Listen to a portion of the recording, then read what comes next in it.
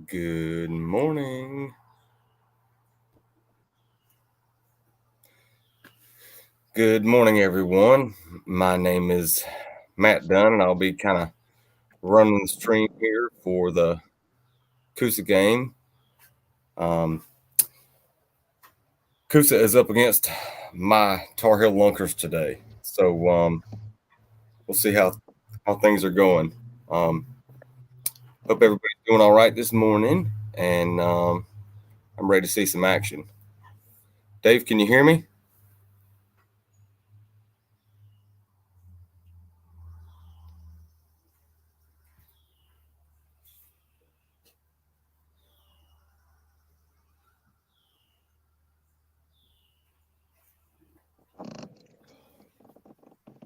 Good morning, Dave. Fish. Come here.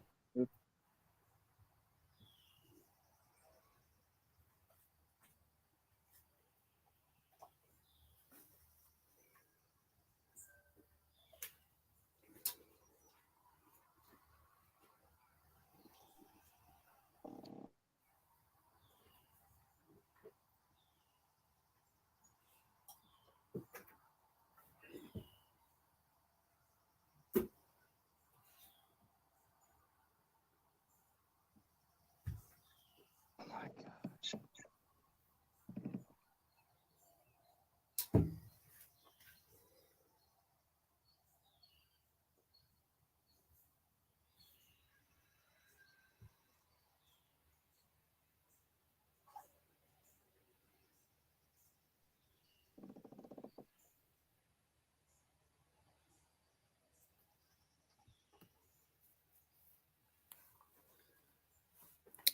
Right, I don't know if they might be having some service issues. Let's see if we can pull up Fishing Chaos here.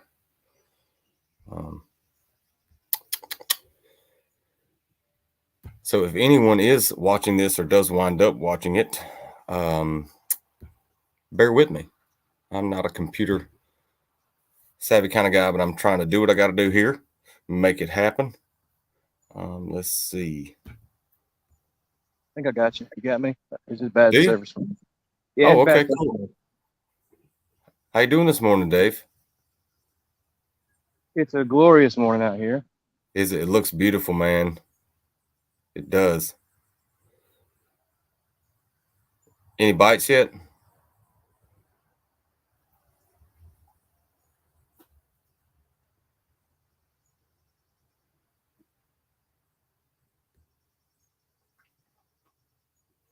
Let's see what we can do here.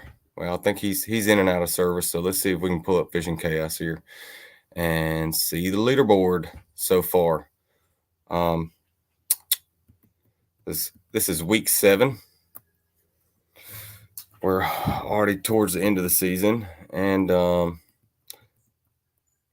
looks like Bay State Attack has got the lead over the Maniacs right now with 47.25 inches, and the Maniacs have a 19-incher.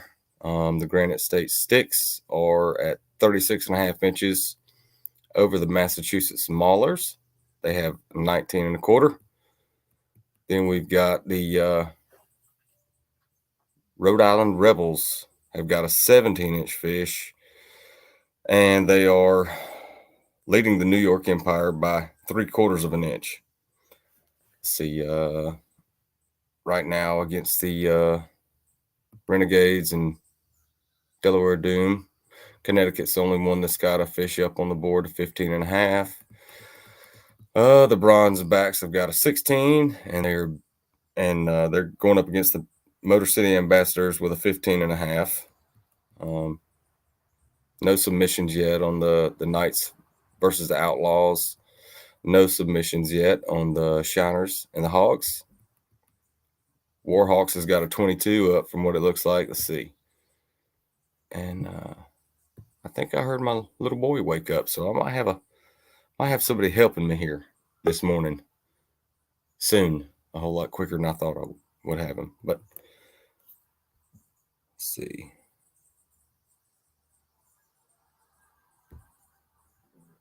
A 22.5 inch fish.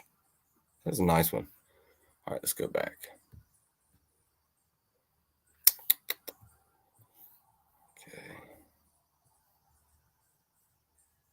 All right, I'm going to stop sharing that for right now. No score on our game yet.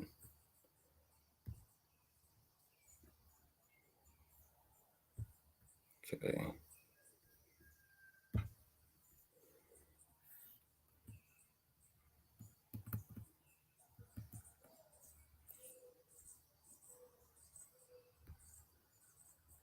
Okay, let's go back here.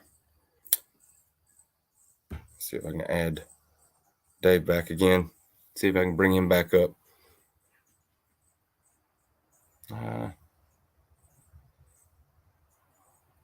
Nothing yet. I think they're having a little bit of service issues out there. I'm seeing Dave, and he's frozen right now.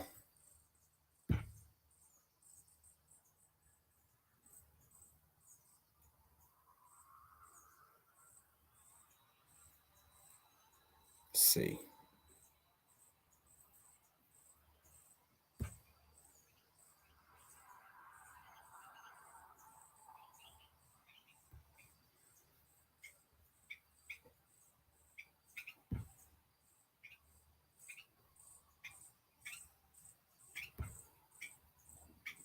Let's go back to Fishing Chaos. See what we've got.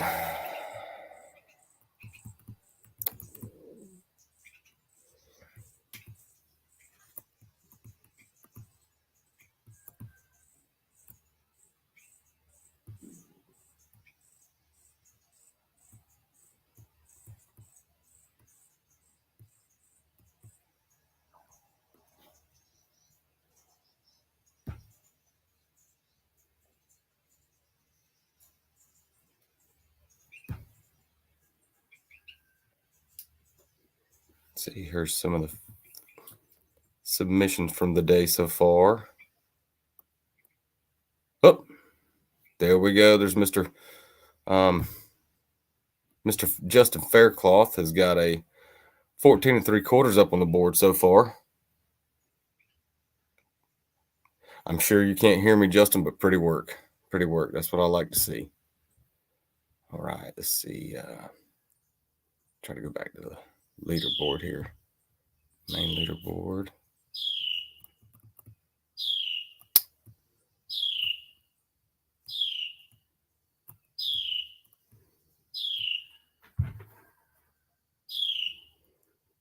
And looks like the Carolina Casters have got a 14 1/4 right now over the Virginia Reapers. And I believe Corey Dreyer posted that fish, which is what he does. And Justin Faircloth has got our first scoreable fish on the board, like I just showed just a minute ago. And for now, that's going to give us a 14 3/4 of an inch of a lead over the Kingfishers right now. Just keep up the good work, guys. All right, let's go back, see what's going on over here. All righty. So I guess it's just me and that one person that's watching right now. Yeah. And whoever you are, I thank you and I appreciate you. Let's see.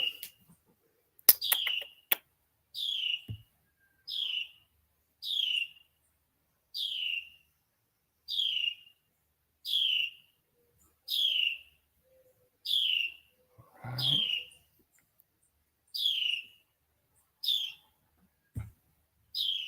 And somebody's still watching me sit here like a fool.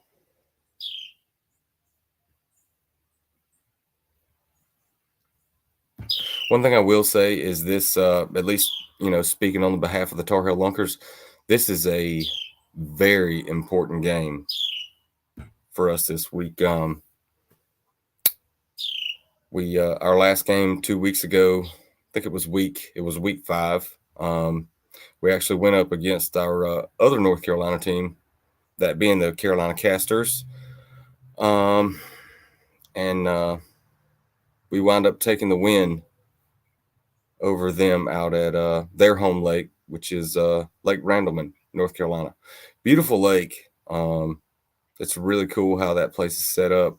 But one thing I will say is it is a tough place to fish in the summertime. When I guess that just about goes, goes for just about everywhere, maybe across the country, or at least down here in our area. So a lot of small fish were caught by both teams that day, and we just the Lunkers we came out on top on that one, luckily. So and we're hoping to take the win today. We've got the best 4 guys we can have out there right now. We've got Dave Hart, Justin Faircloth, who you saw he just posted that first fish. We have got Mr. Steve Perry and Don Trail Sullivan. And here is my little man. Hey, dude, you woke up awful early. Did I wake you up? Huh? Did I wake you up? Did you? I don't know. Tell me. You want to sit up here? Right now, this is on, we're on YouTube, okay? Like this right here is on the internet. This is not like one of my phone calls. This is like the real deal where anybody can come back and watch it. I'm talking to the whole world right now. You come sit up here with me and say good morning. Good morning. Good morning, YouTube and KFL. Right? Tell everybody what your name is. Carson. Carson. And you woke up really early today, didn't you, Carson? Yeah. What's up with that? Yep. All right. So, because remember I told you that Daddy's team, the Tarheel Lunkers, they're fishing today, and they're fishing against another team called the Coosa Kingfishers, right? And let's see what the score is right now. So it still looks like, right? You're gonna fish tomorrow? No. Remember what I told you yesterday? Got some of my other teammates are fishing today in this big tournament or game, right? And I am running the computer end. See? Yeah. All right. Let's see. See, full leaderboard.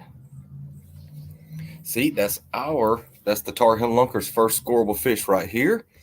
And Mr. Justin caught that one. You see it? Yeah. He's fishing today. He sure is. He sent that picture. No, he actually posted this on the leaderboard. That's what we're looking at right now. When you look at this is how you can tell who's winning and who's not winning, I guess. Yep. All right, let's go back over here. Go to StreamYard, and it looks like you and I are still the only ones on here. If you were fishing right now, what would you throw? A bass. No. We'd throw something in there to catch a bass, right? Yeah. That's right. It's a fishing pole. Yeah, well, we wouldn't throw the whole fishing pole in the water. Psh, savage. Unreal. Yep. But I tell you what, but kinda. So, yeah. All right. Well, let's okie dokie. And Carson and Dad are on YouTube, and it's just us. Why you're on YouTube? Because that's how I do business, I guess. I'm just on. And yesterday I was at work, and today I'm on YouTube. Yep. All right. Well, let's go back to the leaderboard again. I'm sure You're almost done with it? No, we're just getting started, dude. It's okie dokie. Right? All right. Let's see what we got. We're going to go back to Fishing Chaos. See what's going on here again. Going back to Fishing Chaos. KFL Week 7. All right, here we go. You wanted to do this? Yes, I did, because this is how I am supporting my team today, right? Because my fishing team is just kind of like my family in a way. Yep. All right. Okie dokie. Okay, so let's check out some fish. You want to look at some of the fish that have been caught today so far? Daddy, You just starting it? Just starting it. Just got going Boy. about 58 minutes ago, and that's why I'm so surprised that you are awake right now. You went to sleep super late last night. I want you to watch the Jurassic Park movie. I'll do that with you in a little bit, okay? Oh, let's see. Yeah, because in a little bit you're gonna be done. Around 1 o'clock, around lunchtime, we're gonna be done. What do you want to tell all the people at home, either watching or not watching, or that But might come then back? I'm not gonna All eat breakfast. You're gonna eat breakfast. I'm gonna take care of it. All right. Let's see what we can do. But I want to watch the Jurassic Park movie. We can get that going for you. I wished I really was more entertaining here and knew how to. Oh, let's see. Somebody actually commented on this. Oh, Mr. Mike, he commented, "Let's go, Lunkers. Good morning, Duns." You know Mr. Mike. Yep. I can't remember him though. Oh, here we go. Here's all right. We've got Mr. Dave, I think, who's trying to get back in right now. And see him? Dave, can you hear us? How he got this stuff wet? No, that's Mr. Dave right there. He's fishing. I think he's having a little bit of cell phone service issue. Please don't do that. Yep.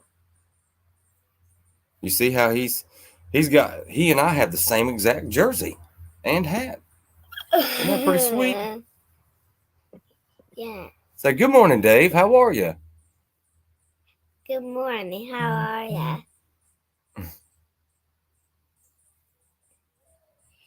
Well, he's frozen. Yeah. It looks pretty out there, doesn't it? There's nothing better than the sunrise on the water. Too. Do what? He can't talk either. Well, it's just sometimes when you're fishing on different lakes or whatever, sometimes you have really good service and sometimes not. It's just how it goes. Right there he is. Now we can see him. Tell him, hey. I'm sorry. Say, good luck. Good luck. Good luck. All right. He's We on just put a 16.5 on the board. Oh, you did? What? Good job, Dave. Pretty work. All right, let's see if we can go back. Yeah. Let's see if we can check out Fishing Chaos real quick. I took the picture. I haven't submitted it yet. Oh, okay. All right. Okay, good deal. Good deal. I know we're just looking at it just a few minutes ago, and I'm Justin Faircloth put up a 14 3/4, I believe. So, hey, man, yeah, that's a scoreable. He got the computer too. Well, Mr. Dave does not have a computer on his kayak. You remember with me working on mine out there in the yard, and basically what we've got our telephones, and that's how we're able to. Like Mr. Dave's got his telephone mounted behind him, and that's how we're able to see him. Isn't that pretty sweet? Whoa, dude. Yeah, don't touch that, please. You can't see him again. No, I can see him. Look at him. That's pretty. Hey. It's got a really nice shot. Well, Dave, I think I'm gonna what I need you to do for right now, we'll go in there and we'll get you something to drink, and you can get your Jurassic Park movie on if you want. And just kind of hang loose. Well, I can't right now, dude. And plus, we've seen them all several times. All right? I need you to be smart. Okay? All right? You can get your tab. You can hang out with me out here, but this is, this is part of what I've got to do. Okay? Right? You can help me, though, but you can hang out here. Right? You want to go get your tablet? I didn't have the bedroom. You didn't? No. Well, good. Me either. All right. Well, but yes, not either. No, I didn't last night. You want to go grab your tablet, please, sir? No. Here, Dave. I'm gonna turn it over to you for just a hot second, hopefully. All right. Come on. No. You can come out here with me. Look. Hey.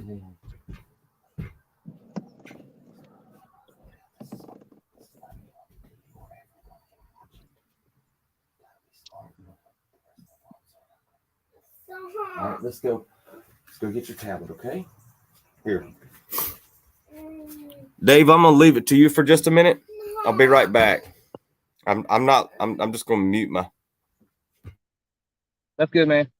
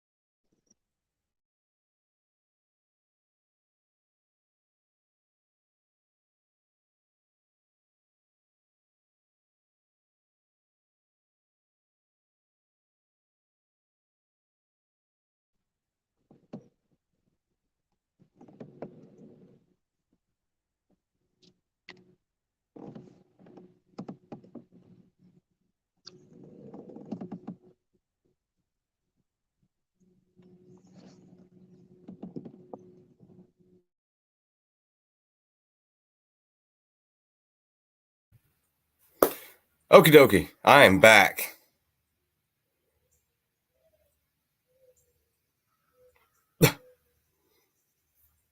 That's funny. Mike commented and said we need to get Dunn Jr. to get a jersey and get a hat and get to fishing. I know, Mike. Dude, you know that, yeah. That's him being on the water is like one of the few things that calms him down. And I mean, but you guys, all you guys on the team know that I got blessed with a beautiful son that is the most energetic and busiest person I've ever met in my life. But God never gives us more than we can handle, and he's been the best thing that's ever happened to me. So anyway, okie dokie. Let's see what we got here.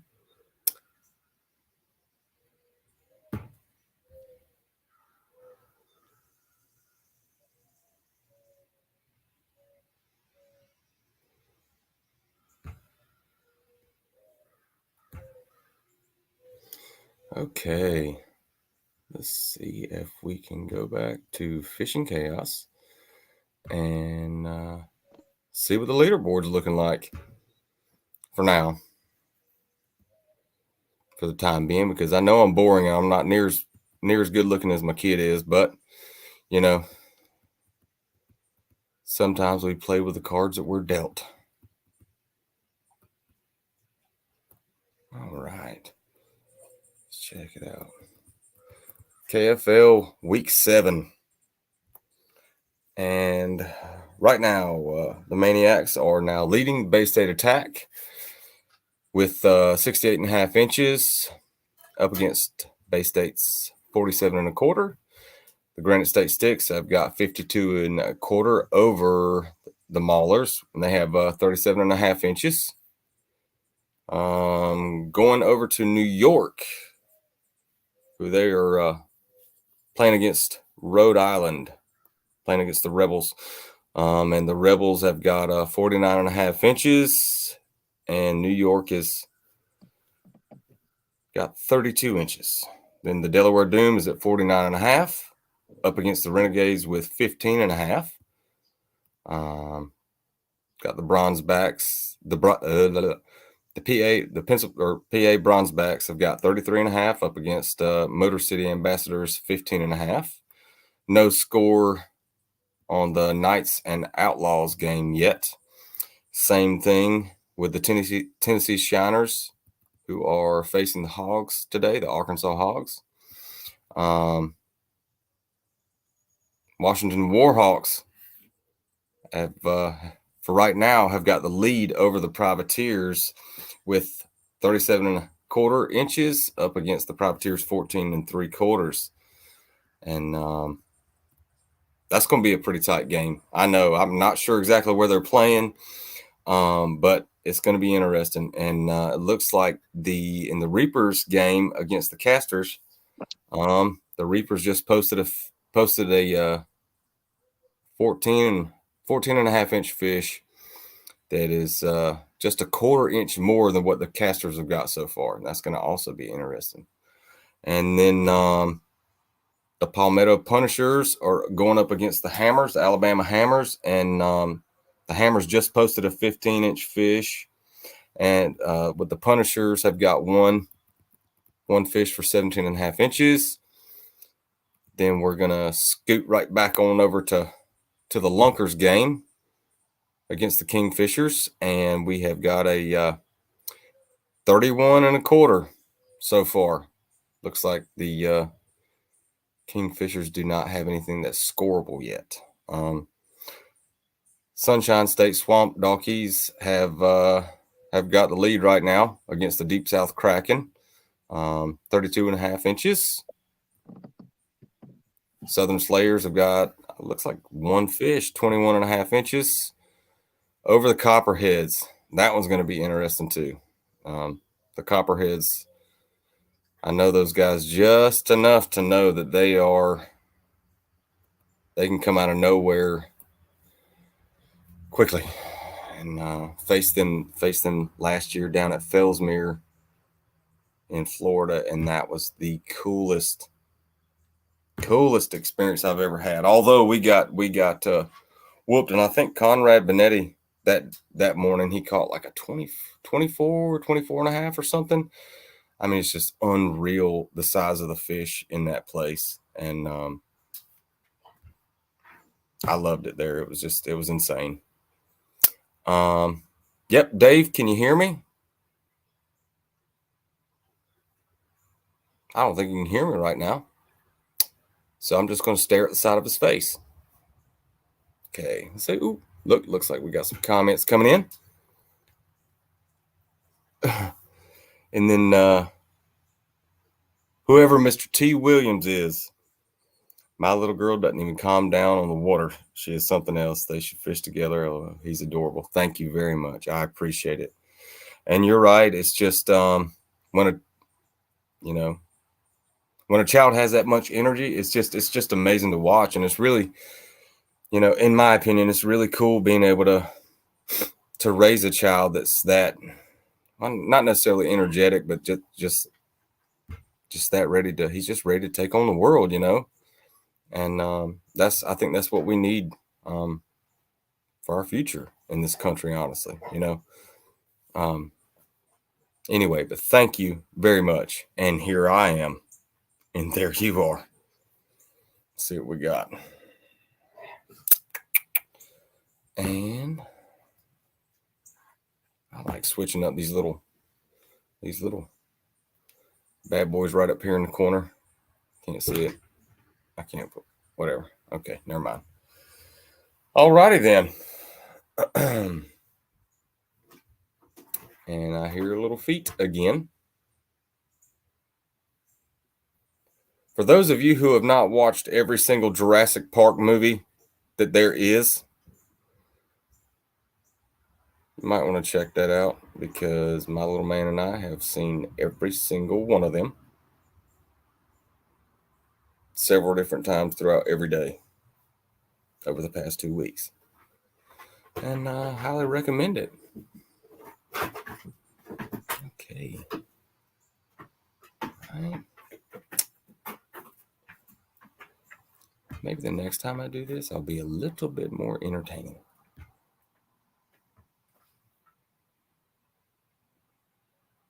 All right. Guess we could always check the leaderboard again. Just because. And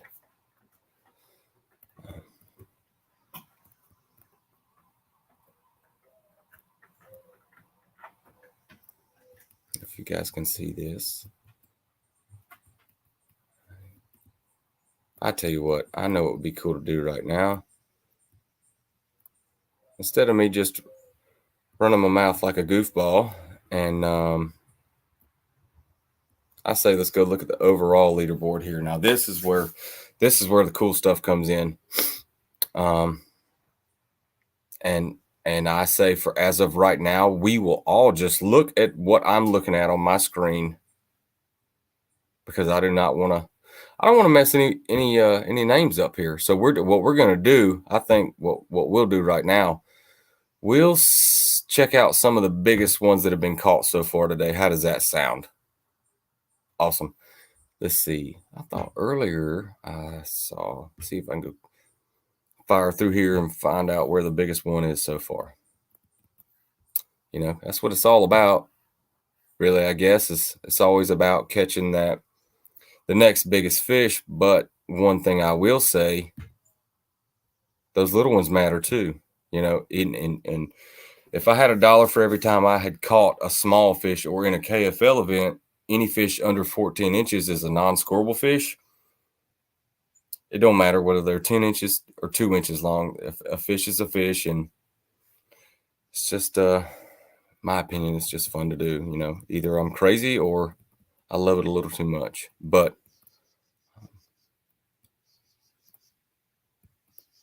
it's one of the things I do love to do. It gives me peace, and it's where I'm able to spend a little bit more extra time with God and in this world that He created. So, all right, now, okay, I'm gonna quit yapping. Where's that big one at? Where's them biggins at? Okay, there we. Oh.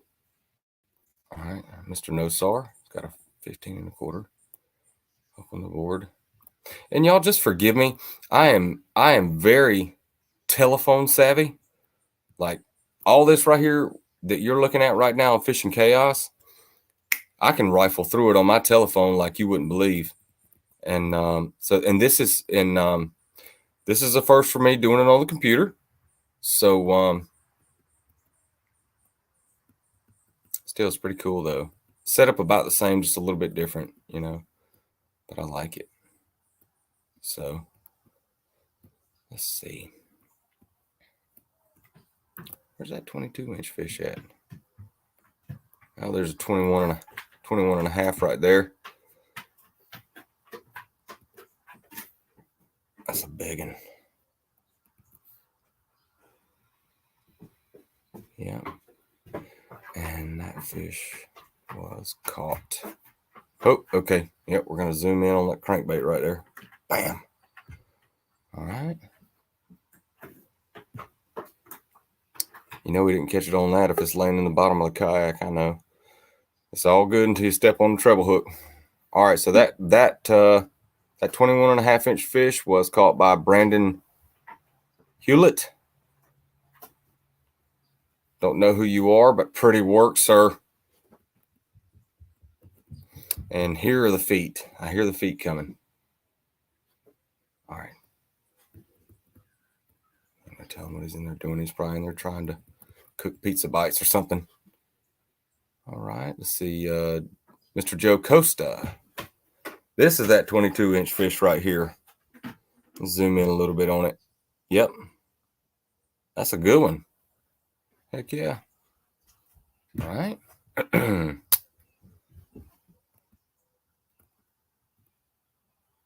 Check that one out right there.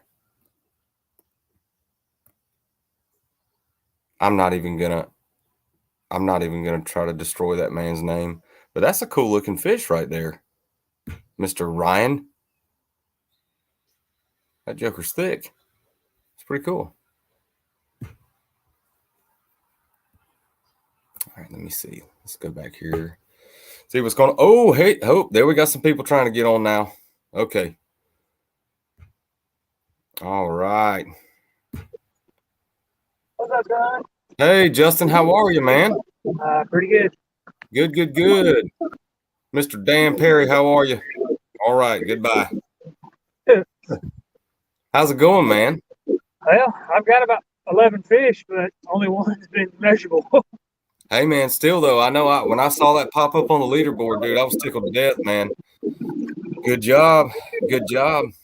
So, yep. Oh, here's Dan. All right, Dan, how you doing, man? I don't know if you can hear me or not, but welcome back to North Carolina. Hate I can't be there with you guys. Yeah, I can hear you. Can you hear me? Yeah, man. All right. Yeah. So what do you guys think about Hyco so far? Hyco. I know, man. I ain't been there in a couple of years, but yesterday was okay. I know on Thursday the guy smashed them, so we'll see what happens. oh, really? Okay. Well, good deal. Good deal. Joe would have had like inches, so Oh, wow. in his best 5, you know. That's pretty awesome. Yeah, I fished Hyco a couple times years ago, and pretty place. Yeah, for sure. A lot of money. Yeah. Oh, yeah. So, yeah, y'all just bear with me. I'm just I'm trying to do my best here. You know, I can just about do anything off the telephone, but not so much on a computer. But I'm doing my best. And you're good. So, trying to anyway. I'm trying to do my best. I'm not even going to pat myself on the back till this is done. But I don't have to run it. yeah. It's hard to run it and be on the water.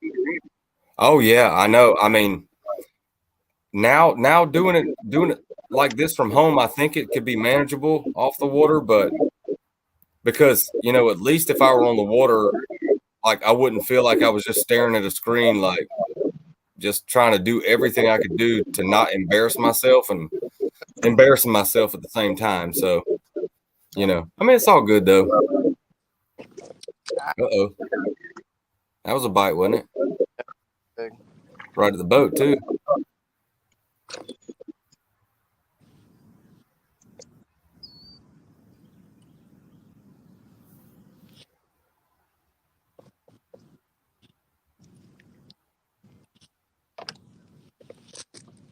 Justin, are those transition pants? Sure, I guess. Are they? I'm not trying to ask a stupid question. That's where's Paul Roberts when you need him? I think that's what those, like if you unzip them, Oh, yeah, the pants turn into shorts. I believe that's what he claims transition pants are. So I'll just be quiet and let y'all fish. If you need something, let me know. I have, but I don't ever transition. That's right. Yeah, I just I've never. Yeah. If I wanted to wear shorts, I would have wore shorts. Yeah, very good point. Whenever I'm on a kayak, I don't mess with the sun. Always sleep. Yeah, now that's what I need to start doing with my legs. I can't. I don't know. That's maybe that's going to be one of my next big investments is to get me some some long pants that I don't burn myself with. I like these. I get them from Academy. The Magellan ones. They Oh, okay. they dry quick. And they don't get too hot. No, yeah, I won't get Okay. hot all the day. Yeah, these are the Field and Stream ones. Okay. So they went. Yeah, pretty much. It's pretty much like wearing shorts. I mean, just keep the sun off of you, which actually in theory keeps you cooler. Yeah. Yeah, it does. I know. Yeah, maybe I'll come to my senses before I burn the skin off all my knees. Pretty much. So, well, it looks like a beautiful day out there, y'all. I mean, it really does. Here. Yeah, I'm 40. That age where you start with stuff, you know. Yeah. All the whenever your kid starts to come back and bite you. Yeah. I know, and it happens quick too. It's like one day you're young and the next day you're old. And you got a kid running around trying to destroy your house. I gotta But- say, Let's see.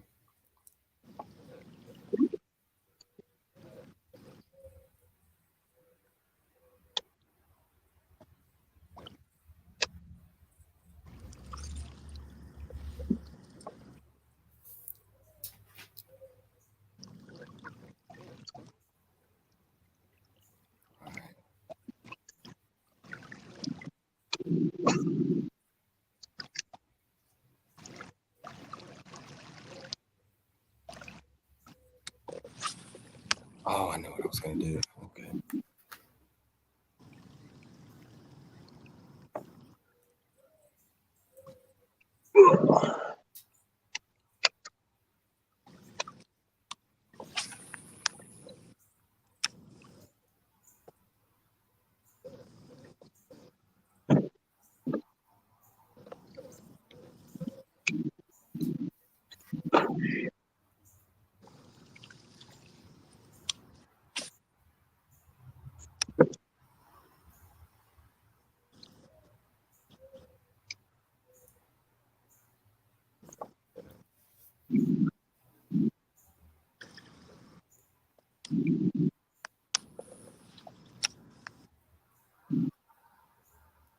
Okay, I remember what I was going to do.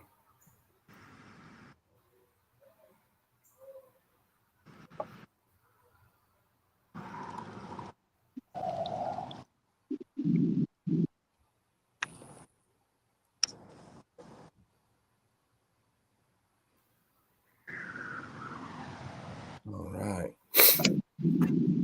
All right.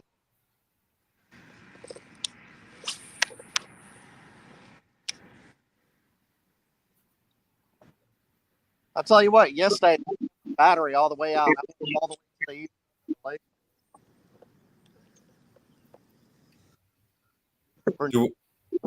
Do what, Dan? You were kind of breaking up a little bit. Yeah, just yesterday I ran my battery all the way to the east end of the lake. Oh, wow. Really? You see, because it's been so long since I've been there. I feel like I barely saw any of it because that was back in the paddling days. So Yeah. that was, A lot of fish, but nothing. yeah, I do remember that about it. Had a lot of small ones, but that how did I do this before? Okay.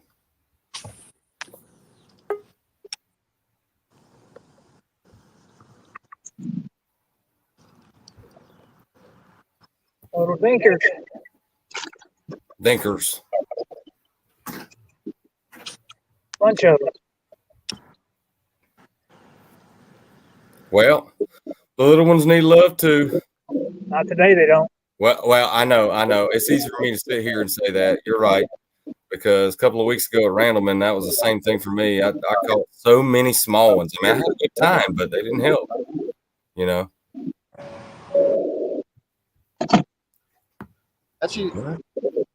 That's usually me at Neil. Oh, at Neely? It's like I'm free throws and they're shooting three. Like last week, I had a 17 and a half called. Like, holy crap. Yeah.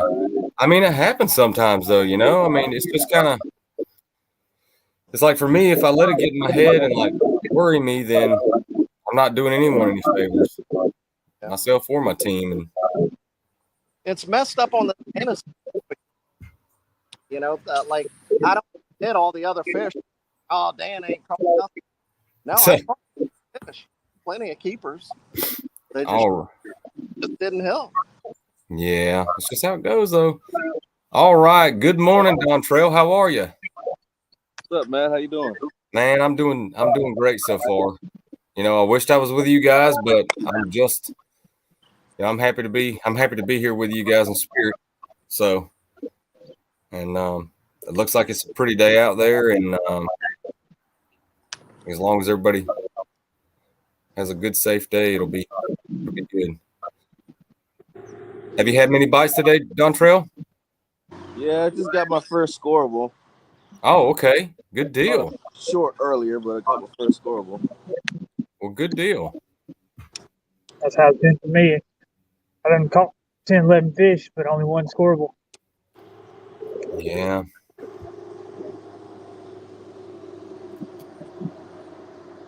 Was the boat ramp pretty busy this morning? No. It wasn't? We were the only ones there. Wow. And then shortly after, Ludwig started to get busy. Saw a few boats run down the lake while we were waiting on lines in. All righty. Yeah.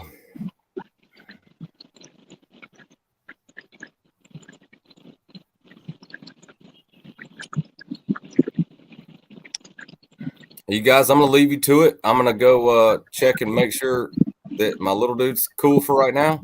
And I will be, I'm not going to be going long, not unless he's, well, I don't know. We'll see. Yeah. So y'all just do what you got to do. And after these messages, I'll be right back.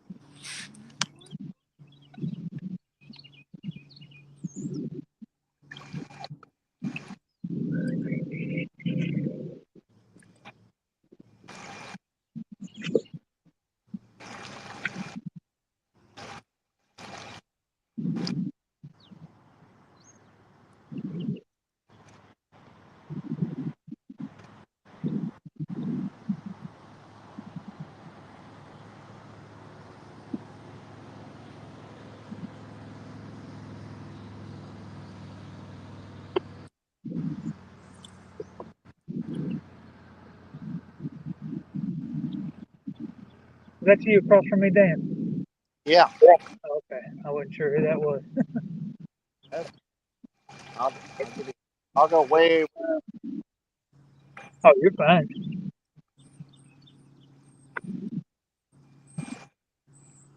Yeah, I guess the guys don't have too much service up there. Say what now? I guess those guys don't have too much service down there. Yeah.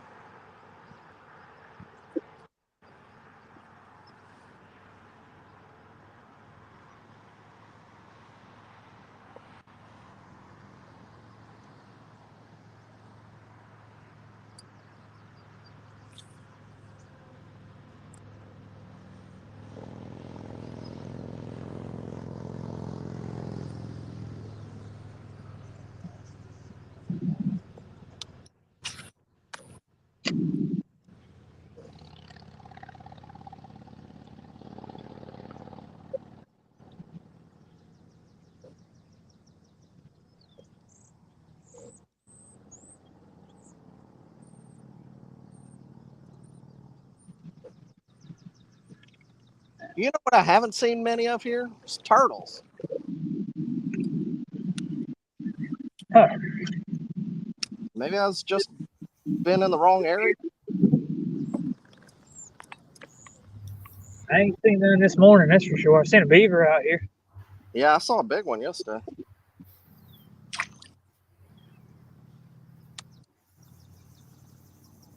The wild kind. Yeah. Oh, I'm back. That was a good one. Wow, kind. No, we don't want me in here.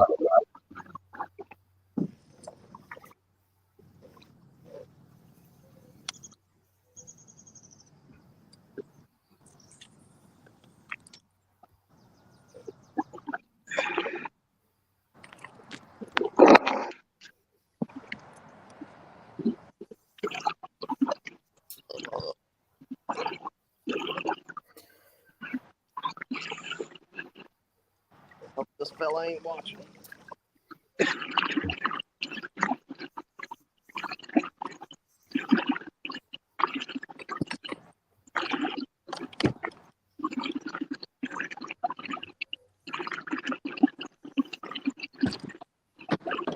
Catfish.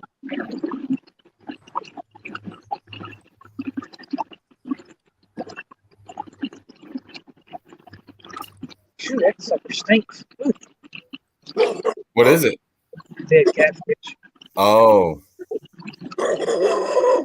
yummy.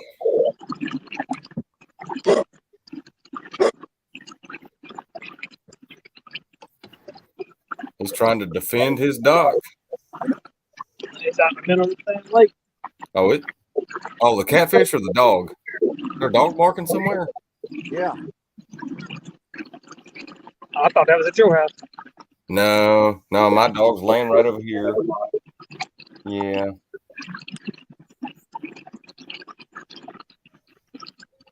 All right, let's see.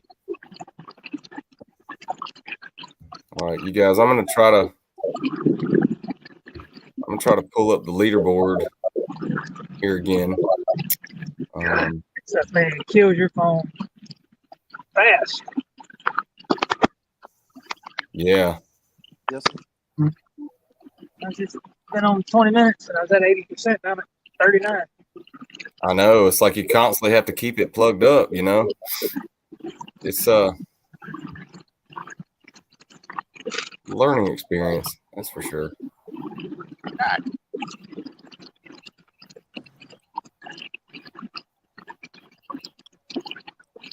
All right. Where are we at, Matt? All right. I've got the leaderboard up now, and let's see. Right now, the Tarheel Lunkers have got 48.5 inches, and the Coosa Kingfishers have got one scoreable on the board that's 16.25. Let's see. I don't know who. All right, I'm pulling it. Oh, that was you, Dan. Did you catch that, Dan? Did you catch that fish on the screen here? It was right. Yeah, I couldn't hear you. Well, hey, pretty work. Pretty work. All right, so Mr. Dan Perry has got one for 16.25 for the Kingfishers, and then for the Lunkers, Mr. Don Trail Sullivan has got the biggest one so far, and that's a 17.25. Then we have got the next biggest is Mr. Dave Hart with a 16.5, and then Justin, you're 14.75. So far so good. I mean, let's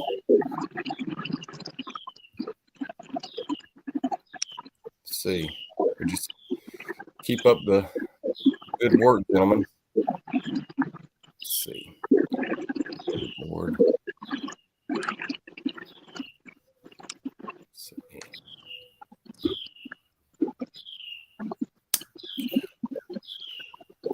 All right.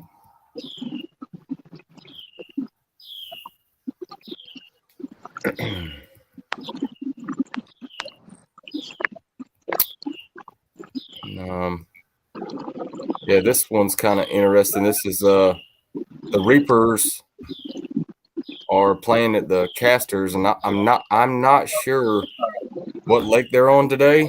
Macintosh. Oh, they're at Mac. Oh wow. Okay, that's where we're going to be next weekend. Wow, that's going to be interesting. And wow, let's see. The Reapers is the Reaper score right now with 4 fish is 71.5 against the Casters with 4 fish also 64.25. But the Reapers, they've got a 22.25-inch studs. Their biggest fish. Hey, Yeah, that's Macintosh for you. Let's see. That is a big one. That one's healthy. What about the Warhawk game? The Warhawks game. All right, give me just a second. hey, Dan, are you going that way? Hold on. And so that 22.25 was caught by Matthew Miller from the Reapers. So, all right, that's Hey, pretty hold cool. on. Hey, Dan, which way, are you going this way or that way? To the right. West.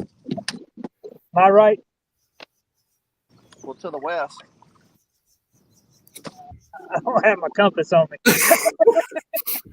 Come on now, Justin. Know what I'm getting you for Christmas? I know this way and that way. Are you coming back to these docks right here? No.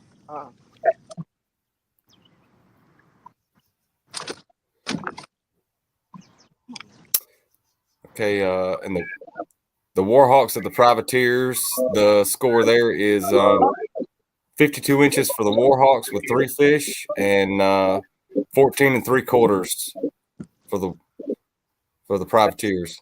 I'm sorry, Dan. That's not you. That's Joe back there in the corner now. Okay. All right, I'm gonna go back and see what you guys got going on here.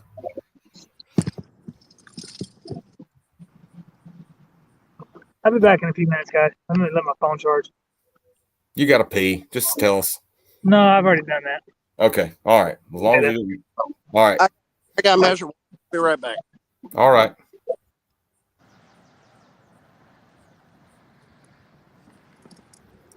All right, DT. It's just you and me. All right. Oh, hold on. Here's Dave. I'm gonna see if I can add him to it now. I think he was having some service issues.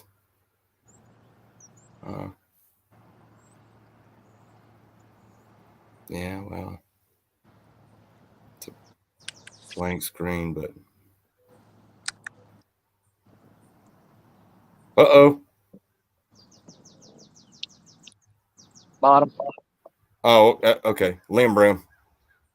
How you doing, Dave?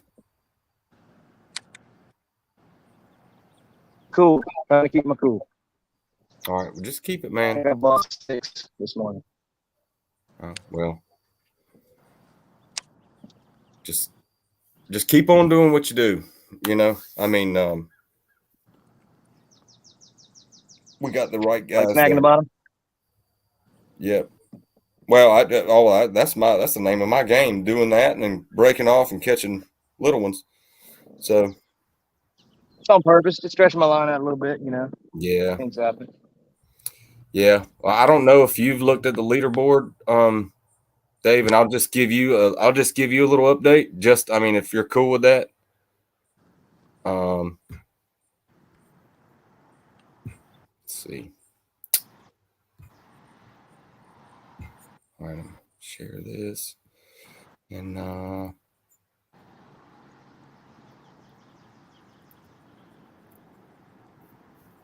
right now, the Kingfishers have got a 16.25 up. And Dan Perry caught that one. And then we have got 48.5 and 3 fish. So Don Trail's got a 17.25. you have got that 16 and a half, and then Justin's 14 and 3/4. So far so good, looking good. And I was just looking here at the leaderboard because I didn't realize it until right now, but the Reapers are playing the Casters at McIntosh today. And right now the Reapers have got the lead. They've got 4 fish for 71 and a half, and their biggest fish being a 22 1/4.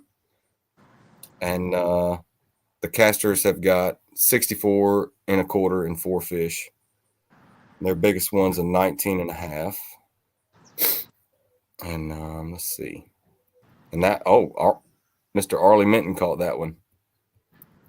So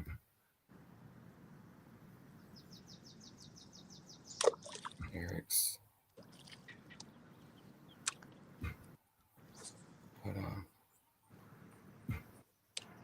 Man.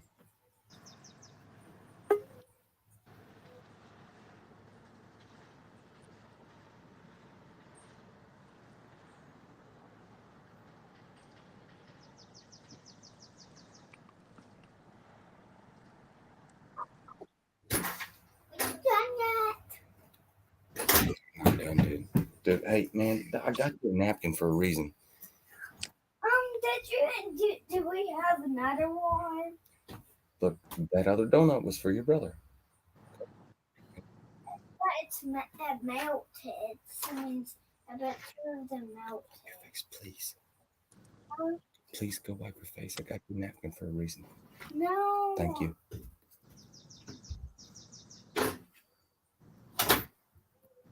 Okay. All right. Dan, you're back in, Daddy-O. All right. Yep. So you catch another one? Yeah. Oh, okay. Good deal. Let's check that out.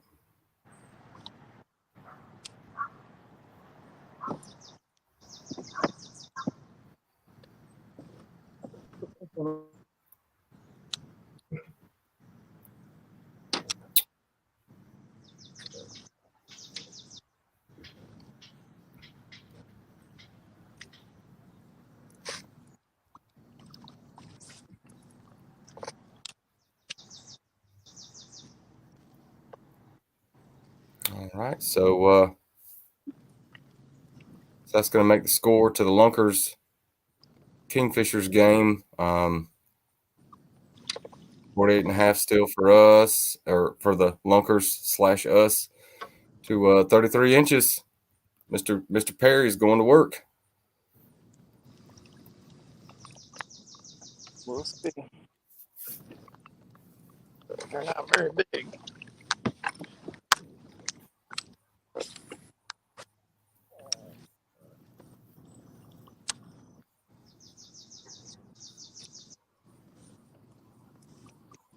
Okay.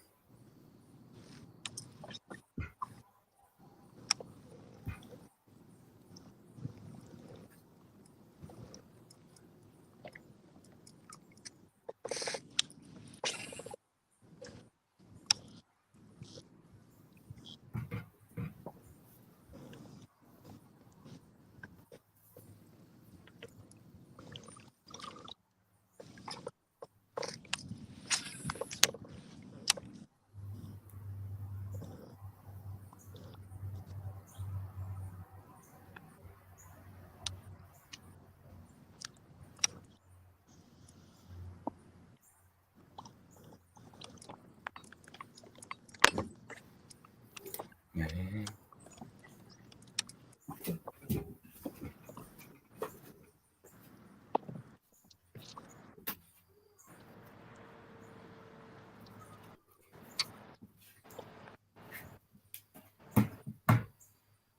My friend, how you like Hyco so far? Can't give it an opinion just yet. Oh, it's under the TV.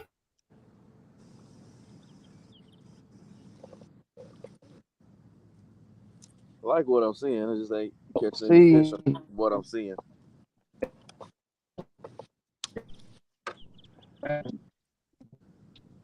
I haven't seen a ton, but this is more than what I typically see. Have a little monkey trail. Oh.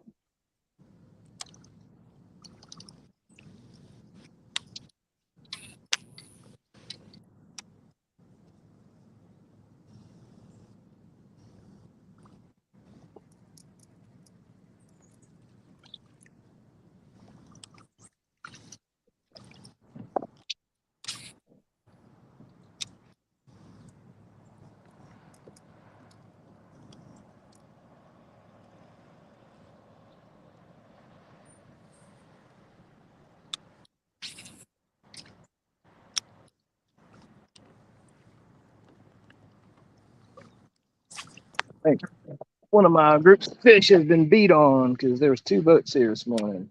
And it's not been producing like it normally does.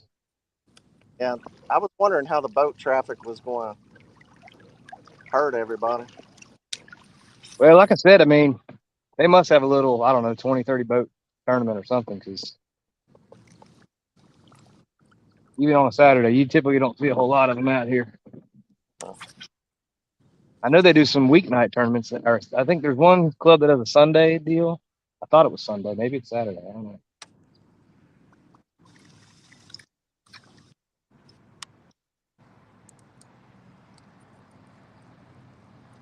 I started wondering because I'd see a couple scattered last week when I was here. Not many, but 3 or 4. 3 or 4 is more than I typically would see. Mostly it's crappie fishermen out here. But Yeah, I'll bet it you makes sense. What's that? it looks like a good crappie lake. There's some beast in here. Believe it. Just a insane. I saw an insane amount of bluegill beds here. Did you? Yeah, just no bass on them. But.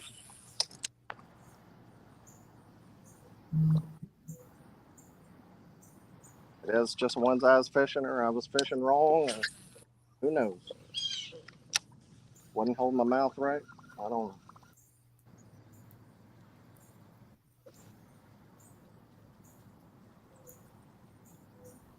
If I don't respond to you, it's not because I'm ignoring you. It's because I'm like in and out every 20 seconds. Oh no, I hear you. I might get better here in a little bit.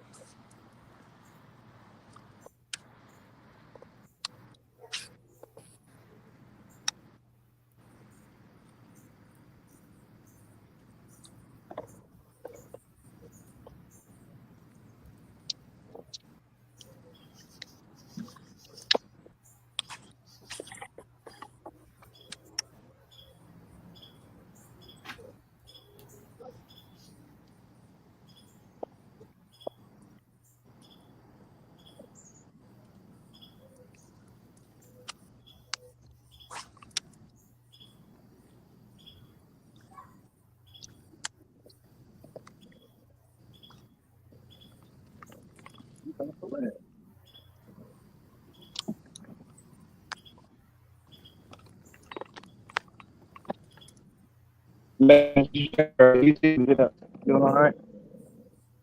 Say what? Matt Dunn, is our YouTube up and running? All right. You broke up a little bit. I heard something, and then all right. I'm sorry. I said, is our YouTube up and running all right? Oh yeah. It looks so far so good. I mean, they're like for the first, I don't know, maybe 15, 20 minutes or so, it was basically just me embarrassing myself, but and then the little man Carson came out, and I'm like, ordinarily, like if I'm like during the week, whenever he wakes up with the wife, like she has to wake him up, she has to get him up out of bed. But then when he knows that I'm like here with him on the weekends, that joker's because I couldn't believe he woke up that early today. So, and I told him, I was like, dude, we're gonna be like on TV, like, or not necessarily on TV, but trying to explain it to him. You want to come out here and act crazy? The whole world's gonna see it. and it'll be on there forever. So that's cool, though. I was promoting Jurassic Park there for a little bit too because we've watched every single one over and over and over again. But I mean, it's it's cool though. So How old you? he's 5 years old, so he'll actually be starting school in a couple of weeks. So I have a bonus son too. He's 12, but it's just that's really been the coolest thing I've ever done is be a dad. So but he's wild though. Mine. I don't know if he's watching or not. If he is, hey Asa, he just turned 6 a couple of weeks ago. Oh really? Well, happy belated birthday. Today he tries out for the travel hockey team. Oh wow. Yeah. Cool. Yeah. I got my little man. He plays soccer, so but it's just amazing the amount of energy they have when they're that age. It's just I don't know. It's just cool to watch them grow. Yeah. But all right, Dan and Don Trail, you guys are on the main screen here. So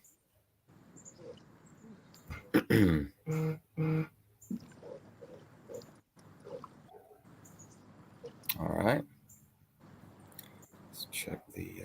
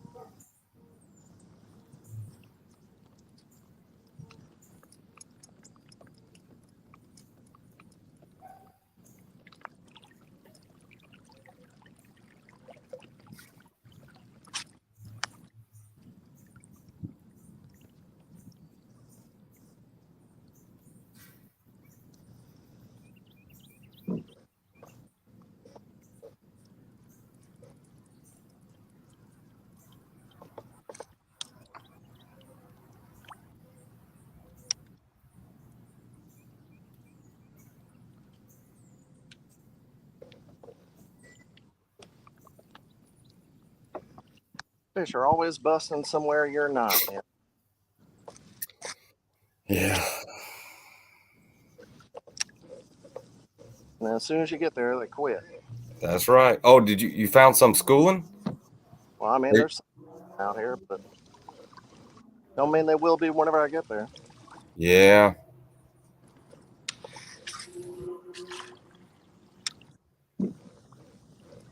So I mean, Dan, how do you like it down here in North Carolina? It's nice. Do what? Really beautiful area. Well, thank you. We appreciate it. I'm a native, so I'm not native to that area. I guess the Samora area, but I'm kind of down around Sharon Harris and Jordan Lake.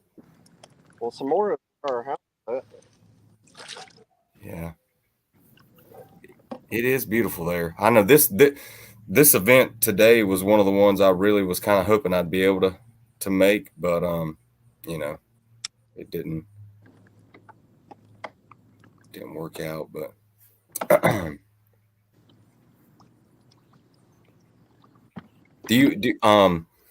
I know you're like from Alabama, but like my wife is actually from Alabama. She's from Eufaula. Have you ever fished Eufaula before? Yeah, I fished the Hobie this year. That's the first time I've ever fished there. Oh, okay. What did you think about it?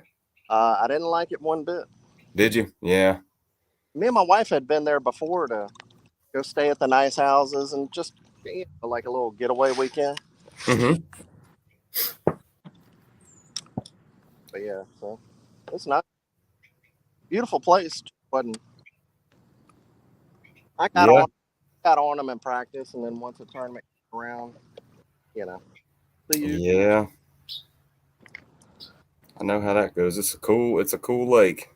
Yeah. with Well, a I mean, I ball. only fished it like one time, like shortly after I got into kayak fish. It's probably well, it was right. It was when my little boy was maybe 6 months old. So I mean, I was in like a sit-in kayak. I just like ratchet strapped it to the top of my wife's SUV then, and I fished it. And I was scared to death because I just knew I was going to see one of those alligators, and I never did when I was there. And then had never really fished around gators until last June when we went down to Fellsmere, and it took a little bit of getting used to, but it was scared to death to start with though. But all right, well, let's see. Check the leaderboard here. Big ones are scary. Oh, it Fellsmere. Oh yeah. I just knew. I remember when I first got down, I was so excited to get there, and got loaded up. It was kind of in the afternoon, and I just knew one of them rascals was going to just come up out of nowhere and just take me down. I was scared to death, and then that first one I saw, I like freaked out, and then but they're pretty cool though. But what bothers me is snakes. That's really what I can't do it. I can't do it with snakes. I mean, I'm terrified of them. I always have been. I'm And I see them often too, but I don't know. So, all right. Trying to pull up the leaderboard again.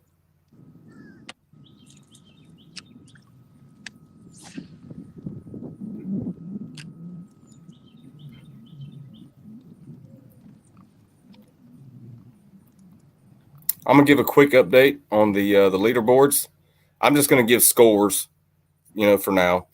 The Maniacs is up over Bay State Attack, and that score is 87 3/4 to 47 1/4.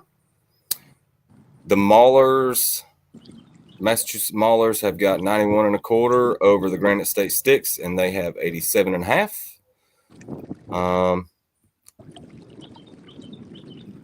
The Rhode Island Rebels have got 63 1/2 inches over 47 1/2 inches by the New York Empire.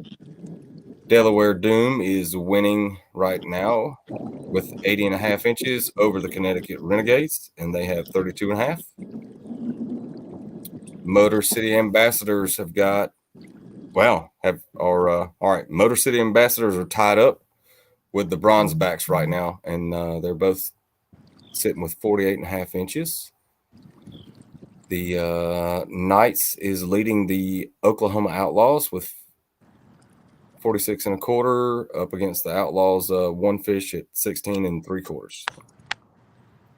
Still no score right now on the Shiners, the Tennessee Shiners, and the Arkansas Hogs. No score there. The Washington Warhawks are they've still got the lead over the Privateers with 66 1/4 to 14 3/4. And the Casters have jumped back. Casters right now are in the lead with 99 1/4, and that's in 6 fish over the Virginia Reapers, 93 1/4, and they've got 5 fish. So that one's going to be a tight one. And that's kind of the one I'm thinking about. We're going to be playing the Casters there at McIntosh next week. The Alabama Hammers have got 95 3/4 over the Palmetto Punishers, and they have 37 3/4. I hope they whoop them. Do you? Who's that? The Punishers. You hope they will. Hold on. No, I hope Alabama wins. Oh, okay. Yeah, well, so far so good right now. Let's see. Because I'm were they playing in Alabama? Does anyone know what lake they're on right now? Gunnersville. Oh, the Big G. Yeah. Well, the Hammers right now, like I said, 95 3/4 and 6 fish right now, and the Punishers have only got 2 fish. So, all right, our game is still the same. 48 1/2 to 33. Then the Swamp Donkeys have got 79.5 inches over the deep South Kraken with 53 3/4. The Slayers right now are the Southern Slayers right now have got 92 3/4 inches in 5 fish, and the Copperheads have only got one 14-inch keeper. Yeah, I hope they're So that's kind of surprising. And then right now, the Louisiana Hurricanes against the Natural State Eagles. The Hurricanes have not posted anything, and the Eagles have posted 5 fish for 73 3/4 inches. So, yeah, I mean, from what I'm seeing here, it looks pretty interesting. But I think moving into this week 7, I think everybody kind of knew how important this was going to be, and interesting and maybe heartbreaking. I don't know.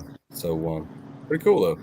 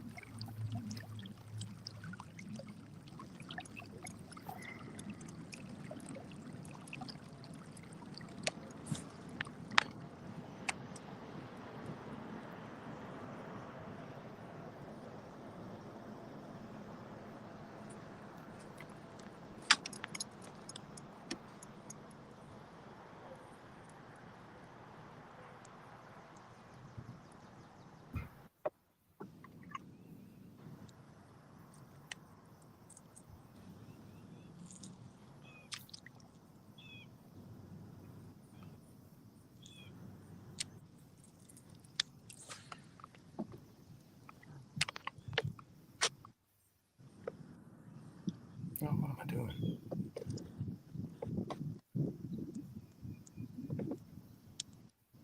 I don't know what I'm doing here.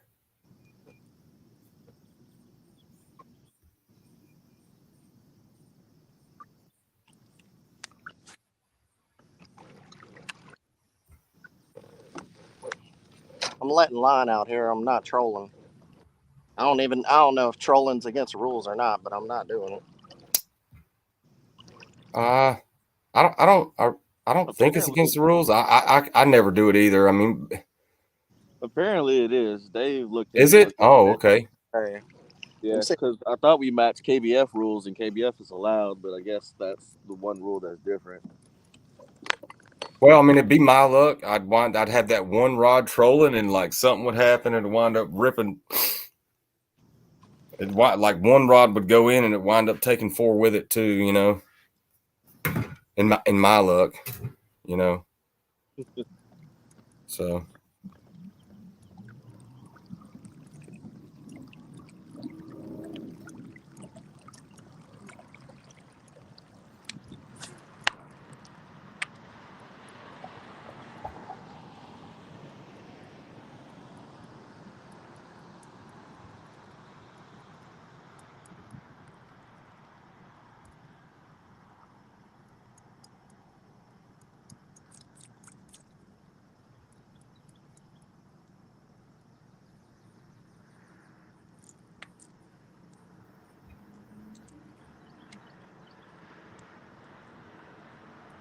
Figure this out one day.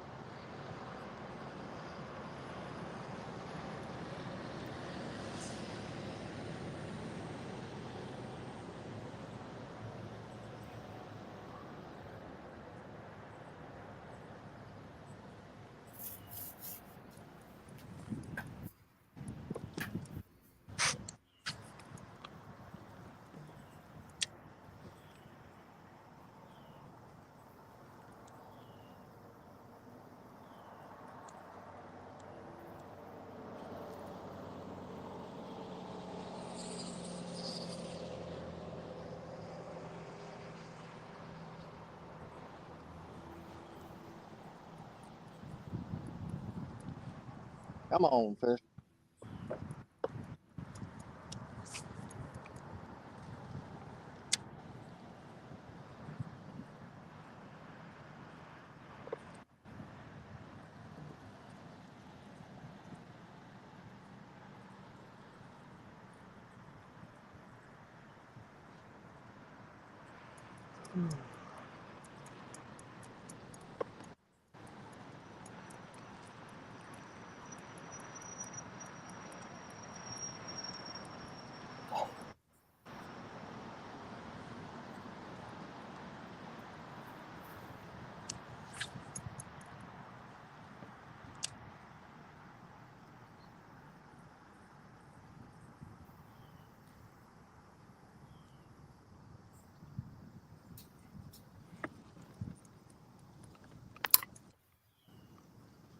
You guys, I'm gonna step away for just a second. Just check, make sure everything's good. All right, man. All right.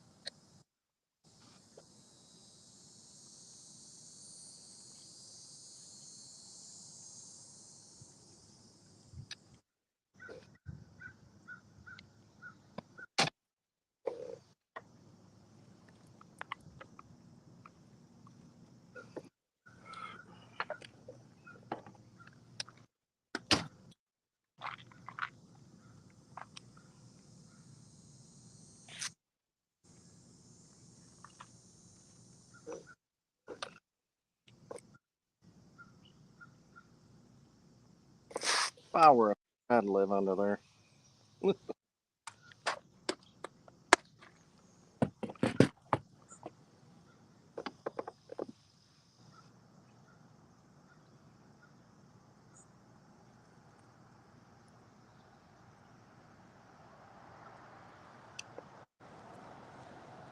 They must spray the heck out of this lake.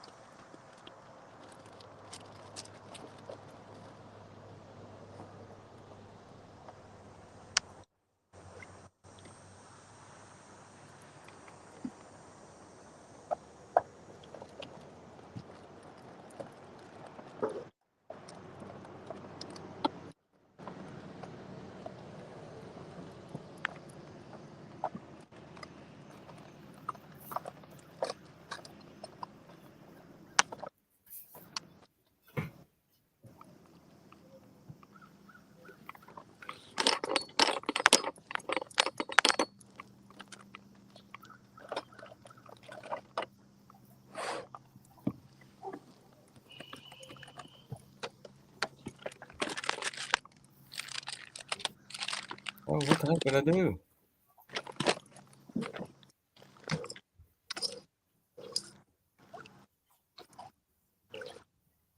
Man.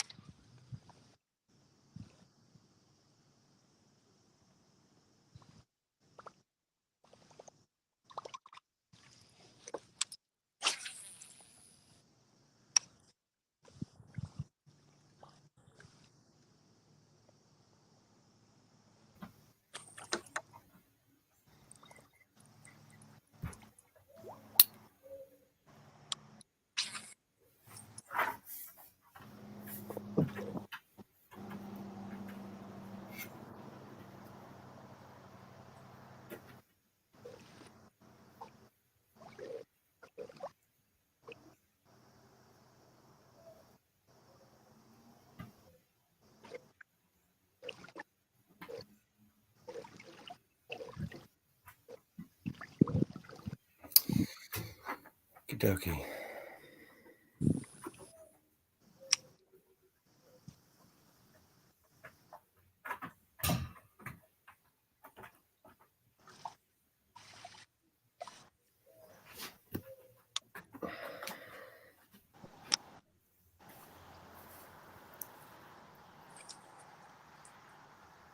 Welcome back, Dave.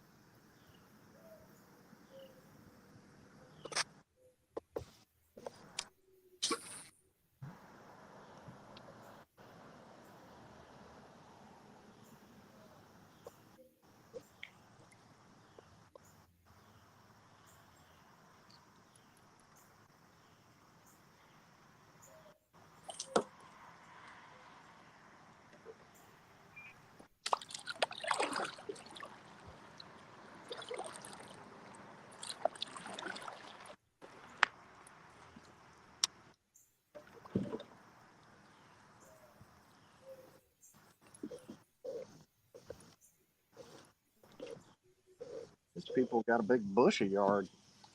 I've never seen anybody. Hold on. A big bushy yard? Yeah, it's not grass. It's like a. Oh, wow. Okay. I had my mind in the gutter. Sorry. No, now can you see that? Yeah, that's kind of weird. That's some rich people stuff there. Like the Hamptons or something. I don't know, man. There might be some snakes lurking in those bushes. That's what that seems very snaky. Yeah. I mean, they got a fire pit right there. It's nice. Well, if that were me, I'd be keeping that son of a gun burning all the time. Keep the snakes away. Yeah.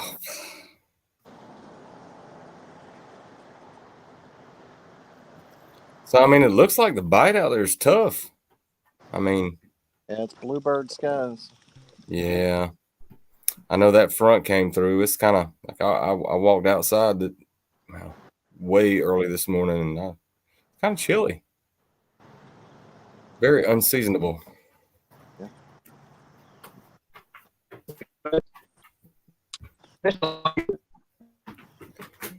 Yeah, poor Dave's having some connection issues, I guess. I don't know. Hopefully, I'm back for a little while. Yeah. There you go. Okay.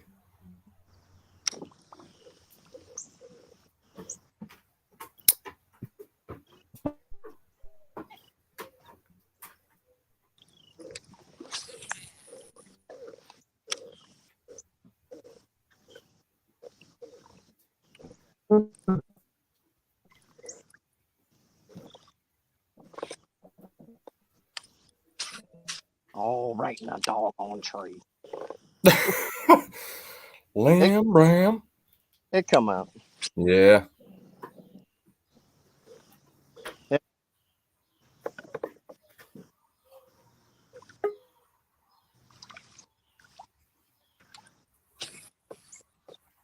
I've hooked my fair share of trees. Yeah, That's for sure. me too.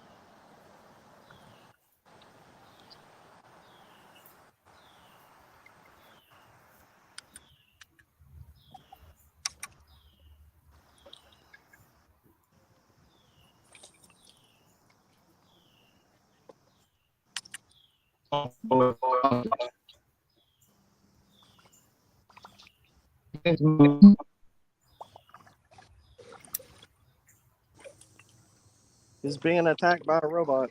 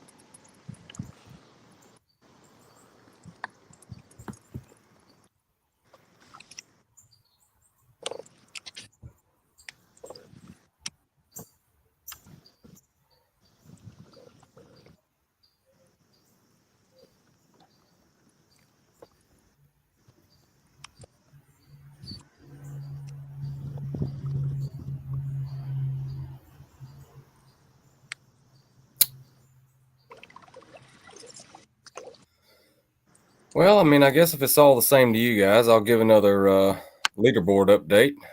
Do it. Kind of want to cry a little bit because I'm not out there fishing with y'all, but it's all good. All right.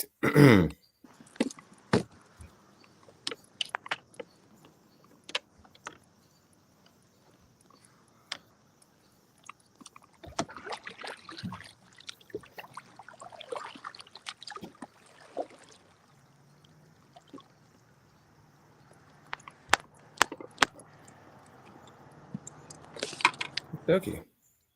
The Maniacs lead the Bay State attack with 106 inches to 81 3/4. The Granite State Sticks have got. Whoa!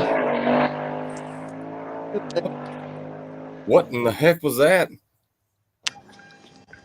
Truck doing a flyby. Stopped me dead in my tracks. Anywho, all right. Yep, the Granite State Sticks are leading the Massachusetts Maulers 134 1/4 to 121. The Rhode Island Rebels are they've got 63.5 over the New York Empire at 47.5 inches. Delaware Doom is in the lead over the Connecticut Renegades with 129 to 49 3/4. The Bronze Backs have got 102 inches over the Motor City Ambassadors 79.5. The Indianapolis Knights have got 46 1/4 over the Oklahoma Outlaws 16 3/4. Then we have got there's still no score for the Shiners and the Hogs game. You know, That's probably an afternoon game. Might be. Oh, okay. Good call. Good call. And right now the Warhawks have got 81 3/4 over the Privateers 31.5 so far. Now, and it looks like in the past, however long it's been since I gave an update, the Virginia Reapers have taken the lead again over the Casters. with 108 3/4 of an inch, and looks like they've got 2, 4, 6 fish. Yeah, they got a. They had that one big monster fish, that 22 1/4. That Matthew Miller caught, and let's see. And then they just submitted another one that was 21 3/4, and I believe that was submitted by Matthew Miller also. This dude's on them. He's on them, and so that's interesting. That's a interesting game. So, all right, let's go back here. Get back to what I was talking about. Has ours changed? Do what? Has our score changed? No, that's the I'm talking about the Virginia Reapers and Yeah. the Casters game. Yeah, I'm just asking if ours has changed. I don't know. I can't. I'm not able to hear you that well. I'm sorry.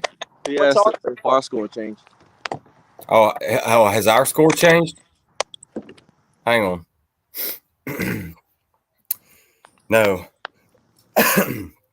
not yet. So it's like it's one of the tougher games. But the Hammers, Alabama Hammers, have 110 3/4 of an inch over the Punishers, who have 53 1/4. So looks like the Hammers are taking off with that one. So far. See, our game is still the same. Swamp Donkeys, I've got 110 over the Kraken's 53 3/4. And man, I tell you what, this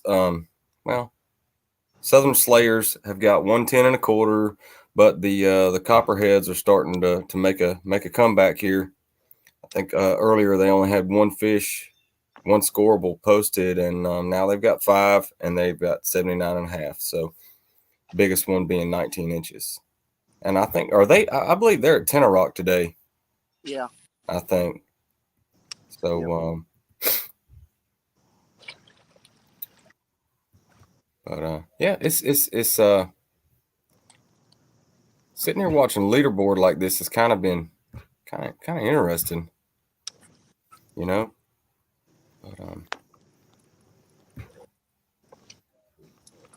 see how it goes. I'll stop sharing that.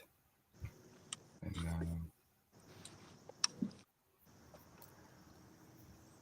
but I tell you what, you guys are doing a heck of a job, and you got some really good camera angles, I might add. So,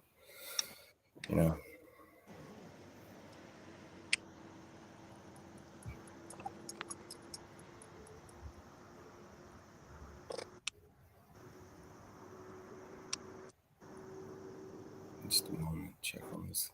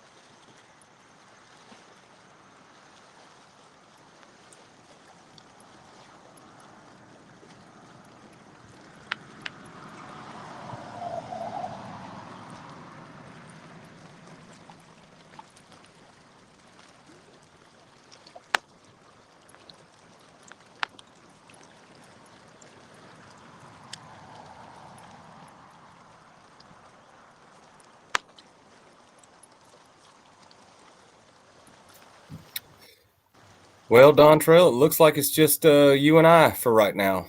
So, All right. yeah, Probably end up making a move. yeah.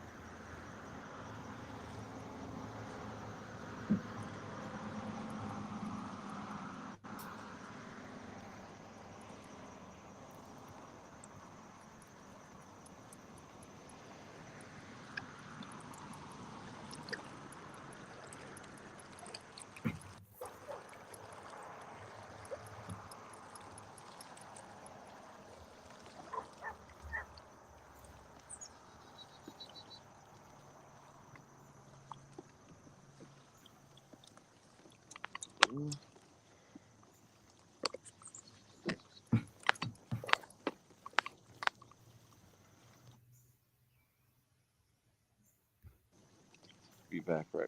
Second. Yeah, I'm still here with you, Dontrell. All right. Yeah. 1 second. No, yeah. You're good, man. You do what you need to do. I like looking at what you had going on compared to what I got going on. I need to be constantly reminded of how weird I look, but yeah, it is what it is.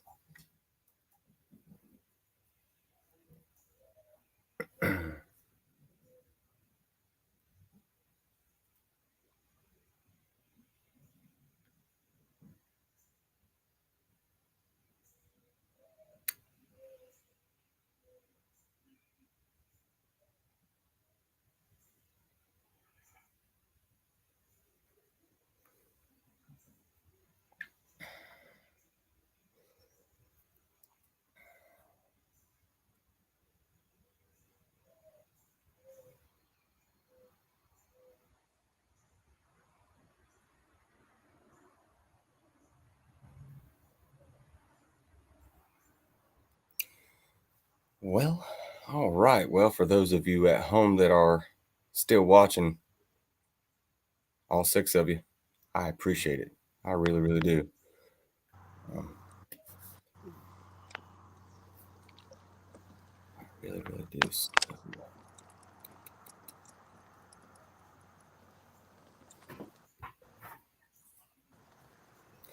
I didn't really pick the best lighting going on here.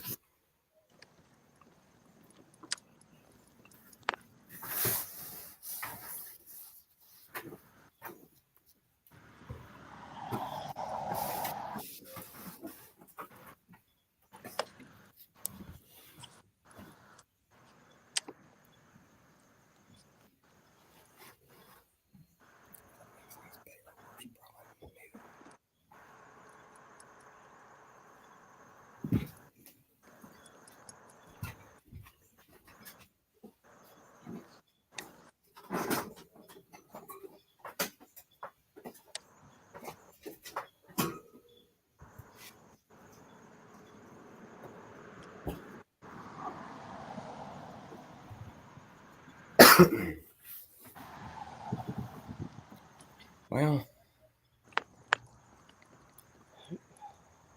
that didn't help.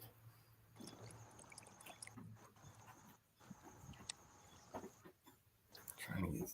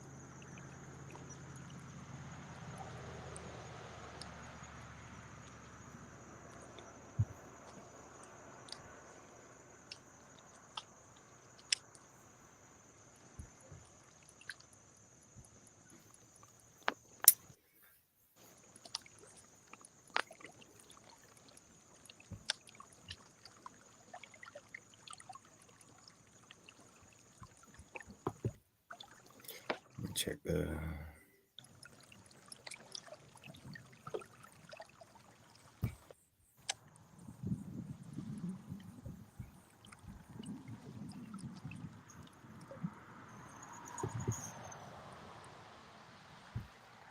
See what's going on here with the leaderboard.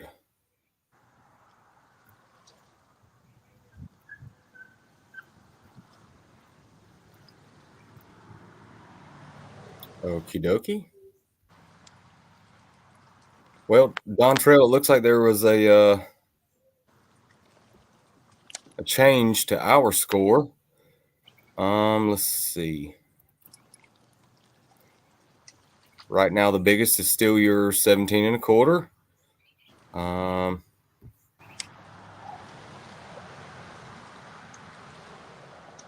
And Dave's 16 1/2.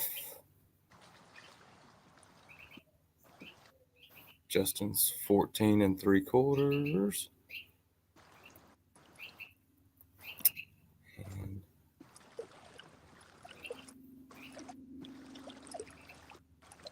And Dave's got another 14 3/4. So right now, DT, we're the score to our game is 63 1/4 to 33 inches still. So, you know, every little bit helps.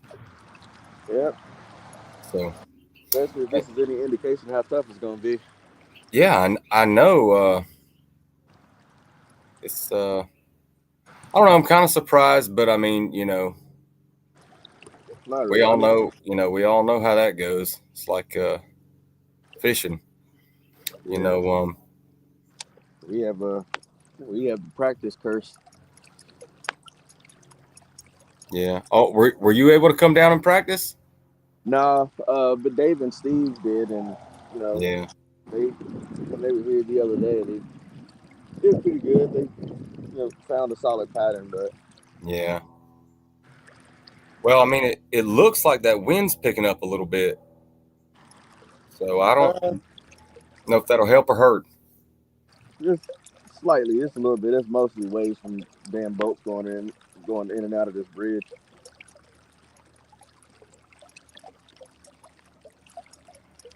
Yeah. Dave's theory is that it'll turn on later. Mm-hmm. So, Yeah.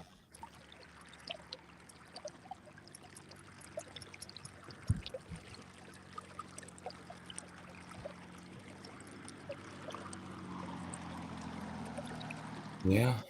And I'm telling you, Dontrell, like we've got like 5 or 6 people that are steadily watching this the whole time, which I mean, I think that's pretty sweet, you know.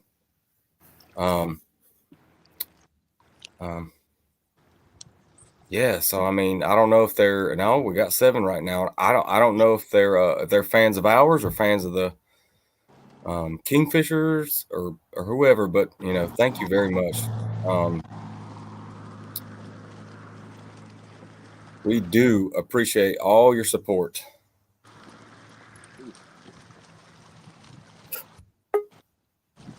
All righty. Looks like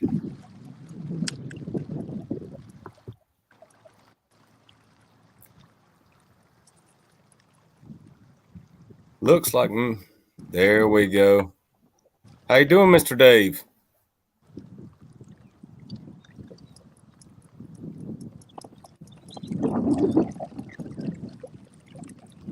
Dave, can you hear me all right? I got you now.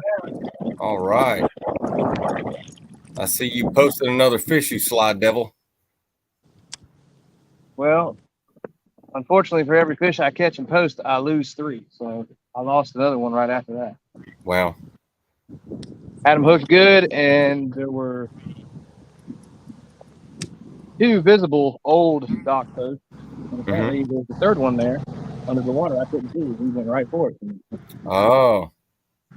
Take me on it. Threw me on. Yeah, I think I saw something just a few minutes ago. I think Mr. Faircloth had a similar deal happen a couple times to him. So, you guys just keep up the good work. You know, I That's mean, all good fish, man. I have not lost as many fish. I mean, it's unbelievable. I think I've lost 7 or 8 this morning. wow. Well, I mean, well, you know what? I mean, the good thing about it is you're not getting yourself down. I mean, so I'm and trying that not right to. there, it's like it's like something in your mind. It's like, at least for me, and I try to stay positive too. But you're doing it, and just keep it up. Keep Keep up. rocking. Just here, it's like I know it so well, and I know so many good areas. It's like, hey, where should I go? Where should I go? What looks right? What's doing right? Yeah, I like that the wind's moving now. I mean, I think that's yeah. It does look like the wind's picked up a little bit. What's the water temp out there? I'm at 84.7. Okay. But that's down about 5 degrees from last week. Okay. Well, good deal. Well, hey, I'm gonna mute myself for a few minutes. You guys just keep taking care of business. We're gonna try.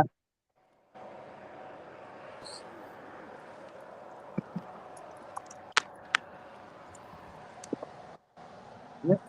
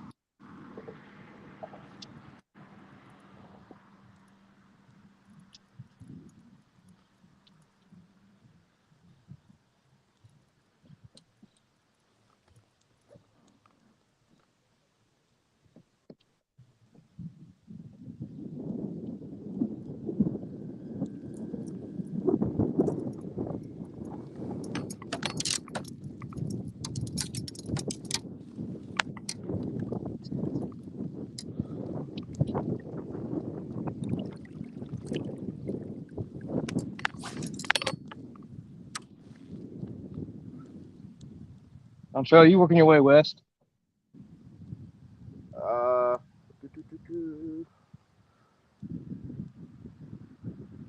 yeah. I think I'm gonna go just on the other side of the bridge for a little bit, and then, What's that? probably I'm gonna go to up on the other side of the bridge for a little bit Okay. after I finish this, and then from there I'll probably work back down.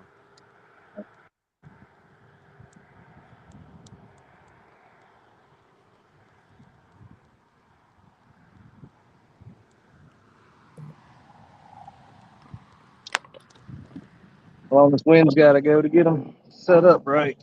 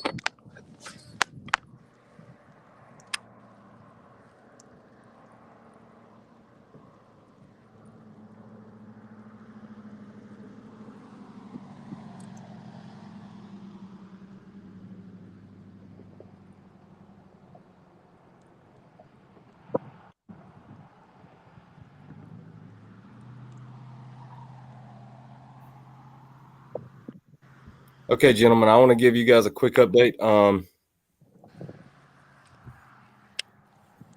Let's see, Fishing Chaos. All right. So it looks like that there has been a slight change to our leaderboard. And so we are still in the lead. The Lunkers are still in the lead with 63 1/4. And that's with 4 fish. Then the Kingfishers have got 47 3/4 of an inch, and they've got 3 fish. And it looks like the change to that was Joe McElroy, and his is a 14 3/4 fish that he posted about 5 or 6 minutes ago. So just want to keep y'all updated. I think I don't know who's who. Yeah.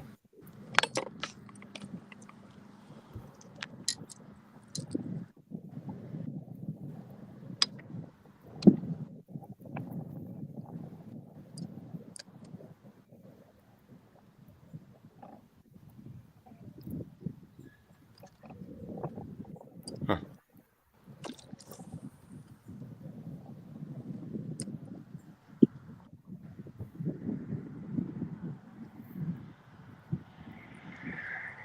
Yeah.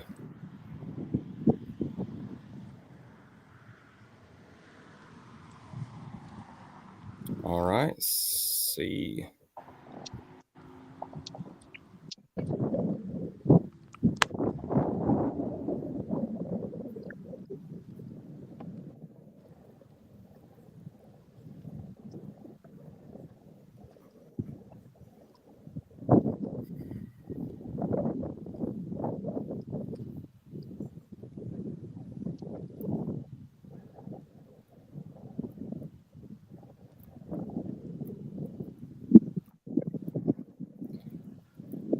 But I'll tell you guys what, this Carolina Casters and the Reapers game they have been going back and forth all day.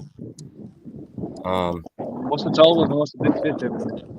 All right, so so the last time I looked at it, the Reapers were in the lead, and now the Casters are in the lead, and they got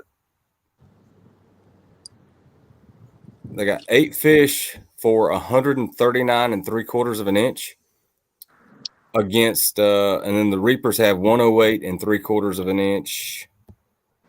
They have got 6 fish. So the Caster's biggest fish is a 22 that Who caught that? get Hank caught it, 22 inch. Yep. So if you ever see this, Hank, good job, but Get it out of your system today. Don't do it next weekend. Exactly. Don't be not. Mm-hmm. Yep. Don't be. Well, that's good. I was a little worried Mac was going to get blown out. We had almost 2 inches of rain in about 20 minutes the other day. Oh wow. Yeah, part of that lake's going to get blown out, but sounds like they're doing. Sounds like they're doing just fine. Yep. That's what it looks like. But yeah. So that's kind of interesting. That's been a little bit of a nail biter, kind of. I guess it's been interesting. Yeah, they're over 20 or 20 or bigger. Yes. See, on the Casters, let's see. Yep. So, dang it.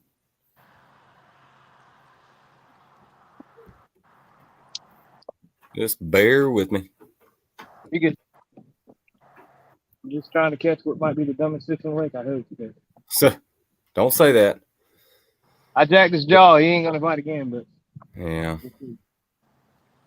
So, I mean, the Casters, they've the only fish they have over 20 inches is that 22 that Hank caught. The next biggest is a 19 1/2. But the Virginia Reapers, they've got that 22 1/4, and that they've also got a 21 3/4, and so they're I'm normally pretty good at math, but doing quick math in my head there. They're big. That's all we need to know. They're big. They got a better average going. So, yeah. That's going to be a good one. Yeah. And I'm really trying to keep my eyes on ours too, because, I don't know. There's going to be a flurry somewhere at some point. I feel it. Yeah. But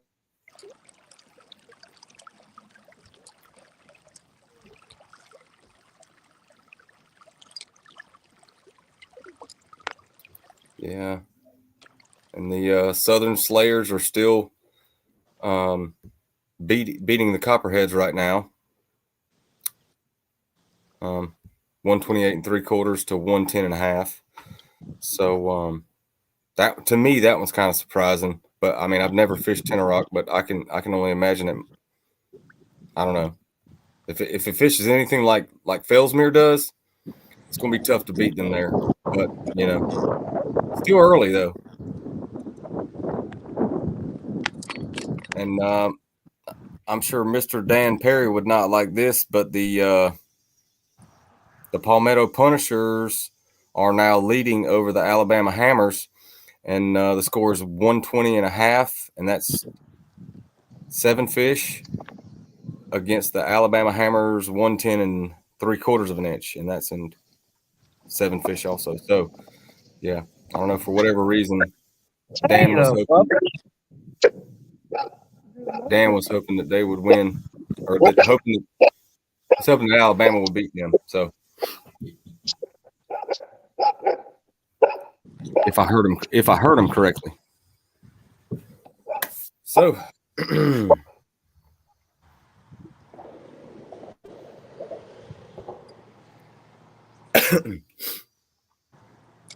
Dave, have you heard anything from Steve today? Is he anywhere nearby you?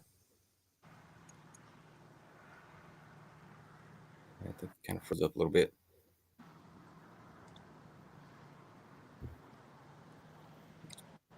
Don Trail Sullivan. Yes, sir.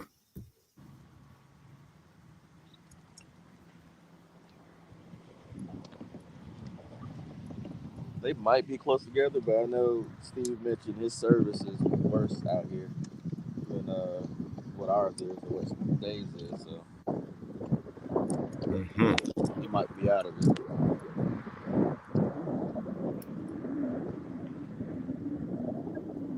All right.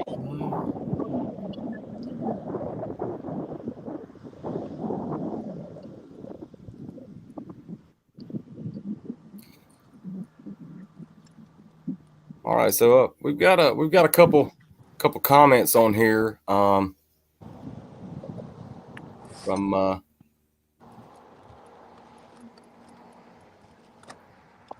Outdoors to Go, and he's pulling for us, saying we got this. And now I'm not sure if Robert. Yep. You're right. I'm sorry. Well, because there's another comment on here. Chuck Wise Fishing. That's why he's he's on Coosa. Oh, okay. All right. Well, that makes sense. He said, "Y'all get ready for the Hyco Joe show."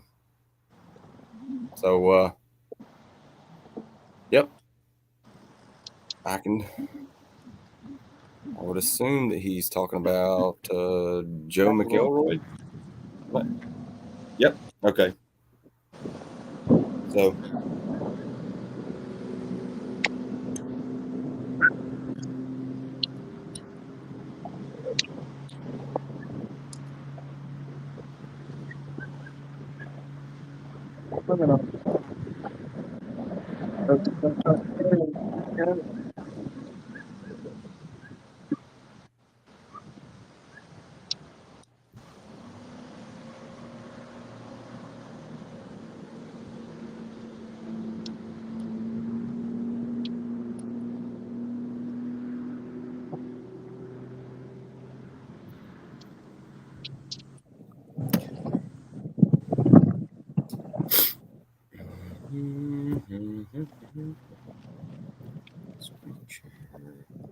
I'll lose y'all again. I apologize.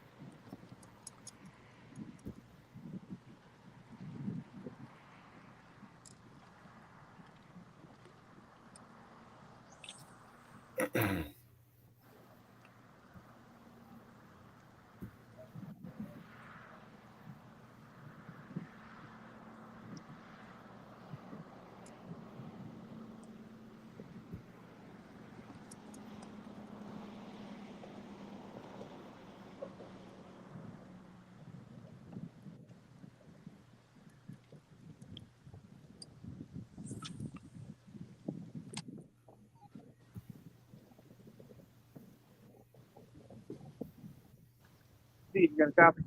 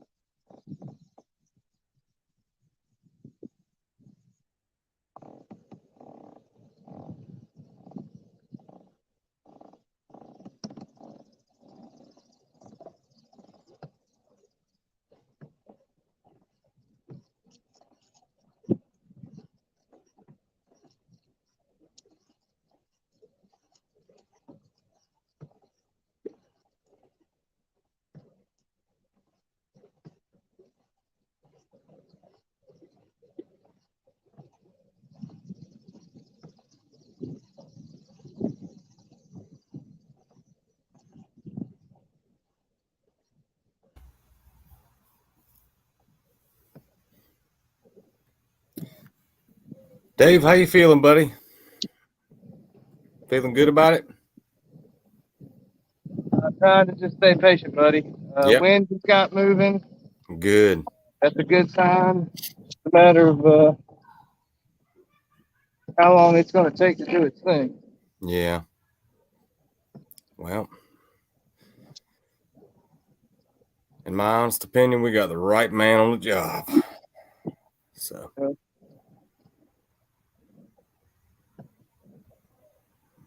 Not how I expected to catch them and lose them, but Yeah.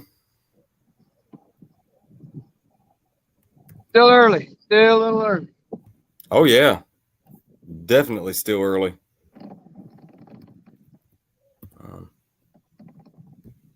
I mean, heck, it's only 20 minutes to 10, so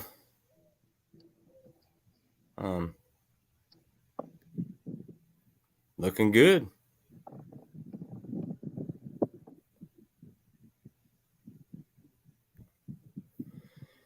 Yeah. Okay. Wow.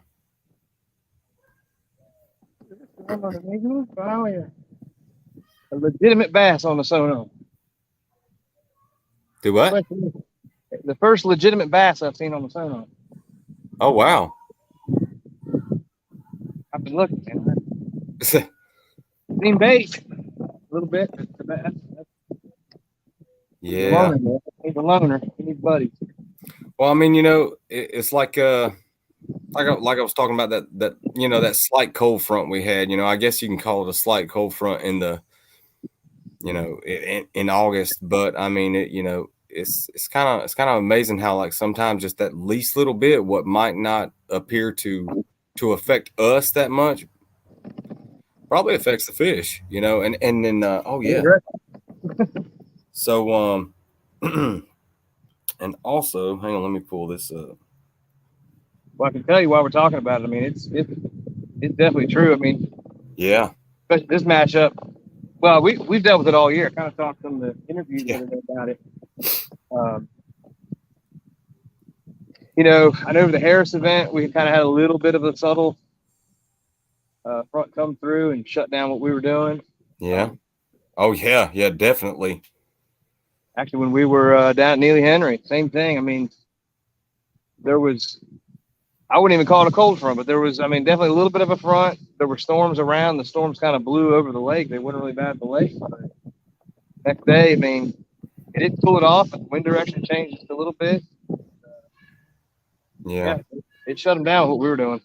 Yeah, I mean that's the cool thing about fishing. Well, I mean it's easy for me to sit here and watch you, and me say that's one of the cool things about fishing. But I mean it's true, it really really is. And like same thing with like the full moon was yesterday, so yep. I mean it looks like the bite. Well, I don't know. It's off, man. I mean, granted, I've missed a lot of bites, but as far as hot and heavy action, it's a little off. Sure. Yeah. And I was telling the guys, this lake generally doesn't get impacted as much. I mean, heck, Steve and I fished here last year, a little bit later in the year, but I mean, same thing. I mean, we're 2 days past the cold front, and we did pretty good still. It's just being the first true cold front. I mean, I'll call this the first front of the fall. I mean, this is going to be the start. We're not going to see mid upper 90s anymore this year. It looks like humidity's out the window, and the fish know it. They definitely know it. Oh yeah, they're getting prepared. They're getting prepared on us that first cold front. But hang on, give me just a second for one moment. I got to get my chart or the charger plugged up to the computer, kind of set up. So just do your thing, Daddy-O.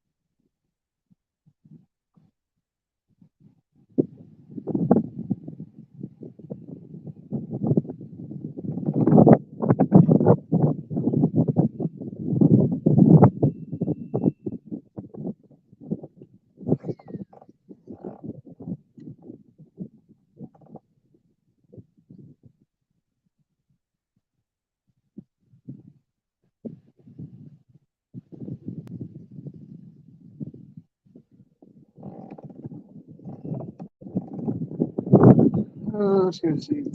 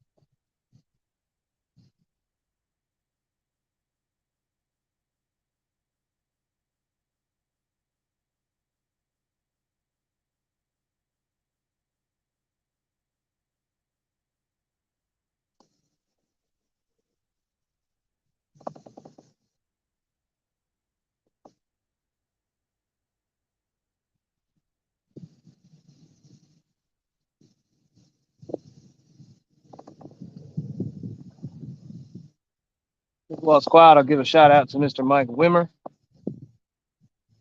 fellow Tarheel Lunker. I know he wanted to be out here today. Thoughts are with you, buddy.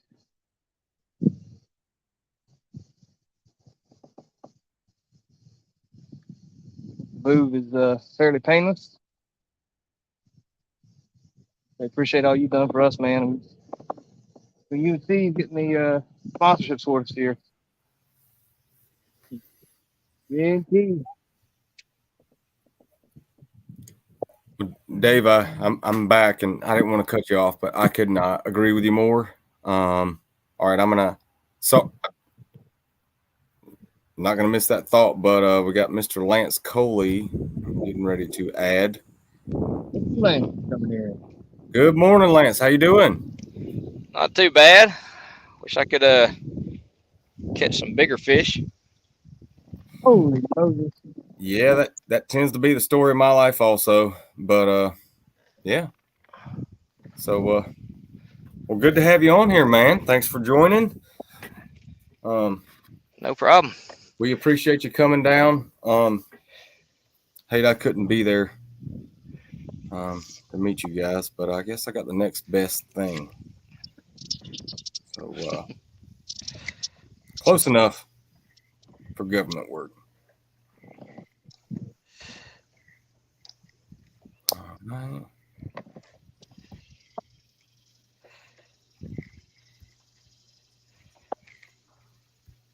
Lance, did you have much luck? Did you or excuse me, I'm talking all over myself. Did you get much of a chance to pre-fish, figure anything out, or? I fished some yesterday, Mm-hmm.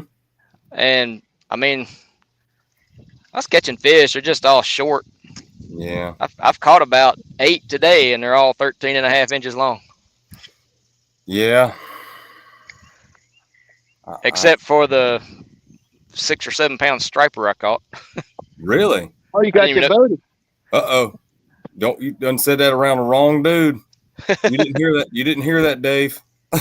So those are actually they're not pure striper. They're Bodie bass, which is I want to say it's a half hybrid, or a half. What is it? I'm gonna mess this up. Maybe it is half striper, half white bass. Either that or half shark alligator, half man. You need to look that up for us, Matt. But it's called a Bodie bass. They put them in here about 4 years ago, I think. There's another Bodie short. bass. Oh, okay. Bodie bass. All right, I'm about to let me get my trusty telephone because Yeah, it is God's work that I'm even able to do what I'm doing on this computer right now. You know what I mean? Bodie bass. Let me look it up. Hang on. So because of the hot water discharge on the power plant, it stays too warm for the striper, so they're not in here. Oh, True stripers. so let's. And interesting enough, about Guess what? 13 inches. 13. So about 5 or 6 years ago, they did a study. They were going to put redfish in here, red drum. Yeah, I heard about that. Yeah, they got it all the way to the end of the study and realized that I think it was they couldn't get the pH right. That it wasn't right for them.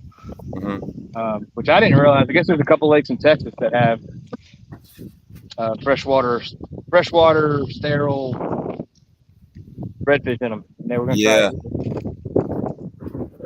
Yeah, as a matter of fact, I think it was the one time I was at Hyco was like February, and I want to say maybe 2018, maybe when CK had an event. It was their first event for that season there. I think I remember seeing something on Facebook. They were going to try to do like a side pot for drum, but I don't believe anyone caught anything to my knowledge. Caught any drum, I guess. I don't think they're in. I mean, the red drum are not in here. I've never caught a freshwater drum in here. I don't think they're in here. Mm-hmm. Yeah, they were in Fairfield in Texas before they shut that plant down. I think it got too cold for them. They all died. Yeah. But yeah, the no longer existing Texas team's lake. Oh yeah. I tell you what, and this as fast as the KFL's grown this year, there's a lot to keep up with sometimes. But it's the name of the game, you know. So well, I'm trying to get it to pull up Bodie bass, Dave. When I Googled it on my telephone, Hyco Lake Bodie bass came up like it was one of the. So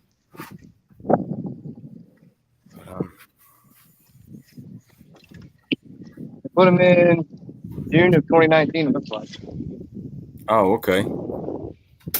Yeah, I'm trying to. You know, I mean, it's freaking weird. I was just talking all that junk about. Well, let me get my phone to look up the Google list right here, and here I am. My phone won't freaking load. It's a cross between a male white bass and a female striped bass. Okay. And they put 30. How is that different than a hybrid? I mean, I don't know if it's a version of hybrid. I don't know why they call it a Bodie and not just a hybrid. I don't know. I guess it is a version of hybrid. I don't know why they dictate this as a Bodie. Maybe the hybrid is you said it's the male striper and female white bass. Yeah. Maybe the hybrid's the other way around. Well, it says the Bodie bass, and then in parentheses it says striped bass hybrid. So I guess it's a hybrid. It sounds cooler to call it a Bodie, you know? Yeah, that's a really cool. I just want a kiss. This boy. I love you. Bye. All right, just yeah. Where was I? I was trying to look that up. Bodie bass. Super cool name though, for sure. I don't get it. I had to like rearrange where I'm sitting at here, and so I could get the computer plugged up, and freaking telephone don't want to work. Oh, dang it. Just lost one. Probably another 13-incher. I would say he's 13 and a half. No more time. Take it off. 13 3/4. Yeah.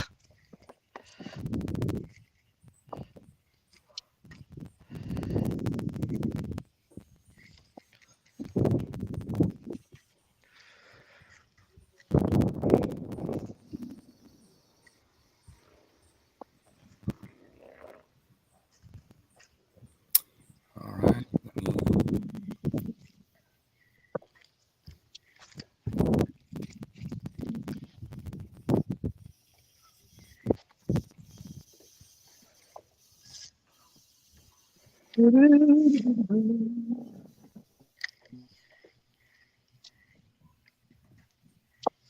Hey, you're good.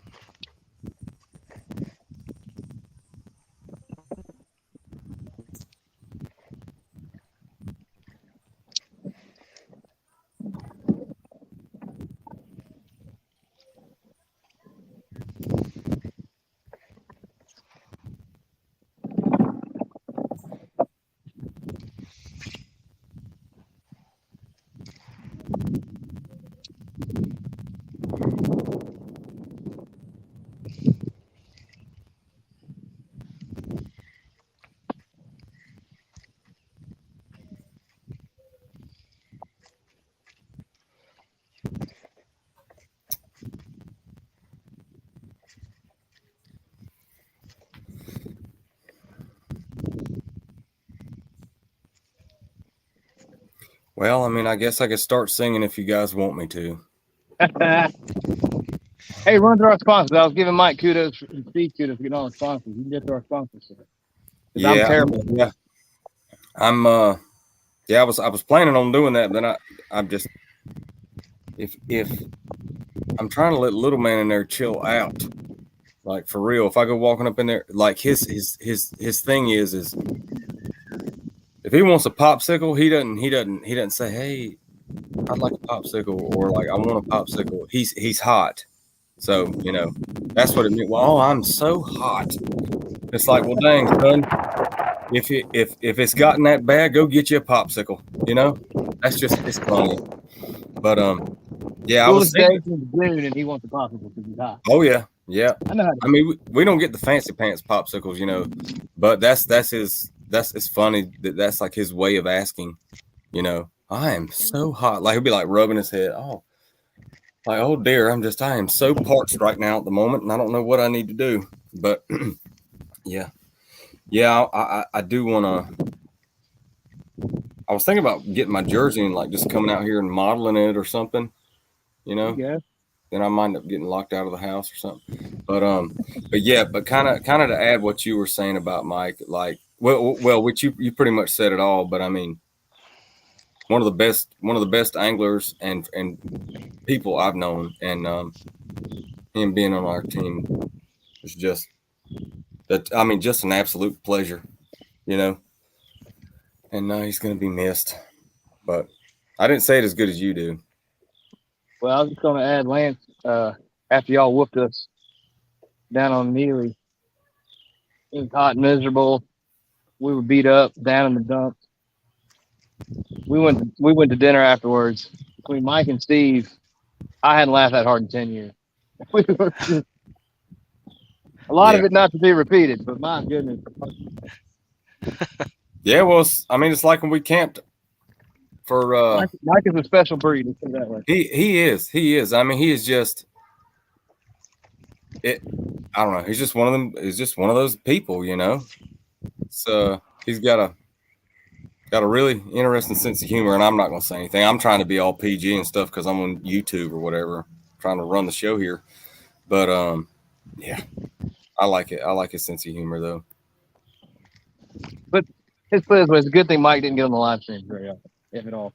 Yeah, yeah.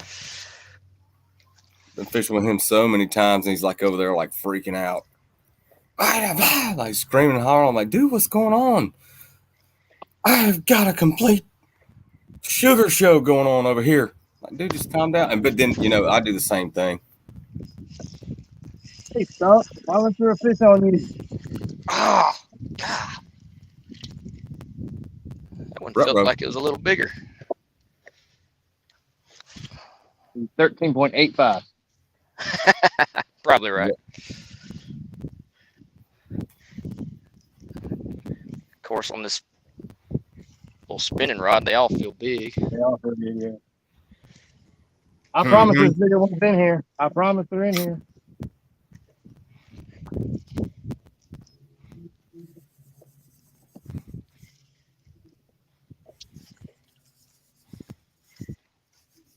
Ain't where I'm at either.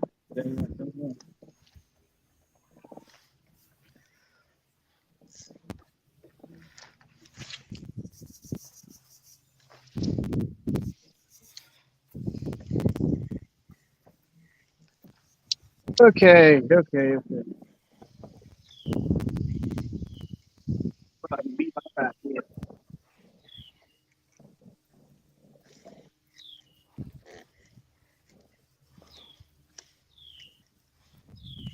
Ladies and gentlemen, this is what you call a stupid decision to come into this code. No.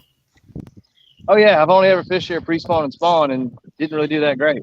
Caught a couple little ones, but Well, now you're making decisions like me, Dave. Stop. yeah, stop. But it looks so good. Yeah.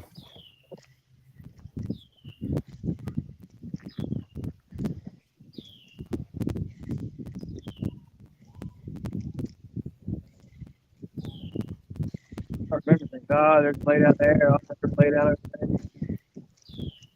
Rip rap here. Doodad's there.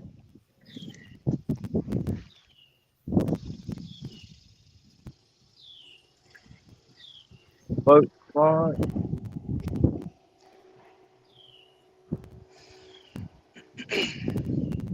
Called rapid cycle. Let's get a bite. Yeah.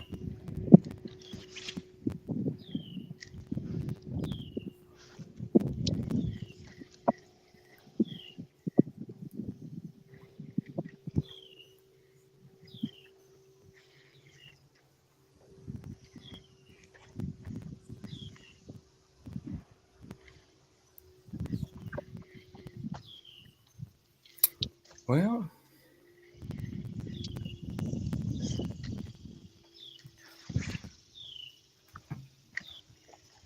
Oh, come back.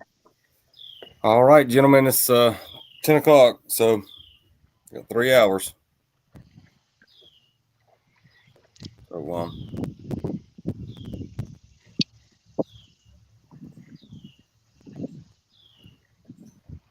right.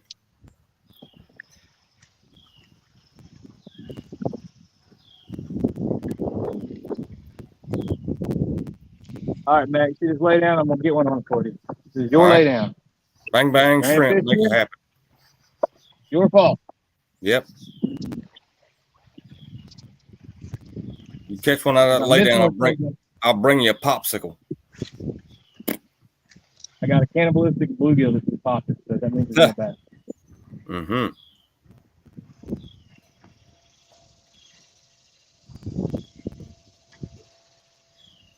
Oh, man. Well, Lance, I don't know what's worse, catching little ones or the fact that I think I've lost 8 today so far this morning. Like 4 good bites. Like, I'm not saying they were giants, but I don't know. It's one of them days. Bluegill everywhere here. Yeah. I think Mr. Bucket Mouth will be around here. I gotta look at my derriere real quick. Is the water fairly clear out there, y'all? I mean, I can't tell from. It depends on where you're at. Yeah, I mean, Yeah. yeah, Super clear. Right here, I say I'm mixed. yeah, The lake is probably pretty muddy. A lot of parts of the lake are probably muddy from the rain. yeah, yeah. Because it does kind of looks a little bit clearer where you're at, Lance. But Yeah, I probably got 3 feet or so. yeah, Not what I got here, probably. We'll come to it.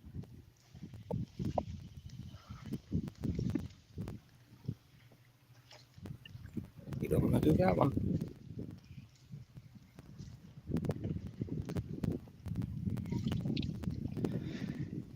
All right.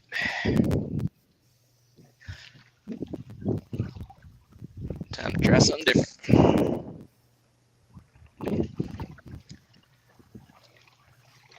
Don't do what I'm doing. Come on. Leave right now.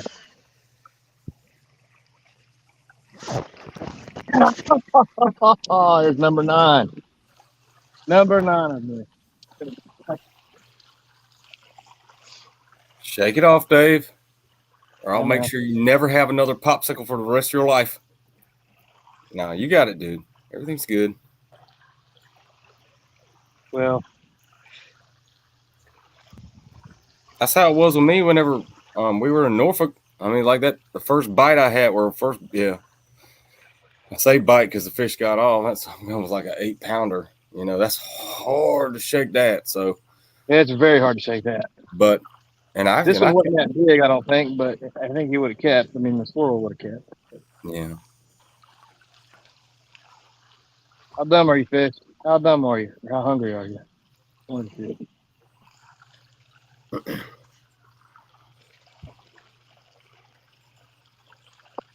Oh man, that is just painful.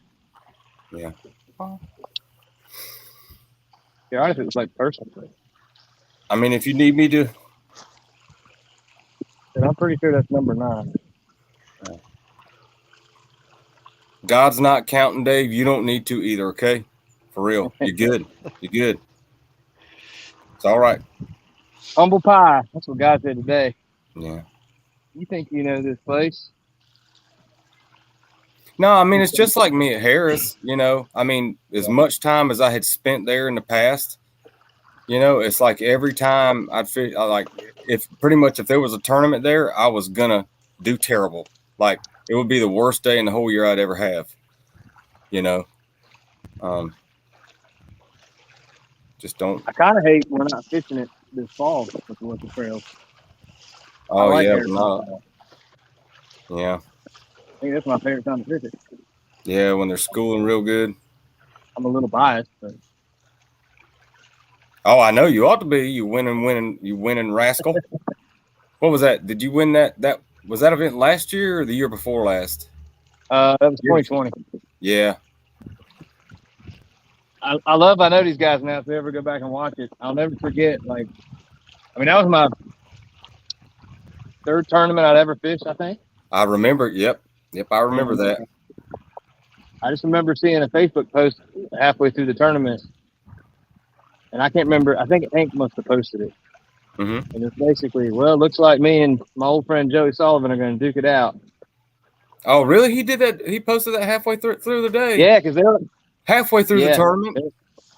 Halfway through, like, well, it looks like the leaderboard, me and my buddy Joey are going to duke it out. Mm-hmm.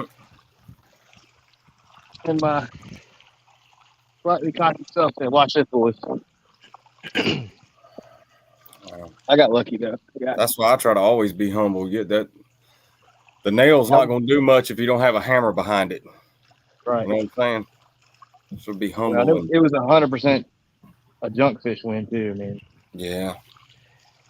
Well, I mean, it's meant to be. You know, it's meant to win. I mean, Meant to be. well, Lance, is there any type of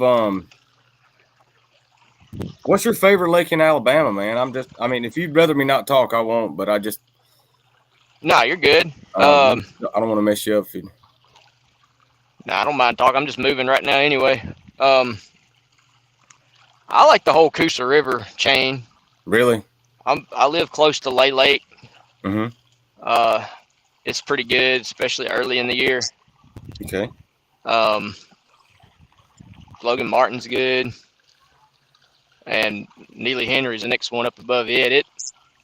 It's good if you know where to go. Yeah, that's the way I understand it.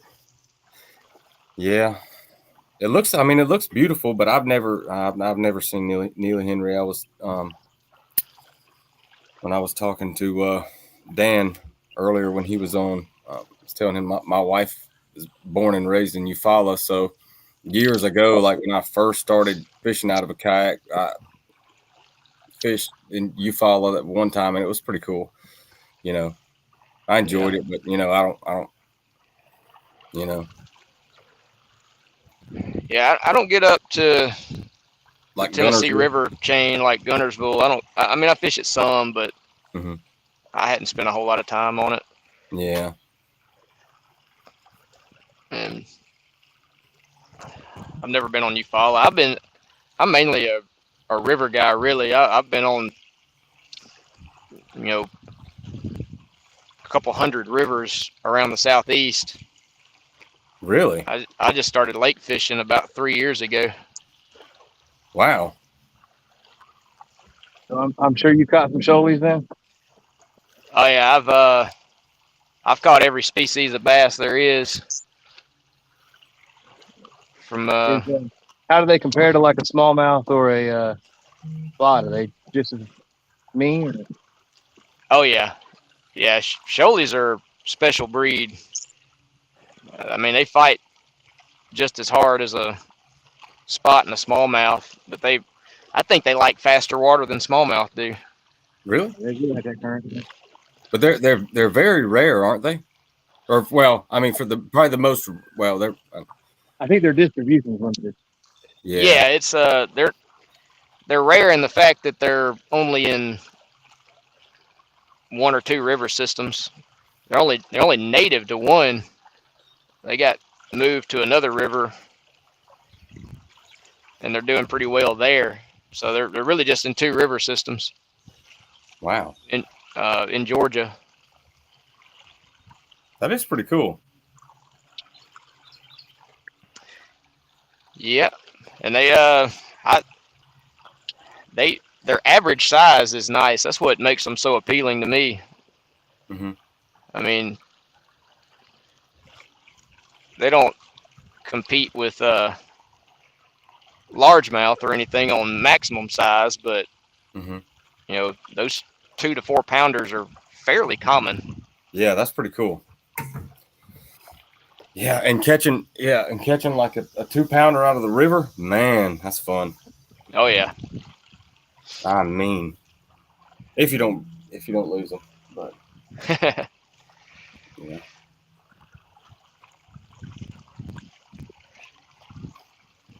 All right.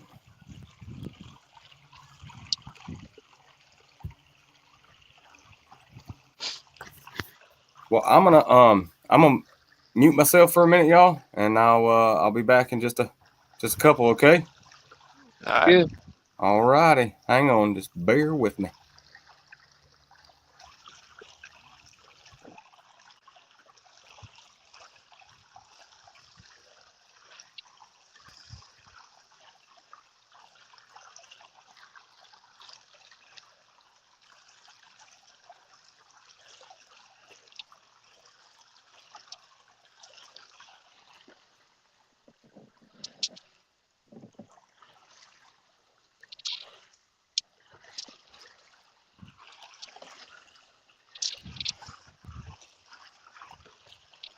You might do so. You might.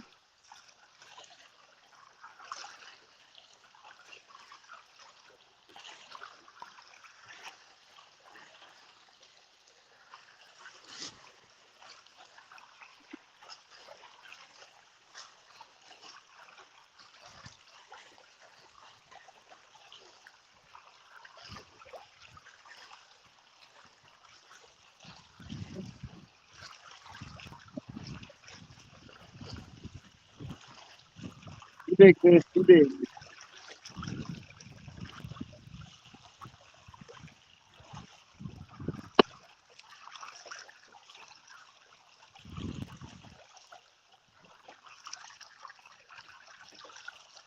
Hey, a 13 3/4. I'm right there with you, buddy. No. 13 3/4. Man, That figures. Ah, he looked like a 5-pounder. Tried to take me under the dock like he was not 5-pounder.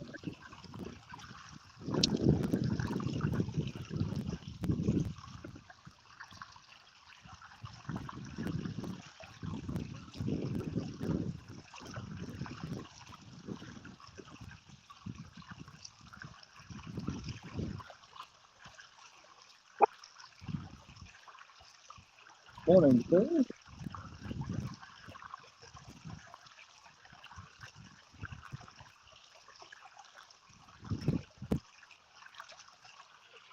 What's that? They've been jumping off my line. I don't know. I've had so many bites, I haven't caught very many yet. I said they've been jumping off my line. I've hooked right many, but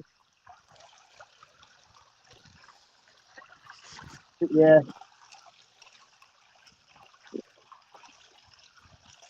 Yeah, that fog was fun. It was pretty.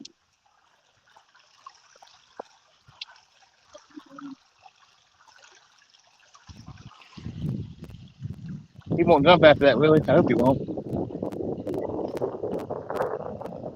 Yeah. Little ones, yeah.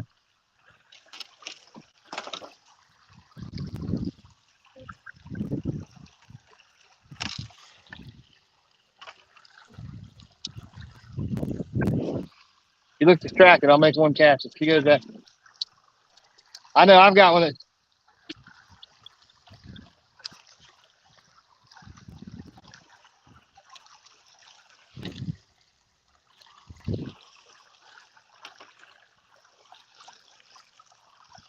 he's a.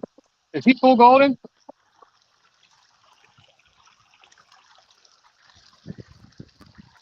Is she a full golden? She's a little thinner than most, I think. I mean, she's got a different, like her neck and stuff looks a little. Yeah.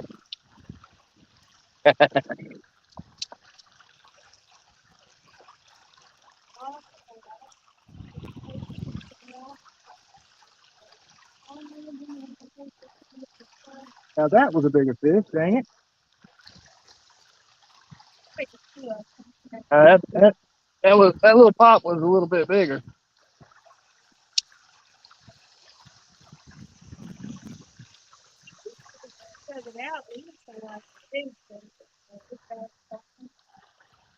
Yeah, I was telling the guys, my family has a spot on the lake here, so I fish it a lot. I said, oddly enough, I've not done that well in here, and it looks great.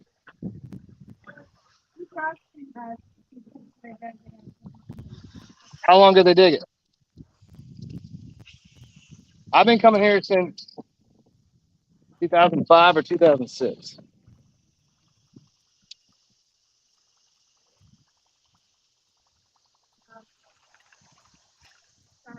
Okay.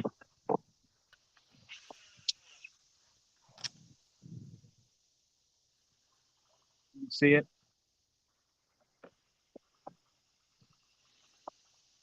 It's,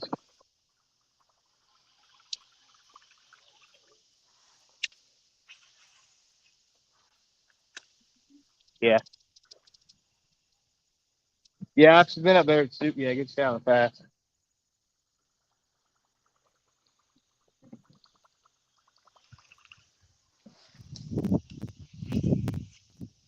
Oh,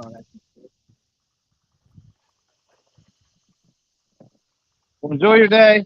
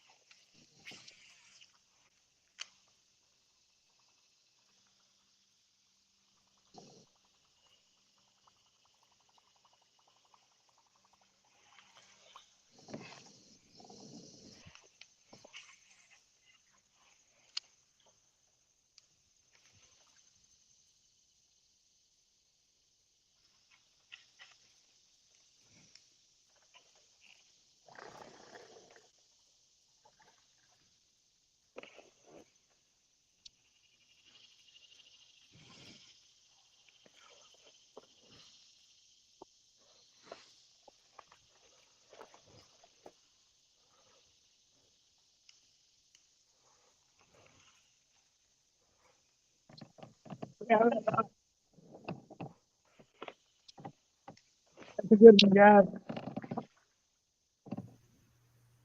All righty, Mr. Dave. It's not as good as I thought. It's the best one of the day. Woo, he's fine. Pretty work, sir. Well, of all the bites I missed, getting that one makes up for it. There was about a 5% chance of me getting that fish to the boat. Like I say, he's got his own plans. He's in that tight little corner. He tried to take me under. Mm-hmm. There's no room for him to go to the right, so he came out and tried to go back, and then he got this other little side dock thing. Mm-hmm.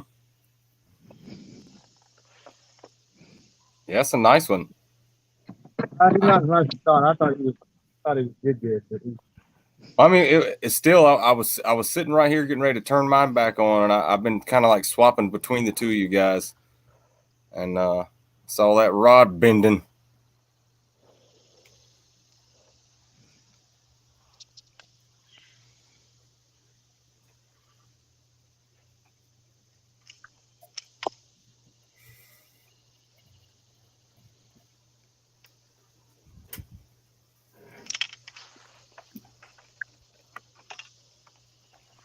yeah, he acted like he was a 5 pound. Yeah.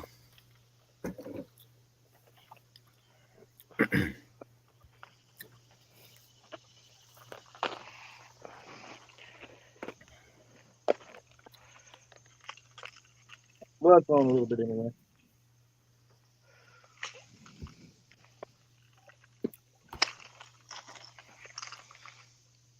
He's only 16 and a quarter. How much? 16? 16 and a quarter. Only 16 and a quarter. All righty. Pretty work, sir.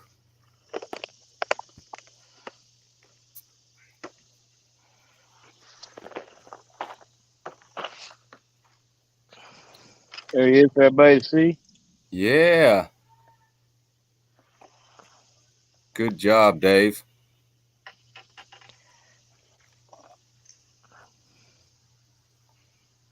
All righty.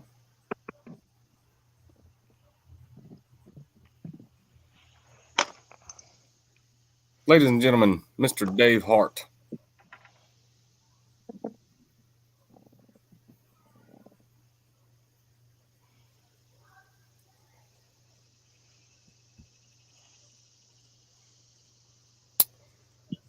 All right, well.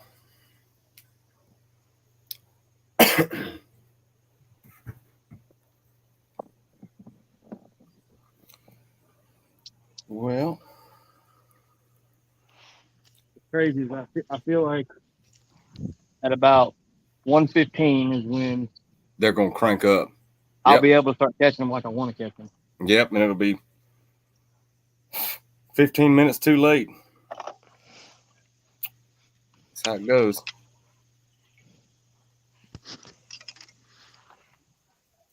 Well, I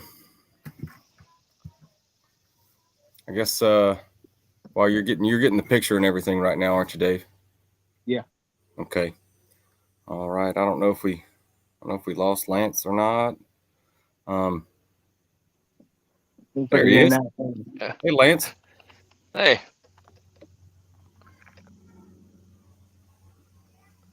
Well, I'll take a few minutes and I would like to on behalf of the Tarheel Lunkers team, I would like to thank some of our sponsors. Well, actually, no, I'm going to thank every single one of them.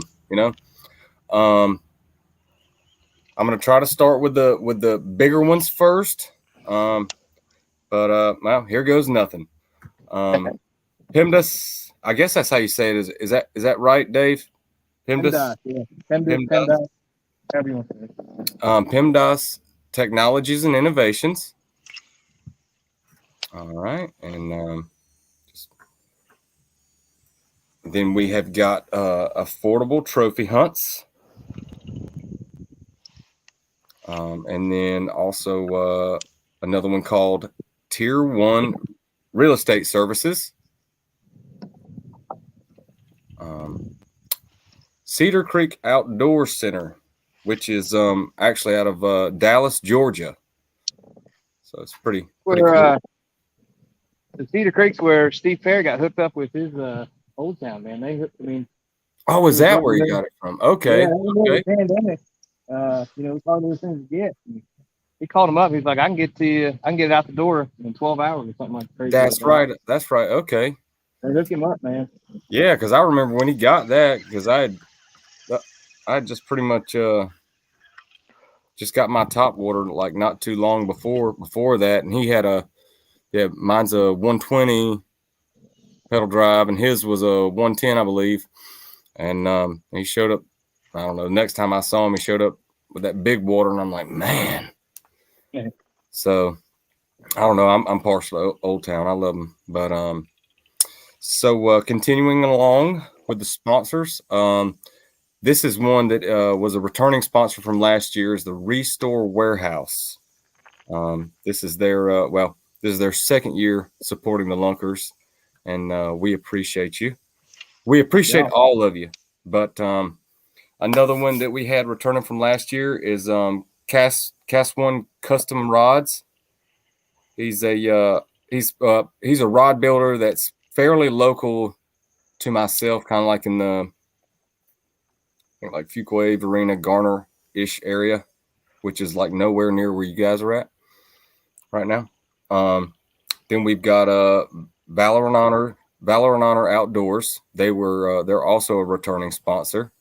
And then of course we got Mr. Denny Romero, on the water innovations.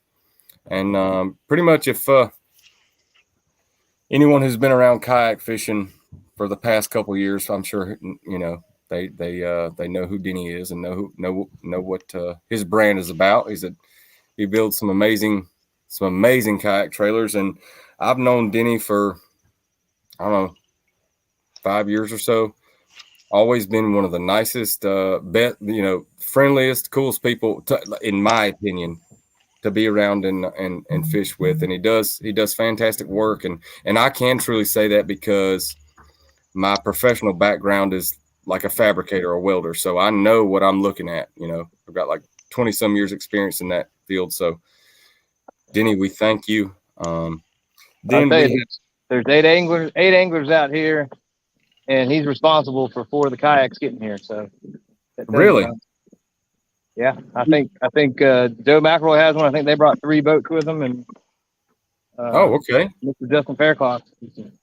Yep, yeah, because Justin's. Oh man, I wish I had a picture of it right now.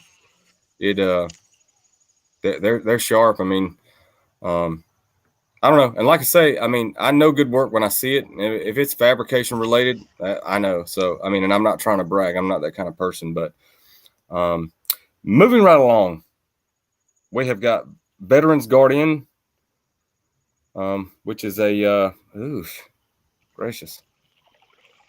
Hang on. It's like all right, Veterans Guardians. It's the VA Consulting.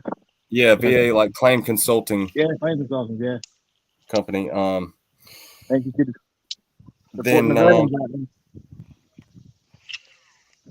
Then also we have got. Hang on, man. Sometimes I just want to hit myself in the face. Carolina Waters. Well, I hadn't got there yet. I was just making sure that I didn't mess up the civil 2, or is it 2 civil? C2 civil, I think. Yeah. All right. Okay. T squared civil. Right. I don't know. Maybe T squared. Yeah, because that's just one that I was unsure of. I mean, then we have got Kayak Cushion was also one of our sponsors, or this season. Then we've got Venom Lures, which was a new addition to our sponsorship for the Lunkers this season. Some of the best plastic tubes on the market. I know, and they may or may not have blade baits. I don't know. I don't. Not that matters. I don't even know what you do with a blade bait. There's some people, maybe if they ever see this, they'll know what I'm talking about, or maybe not. So You cut your fish with a blade bait. Is that what that is? maybe I can- in the river on 1 ounce blade bait in the Cape Fear River. Yeah, Blading for flatheads, huh? in 1.5 feet of water. But anyway, then also this pretty much anyone that knows anything about fishing knows about these next two companies, and it's really cool. I mean, it's so I look at my jersey sometimes and I'm like, man, that's like, first of all, the amount of sponsors that we have is awesome, but Steve Perry was able to do some work, and he brought Guggen Baits on as a sponsor this year for us, as well as Favorite Fishing. And like I say, if you're around the fishing world at all, you know who they are, and we appreciate their support. Also, we have a let's see, hang on. We've got a Black Sheep Surplus is also a newer sponsor for this season. We thank you for your support. Then another returning sponsor that we had from last season that I'm partial to myself is Carolina Waters, like Dave was saying earlier. One of the two individual sponsors that I have, and they I don't have anything bad to say about the clothing. I was asked to join the team because I liked what they had, and I'm not going to support anything that I don't trust or believe in. So, without me mumbling anymore, without all that being said, we really do appreciate everything that our sponsors have allowed us to be able to do for our team.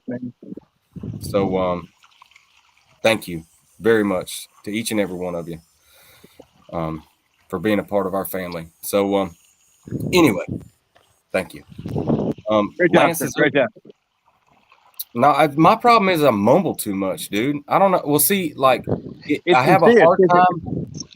Well, the thing is, Dave, it's like I'm looking into a mirror the whole time I'm talking, and I don't get embarrassed talking in front of groups, but like every time I look down at the computer, I can't help but see my goofy looking face over to the side. So that's just something I got to get over. But but anyway, Lance, is there anything I know you guys have got a handful of really decent sponsors, well, a really good looking sponsors, solid sponsors from what I've seen. Yeah, we got see if I can name them off. We got.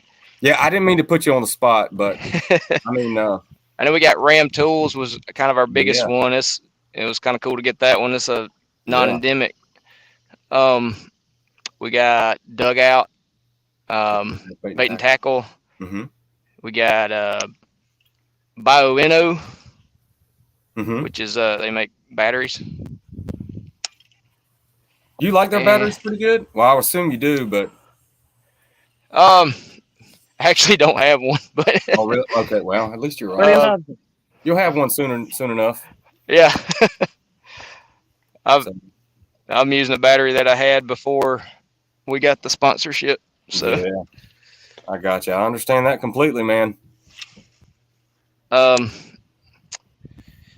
then there's one more. I got to cheat. Look at my jersey. Cherokee County put up a little mess. Kind of the local, Chamber of Commerce, I guess. Oh, really? Cool. Pretty cool deal. So, yeah, I mean, it's right there around Neely Henry and Weiss Lake. Okay, I can dig it, but I mean, one thing I will say is that with the KFL having started last year, and the idea of it all, with it being like us basically being like a sports team, it's the concept of it was always something that interested me, and it just was pure luck that I wound up being on the Tarheel Lunkers team. And so, like, because you you were in the KFL last year, right? Weren't you, Lance? Yeah. Okay, so you know what I'm saying. It's like kind of I don't know. It's just a really, really cool format, or like the way it all works when you work as a team and you can communicate with each other.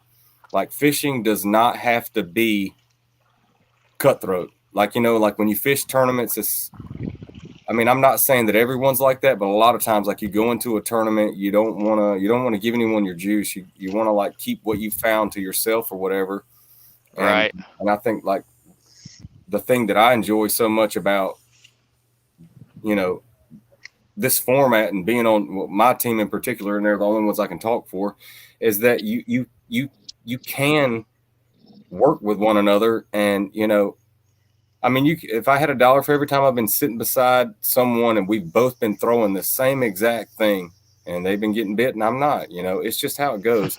But it just kind of, to me, it just kind of takes, I don't know. It's just, I don't know. It's just nice to be able to get along with people and you can work together and figure something out, and if you're struggling and having a tough day, you know that you're not the only one out there by yourself. And when you got your team behind you, that's a great feeling. It's like having your family here at home.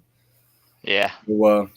But anyway, I'm sure I speak for the whole KFL when I say, if it was not for our sponsors, we would not be able to do this as effectively as if we didn't have sponsors. So, there's a lot of traveling. It's like once the KFL season starts, it's like from week 1 all the way to the playoffs.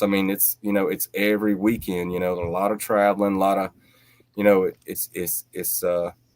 it's busy, and sometimes it can be hectic. But having that sponsorship support really, really helps make things a little bit easier. So,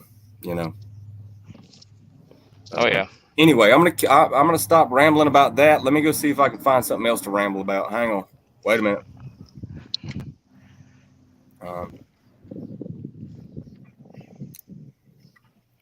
Well, Lance, you got there's someone here that commented on our live stream. Tidewaters Fishing. He said, "Let's go, Lance and Kingfishers."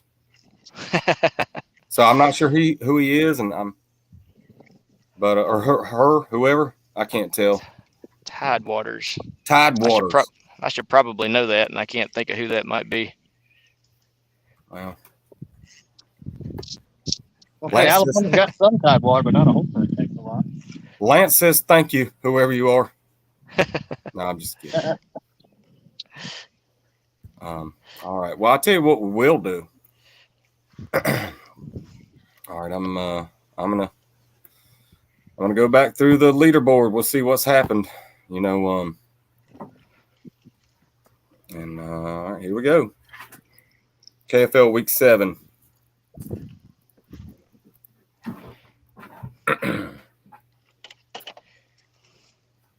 I'm just going to give some quick scores. All right, Bay State Attack against the Maniacs. Bay State Attack is leading that with 180 against 153. The Massachusetts Maulers is at 175.5 inches over the Granite State Sticks with 169.5. The Rhode Island Rebels are at 143.5 inches over the New York Empire, and they are sitting with 64 inches. Delaware Doom has got 147.5 inches over the Connecticut Renegades with 64.5 inches. The PA Bronzebacks are sitting at 152 inches over the Motor City Ambassadors, and they have 116 inches. The Indianapolis Knights are at 114.75 over the Oklahoma Outlaws with 62.25. I think that Tennessee Shiners and Arkansas Hogs game might be an evening game. Then we've got the Washington Warhawks against the Privateers. Now that one's looked like it's kind of been a close one all day, but as of right now, the Warhawks are leading that with 95.75 inches, and the Privateers have 88 inches. This is the one that's been interesting me, y'all, is the Carolina Casters against the Virginia Reapers on Lake McIntosh. That score, it's changed. It's went back and forth all day. Now the Carolina Casters have got 172 3/4 of an inch over the Reapers, and the Reapers are sitting at 108 3/4 of an inch. So that's a major. I don't know. That's very surprising. And what's so much more surprising is that the Lunkers, including myself, will be facing the Casters next weekend on Lake McIntosh, the same lake that they're on today. So anyway, the Palmetto Punishers are at 154 1/4 over the Alabama Hammers. They have 128 1/2. Right now, the score of our game, the Tarheel Lunkers are at 79 1/2 inches, and the Coosa Kingfishers have 63 inches. So it's been a slow day, and it's been a tight one, really. The Swamp Donkeys have got 110 inches over the Deep South Kraken with 71 1/4. The Southern Slayers still have the lead over the Copperheads right now with 184 1/4 inch to the Copperheads 162 inches.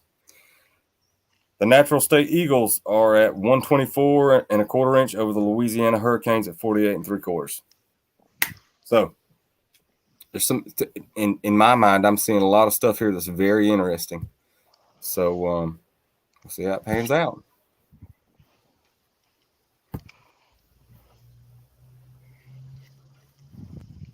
I said it was going to get windy. Now it's kind of not getting windy. Wow.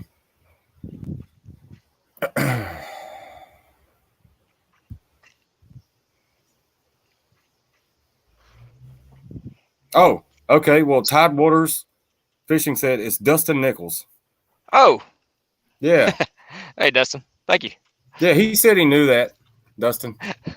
Thank you for watching. KFL's probably going to fire me after this. Like, oh, get this freaking clown off of here. I don't know what I'm supposed to do, though. Just ramble and mumble.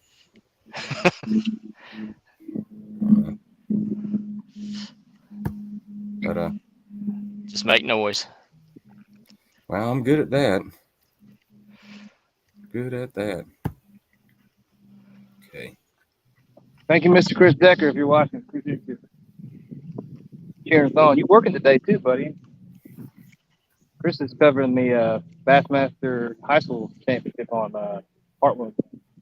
Oh yeah, that's right. That's right. Because he's a pro rider, or not pro staff, but rider. Yeah.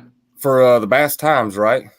Is that correct? Yeah. Well, just Bassmaster in general. I mean, he has. Oh, okay. He has some of the written publications. He's been on online publications.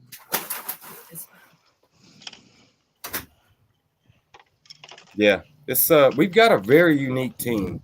I will say that. I'll tell you, his last write-up was in regards to our matchup here. So when everybody knows the story now, the giant heart that Mr. Joe McElroy has for the Barascas and Save JT at Possum Kingdom 2 years ago now, I guess. Oh yeah. So Decker kind of wrote a write-up on that. It's pretty sweet. So JT's dad, Jason, is he's on the opens right now, and he's in the hunt to make the elite. So good things happening for him, and good things happening with JT and some of the research they've. I know that was. Pull up. So Joe's awesome, man. He's the first one. Well, Lance parked right next to me. No offense, Lance. Joe's the first one I sought out this morning just to give him a big high five and bear hug because I hadn't met him in person. Yeah, but that was cool. I was in the arena for it when it went down. It was a little emotional for sure. I don't lie. Yeah, that was a pretty cool thing. Yeah, I mean it's amazing, and that's what I mean. Like this kayak fishing community, it's amazing how we are able to come together for one another, irregardless of whether we know each other or not. You know,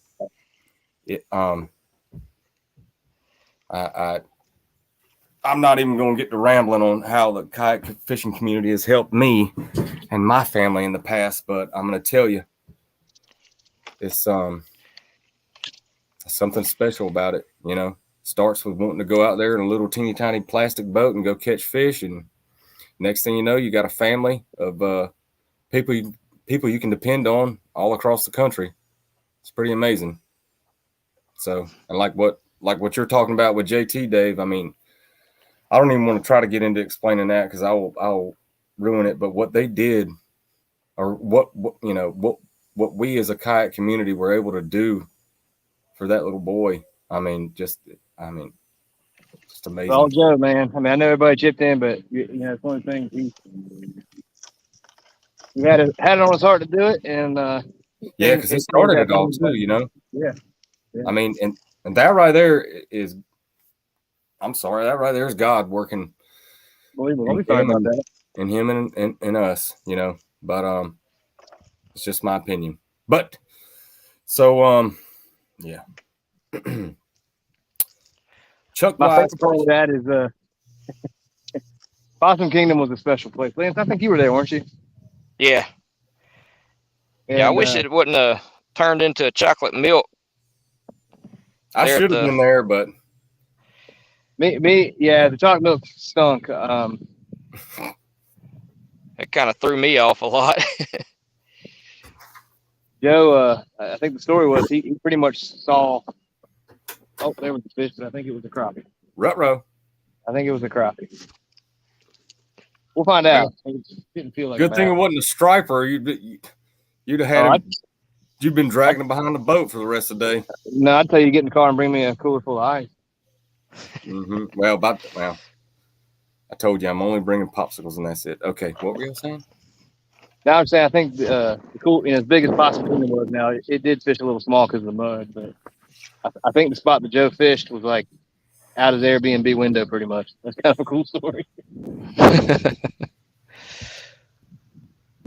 And the guys that did well, didn't travel far. Uh-oh.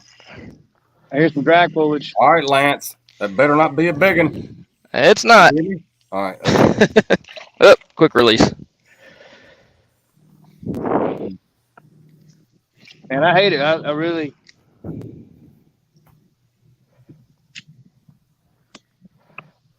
The lake is better than what it's showing out today so far. When I hooked into that striper or that Brody bass or Bodie bass or whatever, I thought I had a sure enough. That's a roadie monster. Bass. Follows you around and tries to tickle your feet when you're trying to sleep. I'm gonna have to.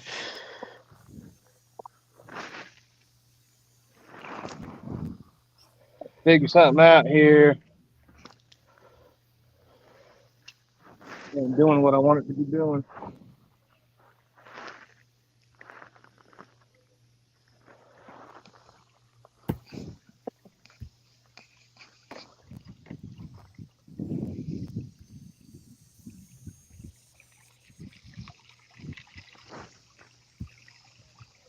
Yeah, Possum Kingdom. Or not. I lost my GoPro footage because my computer fried while it was sitting in the truck while we were in the arena for the awards. Oh. So all I have is one still of what I'm pretty sure was my 10-pound club fish came off. I got into a flurry so I was one fish short. I missed a bite with less than 10 minutes on day one. So I only had 4 fish on day one. I got into an afternoon school giants day 2. Dang, mine was the other way around. I got my limit of decent fish on the first day, and I just could not finish it out on the second day. If I'd have had one more 12-incher, I think I'd have been in the money. I mean, I wasn't threatening to win or anything, but Well, I'll never know. My buddy that was out there with Bart Glendy, he finished 6th, 7th or Yeah. 8th. And I did the math. I mean, I'll never know. The same exact dock pole that I missed the bite on day 1. He caught an 18 on it day 2. If I would have caught that fish and it was the 18, I would have finished 1 spot behind him in the top 10. But I still finished 18th. I got the money. I mean, I think I had 96 or 98 on day 2, something like that. All right. Well, I don't mean to cut you guys off, but I want to give you a slight little update. Okay. There's been a slight change to the score in our game. Now it's getting tight. So, it looks like at about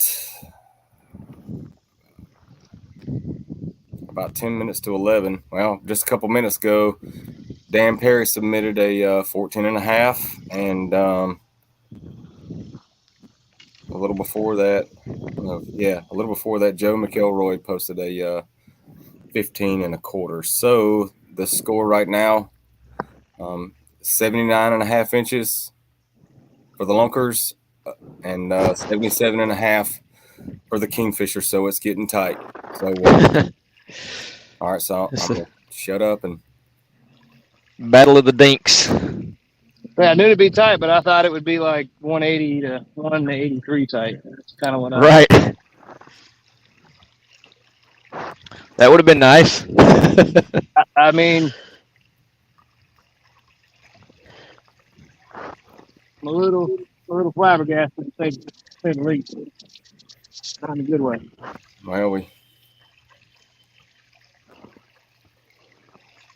it's a 2-inch difference. So How many fish does each team have? let me go back to it. I think we only had. Let's see. I'm gonna lie to you.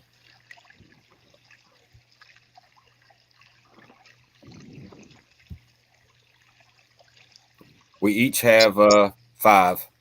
So 5 fish for the Lunkers and 5 fish for the Kingfishers. You know, All right. 5 scorables. So yeah, it's getting tight. Which wouldn't it figure? Will have me over here freaking nervous. I'll be shaking like a leaf in the next couple hours. But, yeah.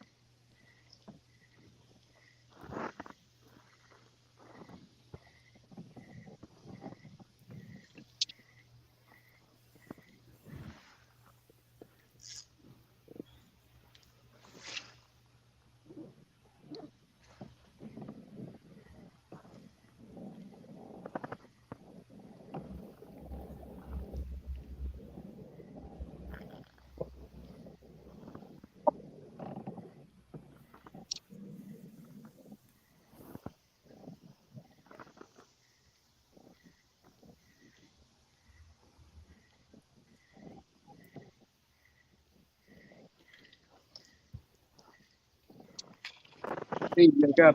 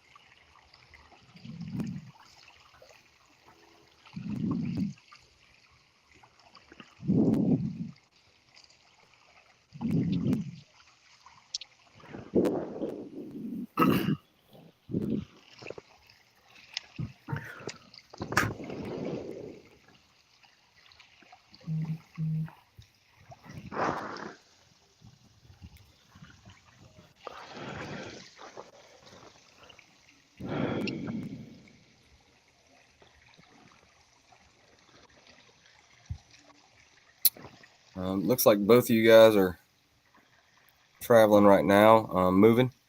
With that being said, I would Yeah, like you to. may lose me. I know. I would like to take a minute to thank our KFL sponsors. We've got 3 main ones this year. The first one, if you look up and if you are watching this, right hand corner of your screen, 3 Bells Outfitters. They're like one of the big sponsors for the KFL. Thank you for supporting this and helping to make this happen. Rip It Energy Drinks, everyone. Major sponsor too. Thank you very much. And then I believe the newest one is Cross Kick. It's that I mean, it's like a cool kind of like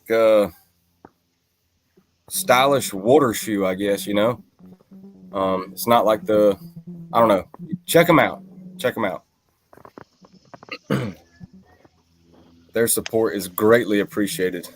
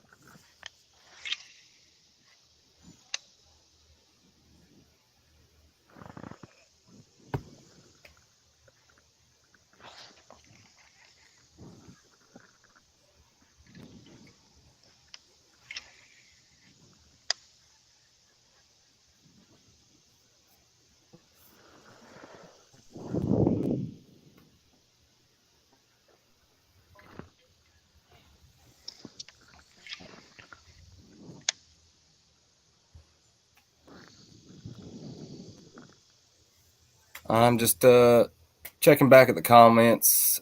Chuck Wise Fishing replied back, "You're doing a fine job." Thank you very much. I'm coming back home from Michigan, and I need something to listen to. LOL. Well, I'm glad I can. You must not have much to choose from then, if you're listening to me. But no. Thank you very much. I appreciate it. Really do.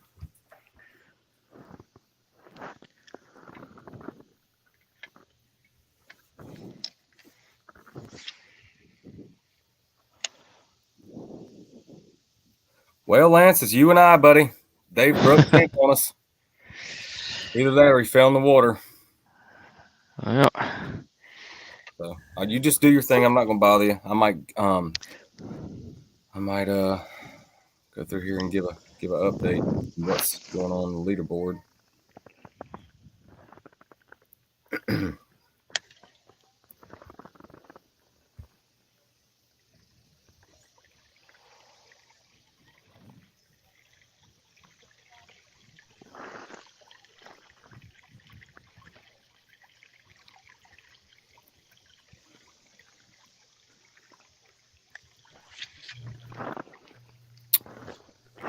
I'm gonna share the screen. Oh, Dave's back. There you are, Dave. Daddy, Granny Goose here. Oh, really? Awesome. Granny Goose here. Yeah. Sorry. Sorry. Mother-in-law's here. Okay. All right. There's been another slight change to the scoreboard for our game. Tarheel Lunkers 95 inches and Coosa Kingfishers is still at 77.5. So I believe Mr. Faircloth uploaded. Let's see. Uploaded a 15.5.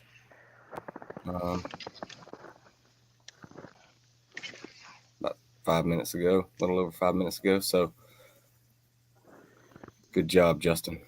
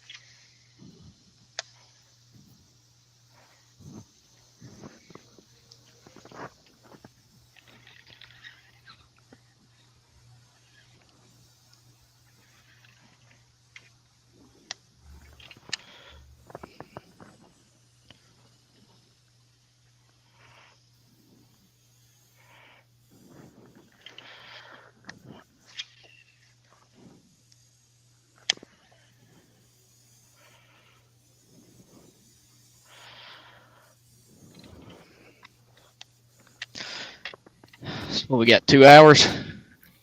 Yes, sir. It's, an hour and 55 minutes to be exact. So,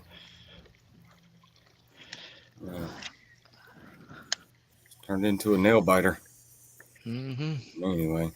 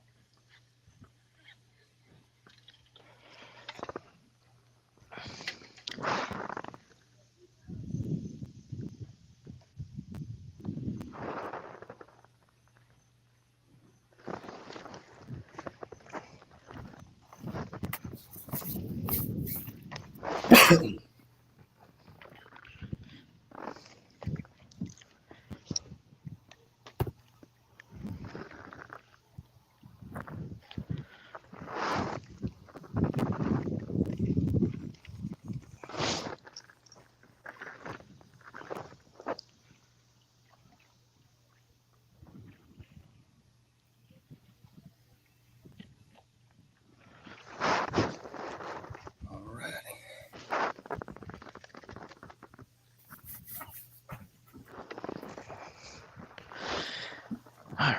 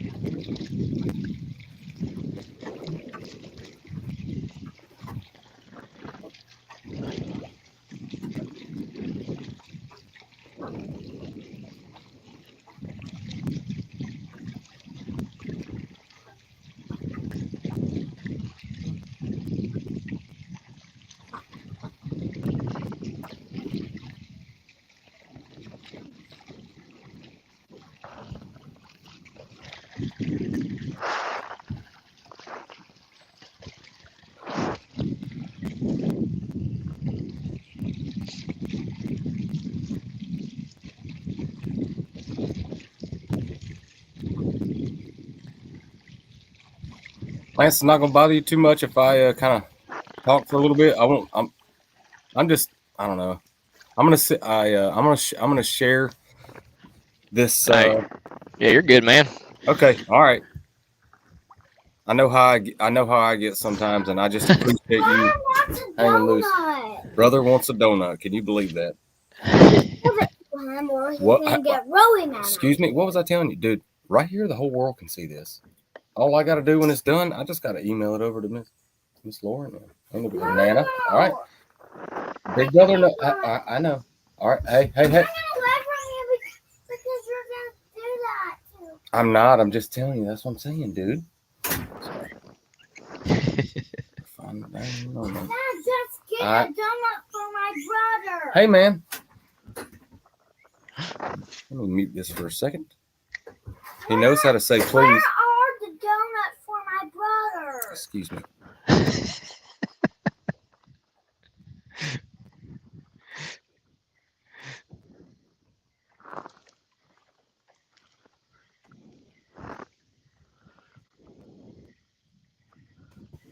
Sorry about that. He gets cranked up, man.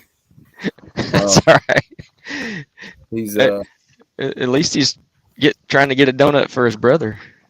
No, I know. It's I picked him up yesterday at daycare, and I showed up there a little bit early, and so I got there like right at snack time, and they I guess the wife stopped on the way to drop him off yesterday morning, and picked up donuts for everyone, all the kids there, and excuse me, and the teachers. So I messed him all up whenever I showed up a little bit early. He couldn't eat his donut. And I can't let you eat that in the car, son.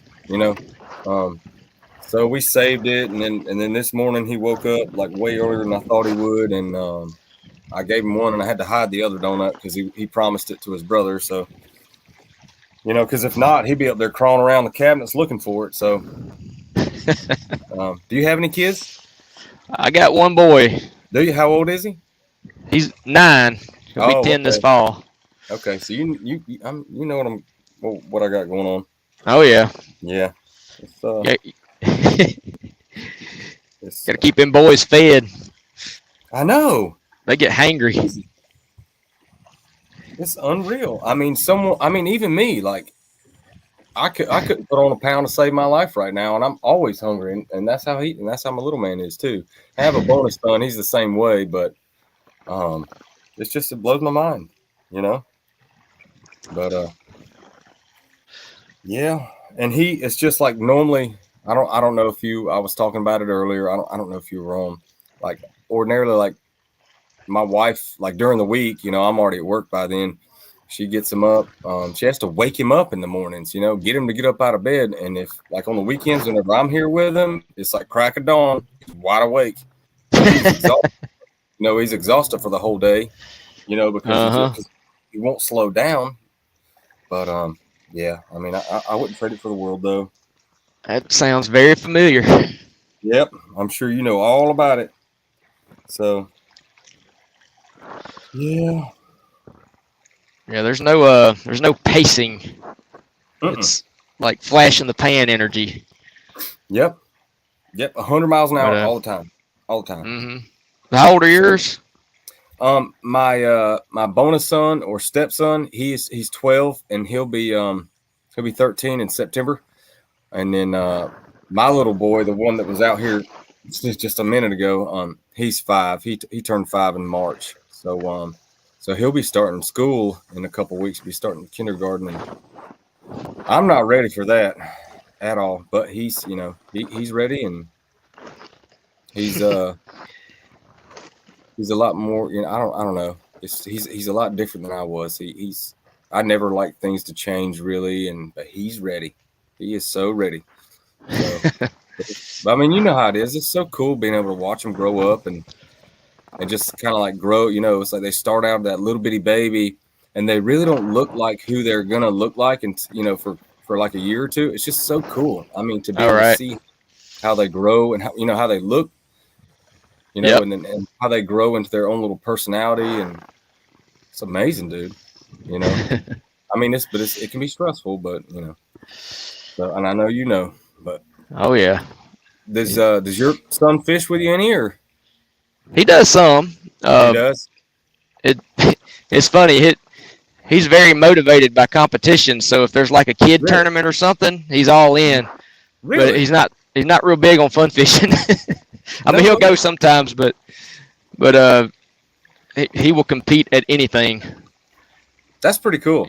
See, Yeah. I was never really competitive. It's just I don't know. You know, I just I love fishing, and I don't know. I figured if I start doing tournaments, yeah, you know, you think that you're gonna like start out and be successful right out the gate, and then you realize like, whoa, you know, it humbles you, and you know, I mean, it's one thing to be able to go out there and like and just have a good fun day of fishing, you know, when you're like, all right, well, if I catch one, I'm good, or if I catch 10, I'm good, or, you know. But then like fishing a tournament, it's like a whole different mindset. I mean, I know you know exactly what I'm talking about. Yeah, I mean, there's like when you got to catch 5. Yeah, there's a lot of pressure there. Yeah. I used to get real frazzled and spun out about it. Yeah. Me too. I guess with age, I'm not quite as prone to that. I still get really frustrated though if I don't get a limit. And like on days like today, where I'm catching fish, but they're not big enough. That's what frustrates me the most. But yeah, I guess the good thing with this format is you got 3 other guys to carry you if you're having a bad day. Yeah. But it just sounds like everybody's having a pretty rough day. Yeah, I know. I mean, I don't know. It's pretty surprises me, but yeah, I mean, it's a whole nother like learning experience, you know, fishing tournaments. I'm so thankful I did it too, you know, but kind of brought something out of me that I didn't know I had. And then when this KFL started, and you know, I got blessed to be on this team, and now I'm, I guess, technically the owner of the Lunkers. So it's a lot to it, and it's very, very rewarding. But yeah, you know, so well, it doesn't look like there's been a change on our scoreboard yet. So I'm gonna try to just go over the let me share the screen in case any of the few people watching would like to see it. Just in case. I just don't. I don't want you to feel like that you like need to talk. If you need to do, you need to do what you need to do, and just I don't want to mess you up because you're the only one on here. And Nah, so, man, you're good. I mean, I the only thing that makes these streams worthwhile is to have somebody talking or doing something, and the fishing's not good, so we may as well talk. okay, all right. Well, I'm just But saying. I'll just warn you, I'm not a good initiator, but if you talk to me, I'll talk back. That's fine. That's fine. I appreciate you still being on here and taking the time out. I don't know. Like I say, this is like running this whole show is like very new to me. So I'm sure it's going to take me a little while to be able to get it to where I'm like good at it. So I'm just going to go over for anyone that's watching or listening or whatever. I'm going to go over like the main hitters. I know I sound like a broken record when I keep, going down the list and over and over and over and so and so and so and so. Let's see. Well, I mean, there's a couple games that stand out to me. The Washington Warhawks and the Privateers. Washington Warhawks are in the lead at 143, 105 and a quarter. Let's see. I don't know if they've got their limit yet. 2, 4,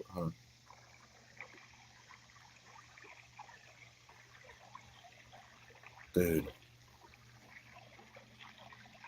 Yeah, the Warhawks have got 9 fish, so they haven't hit their limit yet.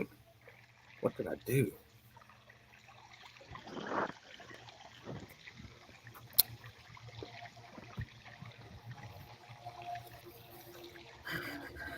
Okay. I'm really not used to sitting in front of a computer for this long, like for real. Cross-eyed.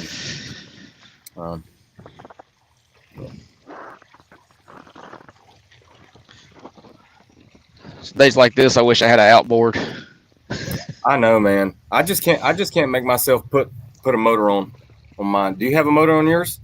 Yeah, I mean, it's not nothing fancy. I got a old 35-pound thrust motor guide transom mount that I kind of hacked it off and pulled the control head off. I built my own PWM box, pulse width modulator. So it's got infinitely variable throttle. Mm-hmm. And it'll at top speed, it'll get me along at a cool 3.5 miles an hour. So yeah, well, I mean, if it helps a little bit.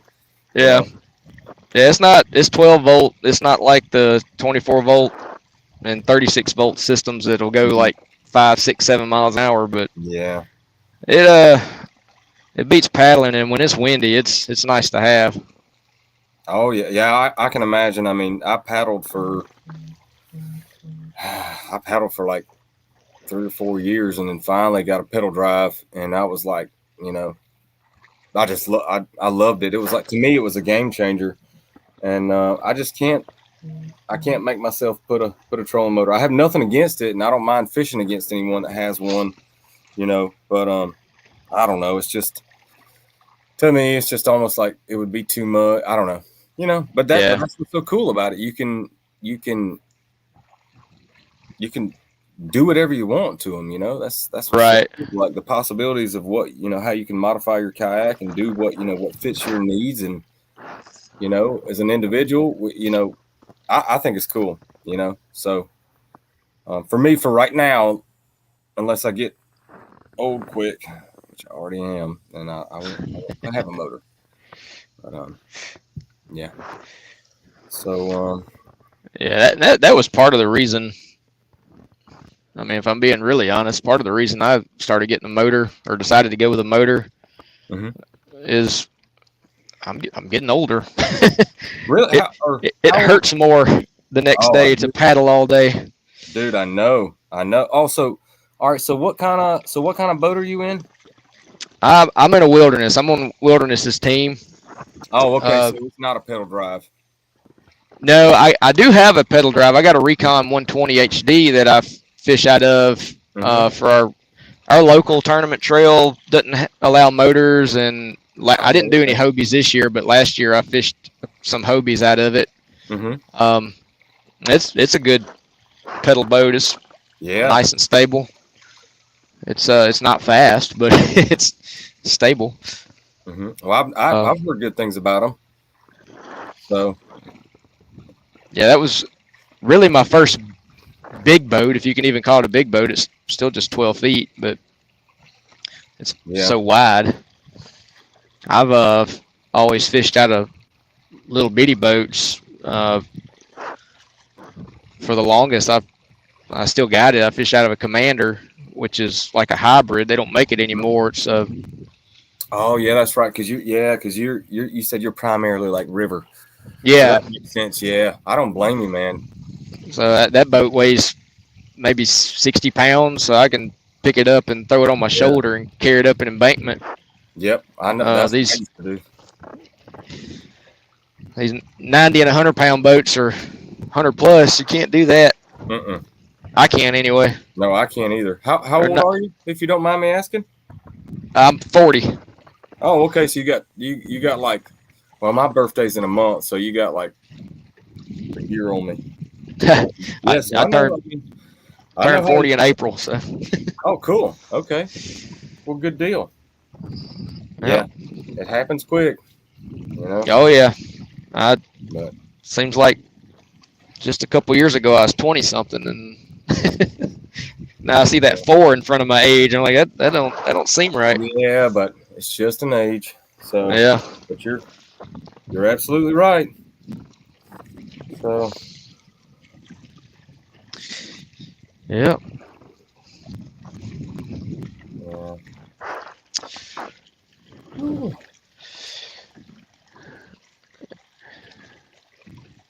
Get the wake boats out. Man, I had wake boats on me at 8 o'clock this morning.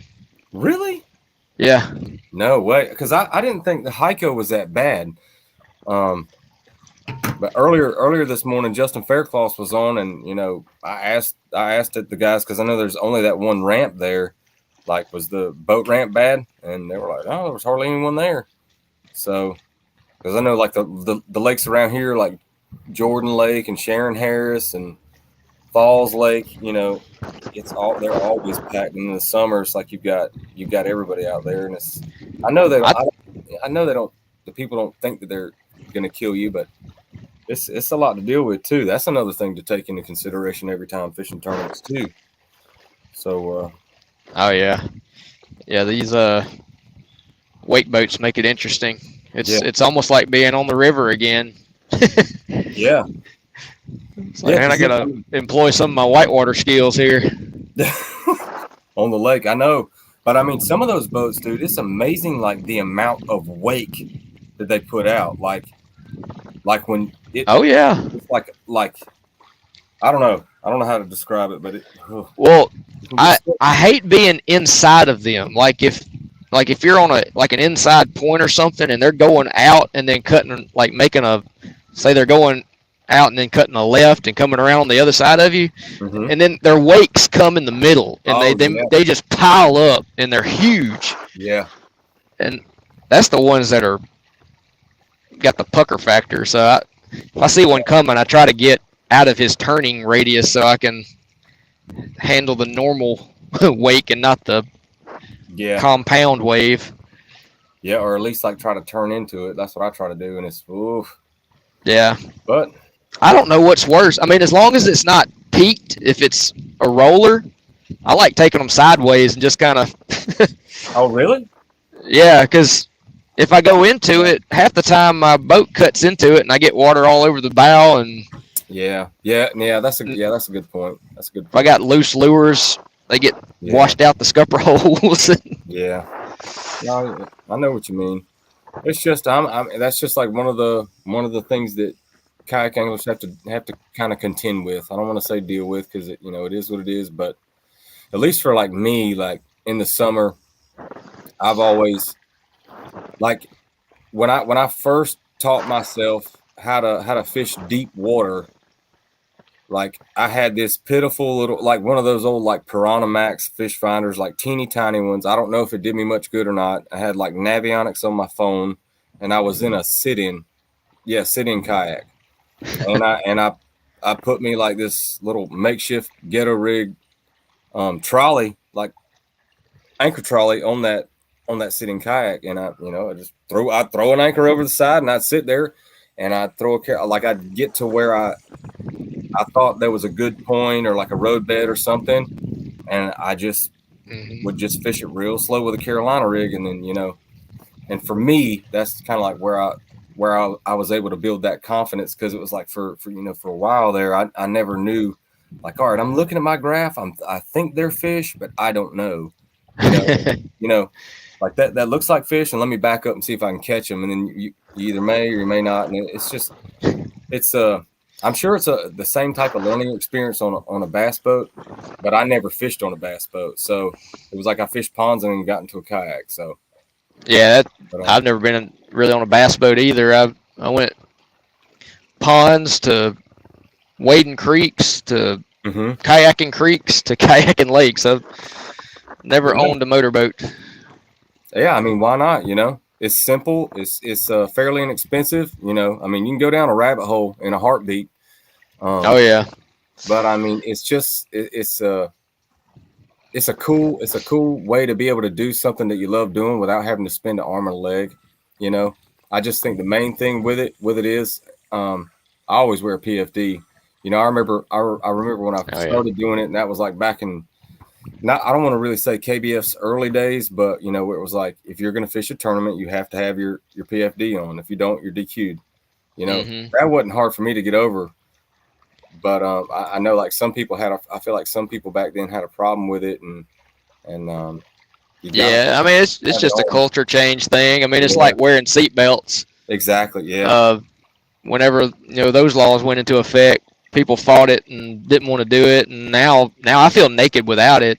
Actually, I didn't wear, before my son was born, I didn't really wear a life jacket unless I was required to by if I was in an area that required me to wear it, or if I was in a tournament or whatever that required me to wear it. But I never wore one until my son was born, and I guess it's funny, you have kids and you realize how vulnerable you are. Exactly. And you don't want to leave them hanging, so I guess I better take better care of myself. Yeah, I mean, that's a very, very good point, for real, because I don't. All right, okay. I don't want to stop this conversation right here yet, but there's been another slight change to the leaderboard here. Okay. Is it in our favor this time? Yeah, it is. Let me share the screen. It is what it is. I mean, yeah, I just, every once in a while, I'm just trying to like look over at Fishing Chaos and see if there's any changes. And lo and behold, this go round, let me get it pulled up and get my eyes on it good. All right, so now the score is 95 inches with the Lunkers leading to 94 and a quarter. Oh wow! You guys have got, so I mean, dude, it's tight. It is tight. Like I don't need this right now. I'm gonna have to go in there. Like, have to have a stiff drink. So you guys have got. All right, you guys have 6 fish. Let's see. I'm gonna look at the leaderboard and see who's just submitted what. All right. I wish I could get one over 14 inches. Well, I mean, that was how it was for me. Like, this whole season, like, for me, it just hasn't been. I mean, it hasn't been successful on my part. The same thing with the last tournament we were at. I mean, we were at Randleman, and I mean, I was catching them. I just could not catch anything over 13 3/4. It was crazy. But this is how it goes sometimes, Yep. I mean, I know you know that, but all right. So it looks like at 11:22 or thereabouts. Who was that? Dan Perry submitted a 16 3/4. So yeah, got me nervous. Dan's carrying us today. Is he? Yeah. Well, I mean, he was on a live stream earlier. He needs to get his butt back on here and stop doing that. No, I'm just kidding. But yeah, just made things way more interesting. Okay.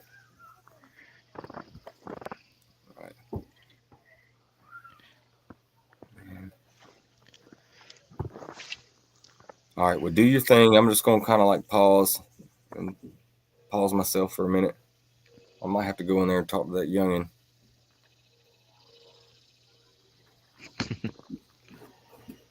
Nope.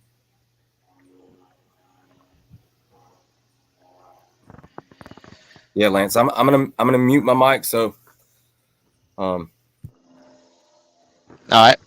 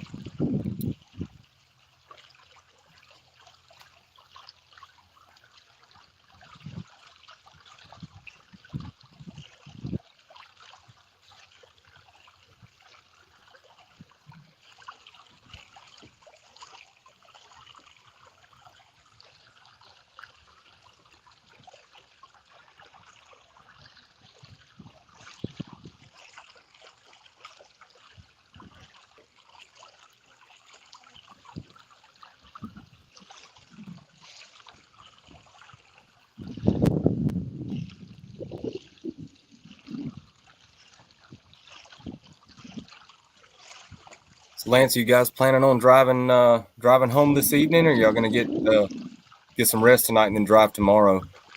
I'm gonna go ahead and head on out. Are you? Try to get home for church tomorrow. Yes, my man. I understand. How long was the drive for you? About. It's I guess once you count stops and everything, it's about 9 hours or so. Wow.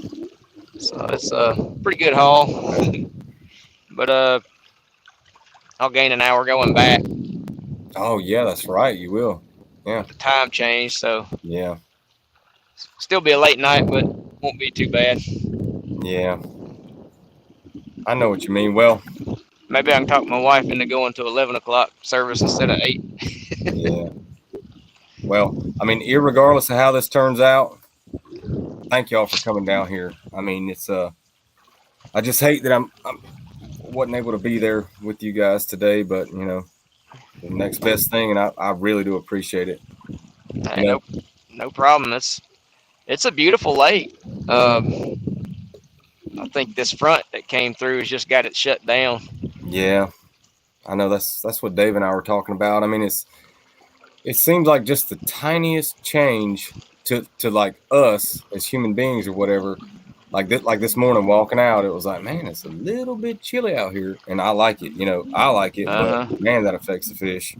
And I'm sure coming off that full moon yesterday, you know. Yeah. And the one thing about like traveling games to me is I feel like I'm not a real big fan of pre-fishing the day before. I just it might just be something in my mind.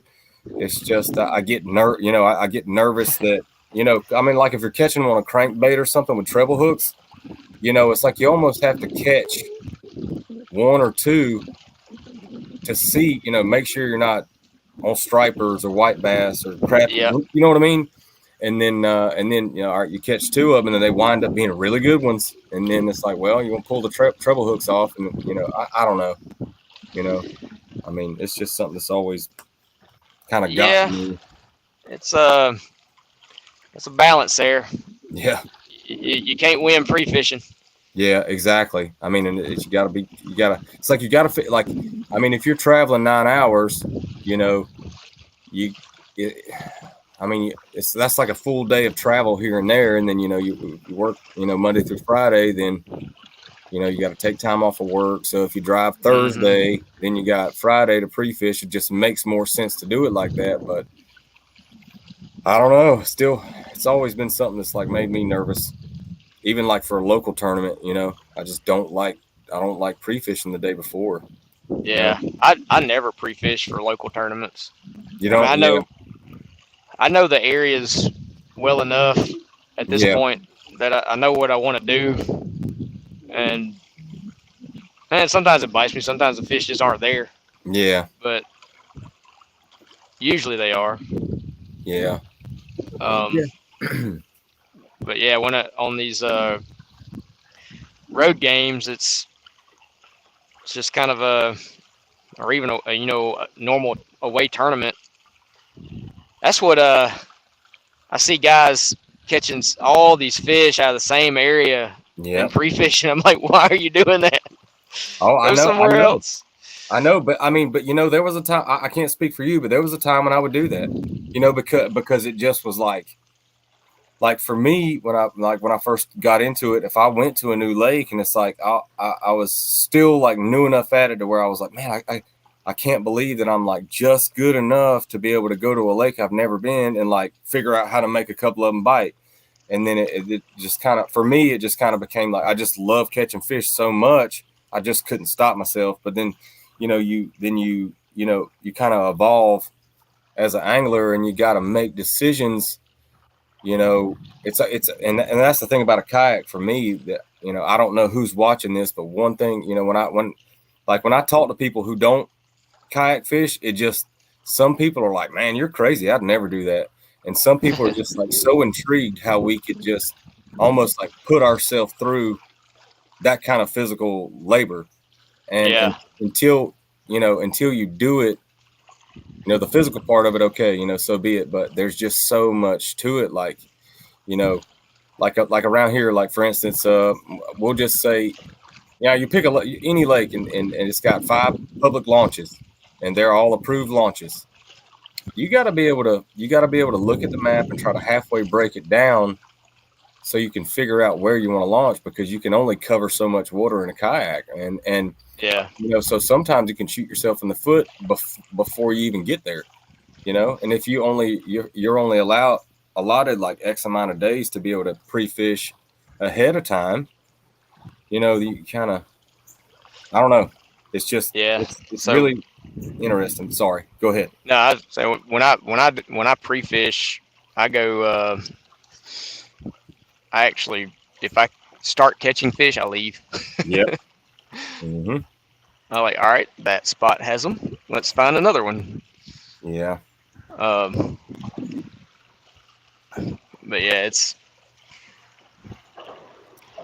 There's a learning curve to it. Like it's I mean, and it really does, like, I don't know, in my opinion, like it's just all about, like, it's a lot of it's like being able to make just good enough decisions, like based on your map study, and you know, based off of the amount of time you have or do not have to be able to pre-fish, and then a lot of people call it luck. I'm gonna call it God, because that's just, in my opinion, that's what it is. You know, he's yeah, either gonna put them, you know, they're either gonna bite for you or not, and yeah. And I mean, that's the other thing. You can find fish all day long, but if they don't want to eat come tournament day, you're screwed. yeah. So So you yeah, but I got to don't know. rely on God to ring that dinner bell. No, I know. I mean, you know what I mean. I mean, I think I don't know. We get just enough. You know, you might could, like you said, you can go win pre-fishing, and if it's not your time on tournament day, it's not. You know, I mean, Yeah. I'm assuming that you've won like you've won some events before. Uh, You came really like done really really well in some events before. yeah. I mean, I've won several local events. Mm-hmm. Yeah. I've had some decent finishes on national trails. Mm-hmm. Probably one of my biggest misses was the TOC in, I think, 2020. Whenever they went to Tennessee, I was sitting Hobie? in like, yeah, I Okay. was in like second or third on day one, and didn't get a limit on day 2. Wow. Yeah. See, that's the thing. Uh, I have no experience with like national, like the KFL here is like the most national events I've done. I mean, it's just I haven't been able to work it out yet, you know. And but yeah, I've done really well in some local tournaments here, and I've won a couple, but that's what I mean. It's like the first tournament I ever won was actually at Randleman, and I went into that, like the way my work was. It was like things were so busy. Like I had to, like, the tournament was on a Saturday. I had to work Monday through Friday. Then I just about had to beg for that Saturday off, and then I had to come in Sunday and work. Like, so, and I really didn't have my mind much on what I was going to do in that event. You know, I was kind of just going for points, and I just went out there, and I just like kind of like went fishing. You know, you hear people say that, and I knew nothing about what they were doing at the lake. I mean, I had an idea of like maybe where they would be, and I don't consider myself like a shallow water lake fisherman. You know, I like fishing rivers, you know, but as far as like in lakes, I like fishing deeper water for whatever reason. But you know, I got you. that's what I mean. It's like, so how do you go? You know, how do you go like not even pre-fish or not even hard to like be able to have the time to think about pre-fishing for an event and then go win it? I mean, yeah, okay, I might have had some skill involved in it, but really, I mean, at the end of the day, you know, it's either your time or it's not your time. Yeah, I mean, every sport your success is a ratio of skill and luck. Yeah. So even highly regulated sports like football, you got a luck factor there. It may not be as big in fishing as it is in fishing, but every sport's got a luck factor, and You're fishing's exactly probably right. got one of the biggest luck factors. So, Oh yeah. But I mean, it takes skill. You got to capitalize on that luck when it happens. So, Exactly. Yeah. I mean, I don't know. That's what's so cool about it. I mean, it's like you learn something. Or like, I mean, if you try to learn something like every time you go out, I mean, it's I don't know. It's really cool to me. That's just, yeah, but I yeah, don't and I mean, there's so many different ways to skin this cat too, because know. Mm-hmm. like I was saying, I've been a creek and river. I mean, I mean, I hate calling myself an expert, but that's what I did for uh, all I fished most of my life is creeks and rivers. I could Yeah. dissect a creek and a river. You know, me and Drew Gregory fished together a lot. Oh, really? Uh, Okay. we, I honestly I learned a lot from him because he was into it a little heavier when I started Mm-hmm. getting into the kayak part of it. But right around 2006 or so. But Oh, yeah, I mean that's wow. just you can be really good at that one thing, but there's so many other ways to do it. So that's kind of why I started branching out. I wanted to get maybe a Oh, little yeah. bit more, Versatile. yeah, a little more versatile tool set. And I love my creeks and rivers. It's a lot more natural, and I still enjoy it more than lake fishing. But lake fishing does intrigue me, especially the offshore stuff. Oh, yeah. It's a completely different animal, but it's neat. Yeah. I mean, and that's what's so cool about it. It's just like yeah. I mean, you can, you can always learn something, It's just, my problem is I would always get like my mindset to like, okay, well, I fished Sharon Harris last year at this same time of year, in the month of August, and I was catching them on this, so that's what I'm gonna catch them on. Or like if you get like you have a favorite technique or whatever. For me, it was always I had a hard time like taking the Carolina rig out of my hand. A lot of people hate Mm. throwing it, but like I always went into it with like, well, that's how I was able to teach myself to fish deeper water, and the reason that I went with that technique as opposed to a crankbait is because most of the time, if you see anyone fishing like in a bass boat, they're power. It looks like they're power fishing. I mean, I don't like you know check them out and like Yeah, sit all day and watch them, but they're fishing quickly and then they move. And it's like, to me, it's I almost feel like the pressure that some of these lakes get, you almost got to fish finessey to be able to get them to bite. yeah, And then but branching out from that, because there's a time and a place when you need to be throwing a crankbait, when you need to be throwing moving baits, like where the finesse stuff is just not going to work. And I've had that, and oh yeah. I mean, if they're eating, then you want to be yeah, covering water. yeah. And it's like something in your mind. It's like, well, I know that I can catch them on this Senko right here. I know it. I just know I can. And they're not biting it, and you just keep on throwing it. Just keep on being stubborn and throwing it. You Yep. know? And so one thing that's one of the reasons I love my team so much is just because like everyone, and I'm sure you guys are the same along with every other team, is like everyone's got their strengths, and if you work together as a team, you can build off of one another. And so now I can throw a crankbait, I mean, Mm-hmm. it's and I hated crankbaits, dude, like for real. But like won't go and throw them. It's like I'm not gonna buy any more crankbaits, because if I do, I'm either gonna use them I'm either gonna use them and lose them, or they're just gonna sit in the box and the hooks are gonna rust off.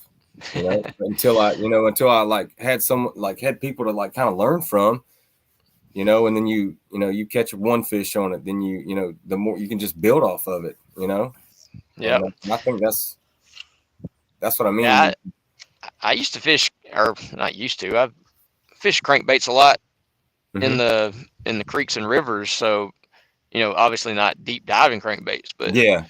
that was one of my, I guess, transition lures has been a crankbait. Just going to a deeper diving crankbait, going to the lakes, and then the Carolina rig's been a kind of a go-to as well. Has just it? because, yeah, I find it. I don't know. I find it easy to fish a Carolina rig out of a kayak for some reason. It's Oh I yeah. guess I mean, you got that big weight out there. You can maintain bottom contact, but it's still finessey. yeah. You see, you and I have a lot in common. We really do. I mean, because if I had my choice, I'd go fish a river every single day. I would. I mean, I just love it because, like you said, it's just so natural. I mean, and you can go, you can go fish we have the Cape Fear River down here, and now it used to be really, really awesome bass fishing, and it's just changed over the years. But that the river's always changing. You get these hurricanes that come through, and they change things up, and it's just, most people aren't going to go bass fishing up there in the Cape Fear River because the water's murky. It's hard to catch them, But I'm with you though. Like Carolina rig, I mean, you can figure a lot out about what's under the water just by dragging that heavy weight. Oh yeah. Do you ever anchor, or do you just use your motor to No. kind of keep yourself in position? Yeah, I just use my motor or pedals or whatever. But Yeah, the only time I'm really trying to keep position is in the wind, though. I usually keep moving. You've probably seen today I've probably been on my motor more than I've been fishing. I've been just going from spot to spot trying to find something that's active. Yeah. I mean, and that's the thing is I would take the heaviest anchor I could get, and I'd throw it over the side, and I would sit there. And I don't know. It's just we all have our own little ways, but all right. Well, I love the conversation we're having, but I just took a little peek over at Fishing Chaos. So I'm going to update you and the other 8 people that are watching this or listening to it or whatever.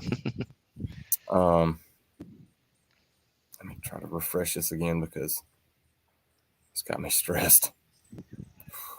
All right.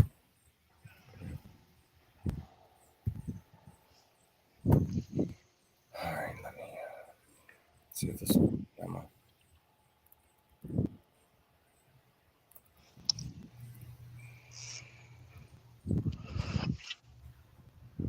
Oh crap. Okay, it just changed in that short amount of time. Oh my God. I have a heart attack sitting here. All right, let me try to share the screen.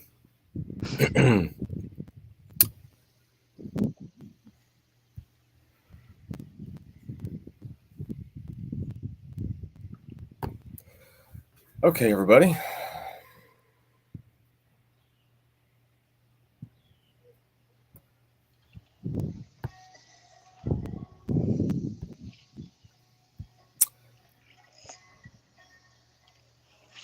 All righty, we have got just 2 minutes over an hour to go before this thing is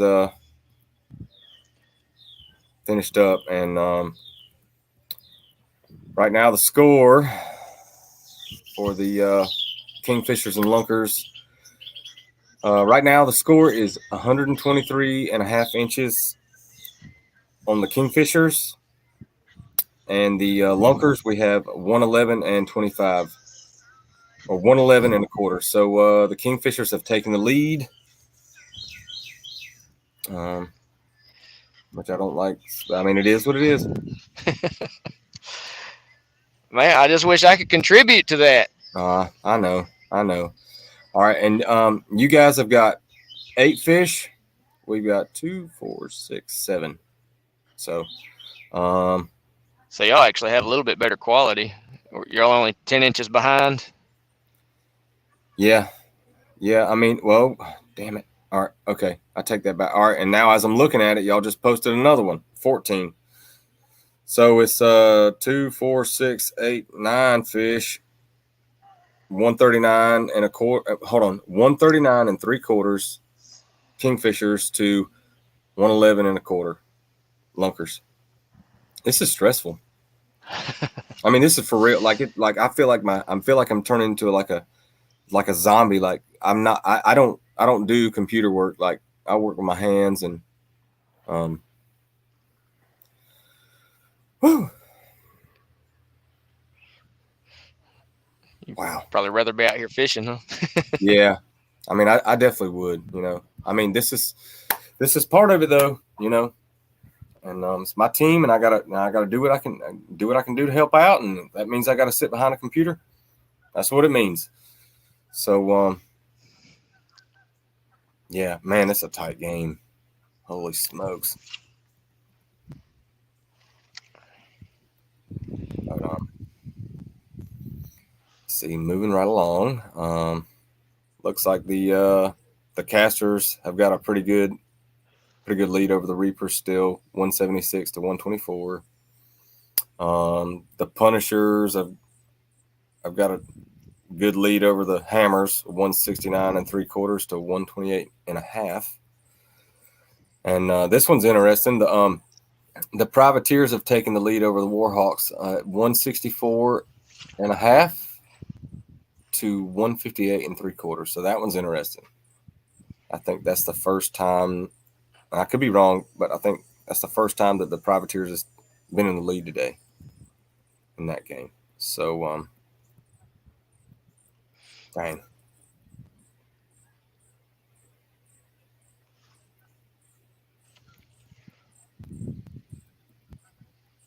Okay. Slayers still have the lead over the Copperheads. What's the score of that game? That game, the Slayers have 186 and a half inches, and the Copperheads have 164. Let me see how many. Let's see. All right, so the Slayers have 10. They've got their limit.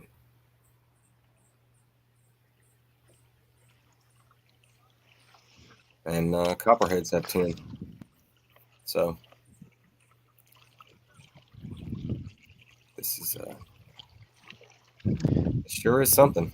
I'll be honest with you. That's Tenor Rock must be fishing tough too. Yeah, I've never been down there. I don't know. I've been to Fellsmere, so I don't know if they're similar. Have you been to Tenor Rock? I've never been to Tenor Rock. I've been to Fellsmere. Have you? So I mean, Yeah. like when you went, did you like how did that go for you? Give me a brief summary of your experience there, because I want to see if it relates to mine. I caught mostly dinks and some. I figured something out at the end of the tournament and caught a couple. I think, not big fish, but decent 16-inch or so fish in the last 30 minutes. That I think if I'd have been doing that the whole day, I probably could have done something. But all I caught was like 13 and 14 inches, about what I'm doing today. Except I actually had a couple that were scoreable. Wow. But I think one of our guys caught some good ones in practice. It was just kind of tough on tournament day. Yeah. Oh, you're talking about when you guys went down there last year? Yeah. Was that a playoff game? No, that was a regular season game. Yeah, but it was wasn't it towards the end of the season? Yeah, I think it was the last game we ended up playing because we were supposed to go to Indiana, and then I think we pretty much all got, the guys that were available got COVID. Yeah. Yeah, because my experiences was very similar. I was just so tickled to be able to even go down there. Like I couldn't believe it. That's like a Headwaters Lake, Fellsmere. I mean, it was it was just so amazing to be there. And just and then like catching fish. What to me, it didn't seem like it was hard to catch the fish. but like you said, you kind of like figure out a pattern. But copperheads, man, they had them dialed. They did, because they were catching big ones. Yeah, So, I missed a little tidbit of information. Going back and hindsight being what it is. mm-hmm. Uh, I saw this thing that would have tipped me off to what I needed to be doing, Mm-hmm. and it didn't register at the time. And then it happened again there at the end of the tournament, and I started catching fish. I was like, "You dodo bird!" Yeah. Yeah, I mean, it can be really overwhelming. It happens sometimes. I got locked in on something that I thought I should be doing instead of just doing what the lake was telling me to do. Yeah. And it bit me. Yeah. Yeah, that one was a tough one. Well, I mean, it was really, really fun, but that was a tough one. So, but yeah, we went down there in June. It was like our second game. Yeah, so we were all just super excited to even get the chance to go down there. Because like I told you, like I haven't fished any like national events, but I went to Fellsmere though for the KFL. I mean, it was just, I don't know, just feels right, doing this. It feels like what I'm supposed to be doing, I guess. Not sitting behind a computer, but fishing. Yeah. So it is fun. Yeah. All right, so get back up here.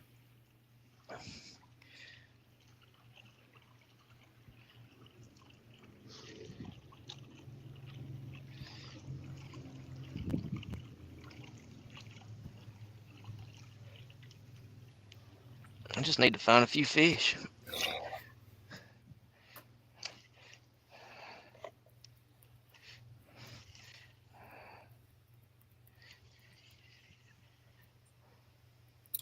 All right, I don't know what our score was the last time I said it, but right now it's Kingfishers 154.5 to the Lunkers with 125.5. So, sounds like we got our 10th fish. Yep. You.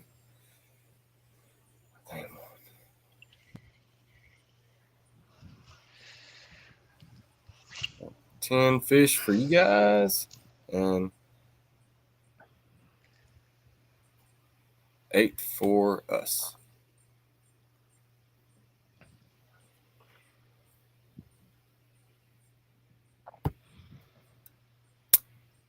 All right. Let's see. Somebody has put a comment here.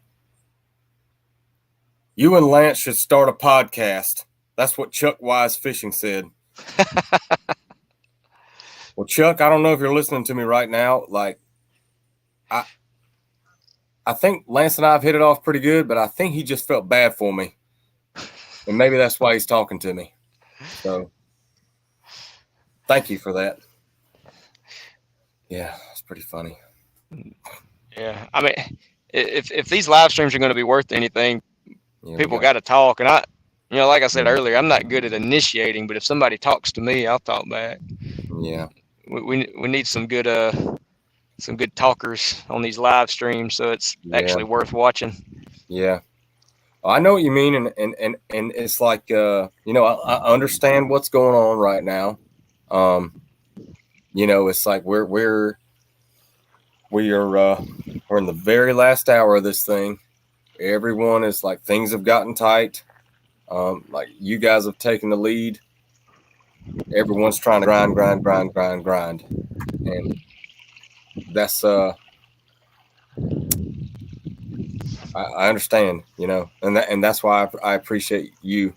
I'm not saying I don't appreciate my team or anyone else on yours, but you instead of me sitting here looking like a dummy talking to no one, at least I got a conversation with you. So thank you. Yeah, no problem.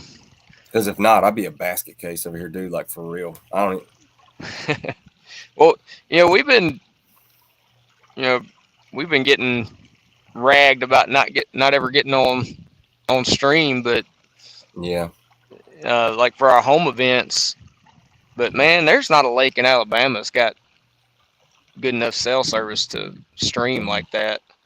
Yeah. Especially the Coosa River, which is where we're from. I mean, yeah, I think you can do it on parts of Guntersville, Mm-hmm.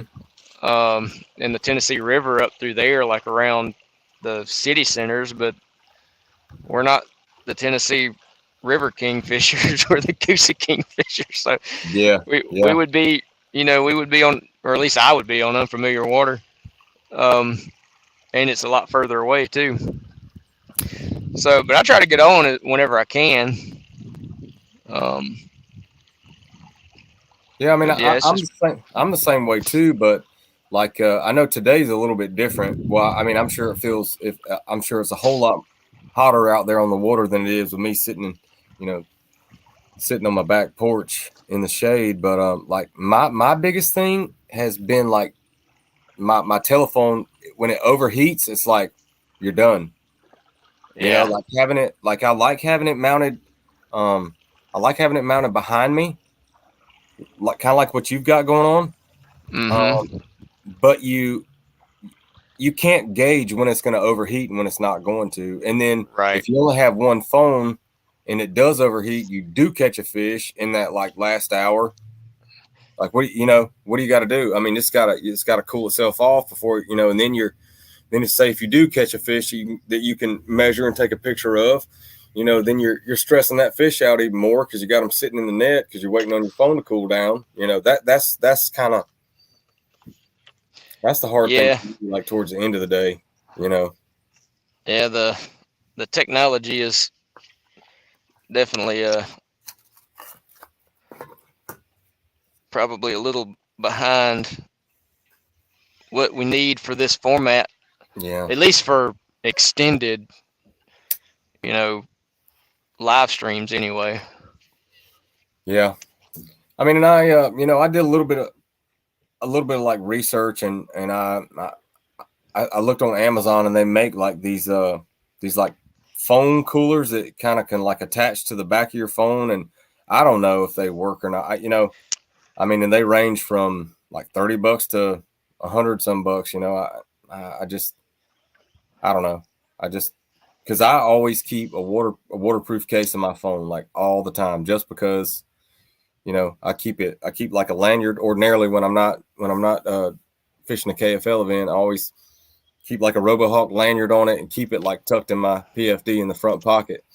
So I've heard that those little like radiator things or like phone cooler things that they won't work if you've got a case on it. And I'm not gonna take that waterproof case off and chance it getting wet or afternoon thunderstorm coming up or something, Right. I mean, I've had this telephone right here for like 4 or 5 years. Well, maybe 3 or 4 years. And that's, and it still works fine. And I've had 4 or 5 different waterproof cases for it, and it's taking care of that phone, So, I don't know. We'll see. I mean, but, dang. Well. Let's look at some chaos again. Oh, you get a bite? Man. Why didn't you stay on? I needed that one. See, that's why I need to hush and let you just do your thing. Oh no, I wouldn't. Well, I lost him. I got a good hook set. Probably just swiping at it.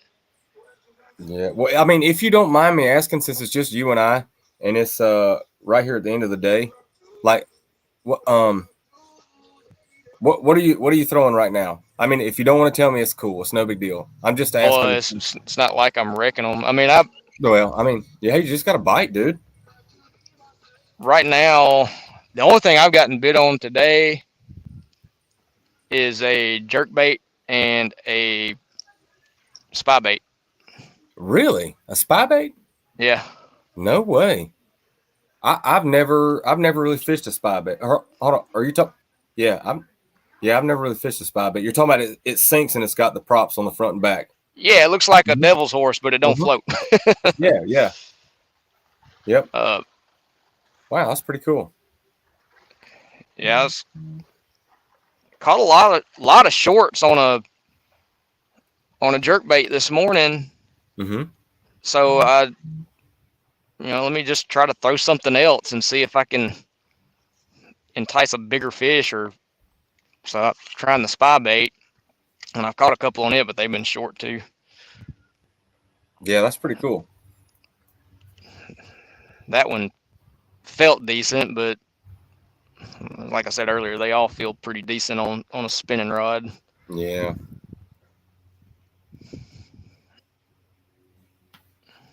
Cause I set the hook, he pulled drag, and then it just come off. So I don't know. Yeah, I mean, it looked like earlier that you were throwing like a small jerk bait, but I wasn't sure, and I wasn't going to ask. I mean, I Yeah. know, Honestly, one of the reasons I've quit fishing the jerk bait is my arm was getting tired. Really? Spy bait, I can just reel it in. Yeah. I don't fish jerk bait much, so those muscles don't get very much workout. Yeah. Not a whole lot of need for a jerk bait in the river. Yeah, you're right. You were absolutely right. So.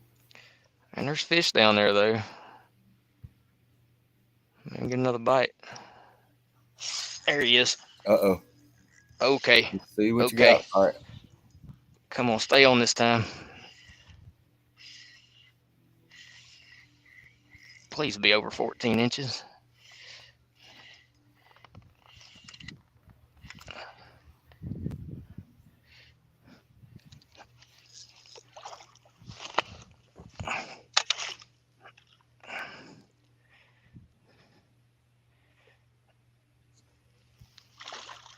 Okay, yeah.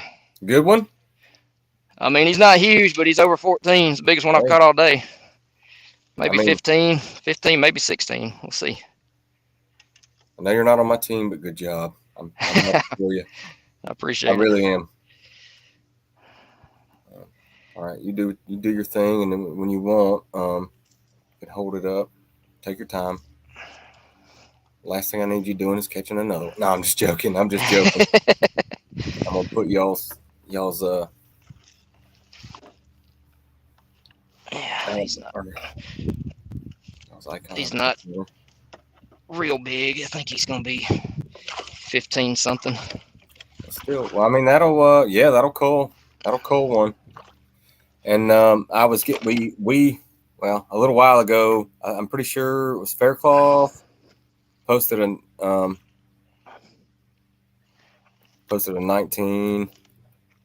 and a half. So yeah, but I mean, but that left us at 145 and you guys at 155 and 3/4, and then whatever you've got there, it's probably gonna cull. It's gonna cull that up. All right. I take 2 phones so I can stay on. Do you? Yeah. I hear you. Yeah, that's what I need to do. Do you have you just have your regular service, and then you just use like a hotspot and connect the other one to it? Actually, my I work for a service company. Mm-hmm. So service companies are always on call, basically. Yeah. Oh, yeah, I know. I used to have a company telephone at the last. Yeah. I just keep my work phone on me and. Gotcha. Yep. That makes sense. Well,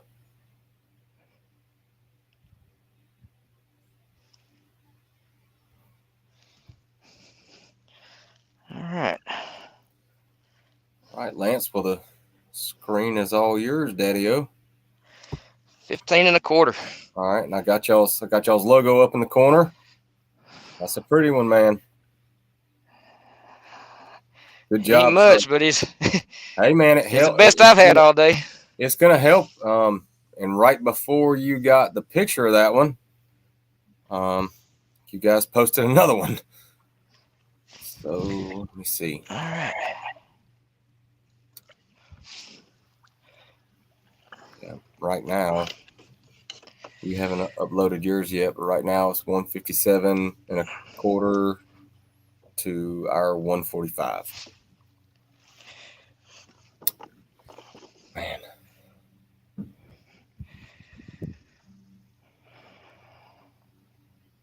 You know what? I hate to say this, but I'm about as damn nervous right now. I could thread a sewing machine while it was running.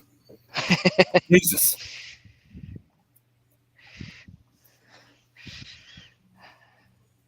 Y'all got anybody with no service that's gonna I upload a bag at the end of it? honestly, I don't know, and I don't I don't expect them to do that, and I wouldn't approve of that. I mean, not that I'm just the leader of the team. I'm just trying to help, trying to help coordinate, but I don't care for the sandbagging deal, Yeah. I don't think any of them would do that.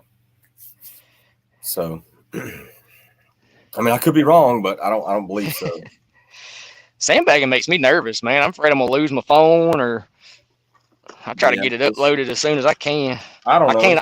I can't always do that because I fish in areas I don't have service. But if I got service, I'm putting it up there. Yep. I mean, I'm the same way. I don't believe in it. I just don't. Now, if I'm on a hot school, I'll Well, yeah. wait. I'll wait till I got a lull or something. But I try to get it in as soon as I can. Yeah. But that was a whole school of fish, so I'm gonna try to catch another one. You would, wouldn't you? No, I'm just kidding. I don't blame you. I know what you mean, man. As the wake boat goes by.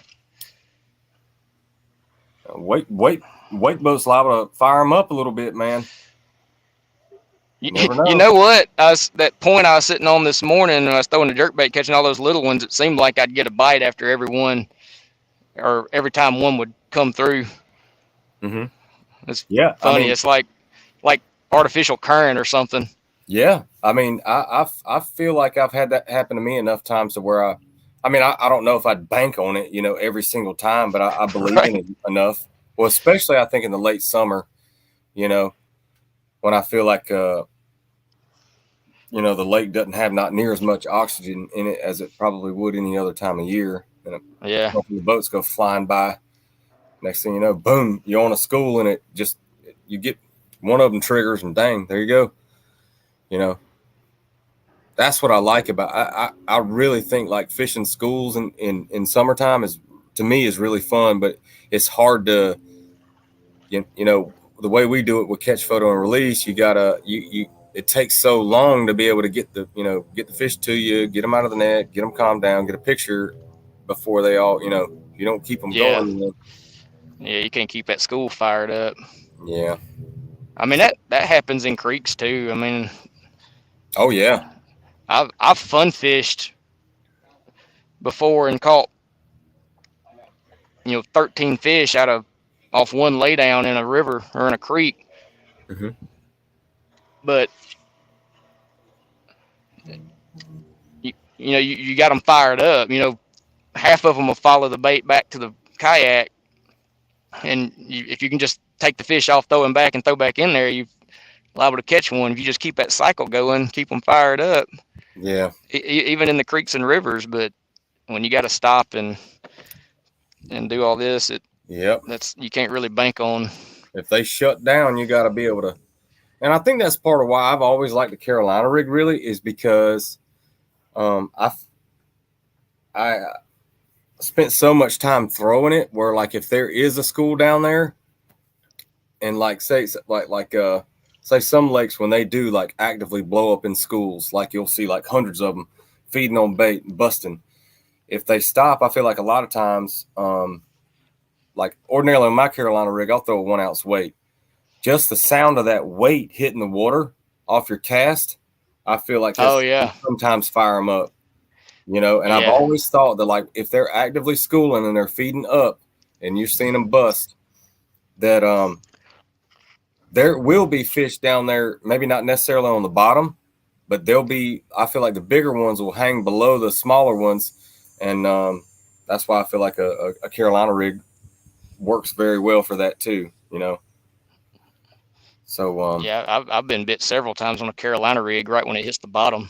It's like, you know, they heard that weight just cannonball into the water and they just ran over to look. Yep.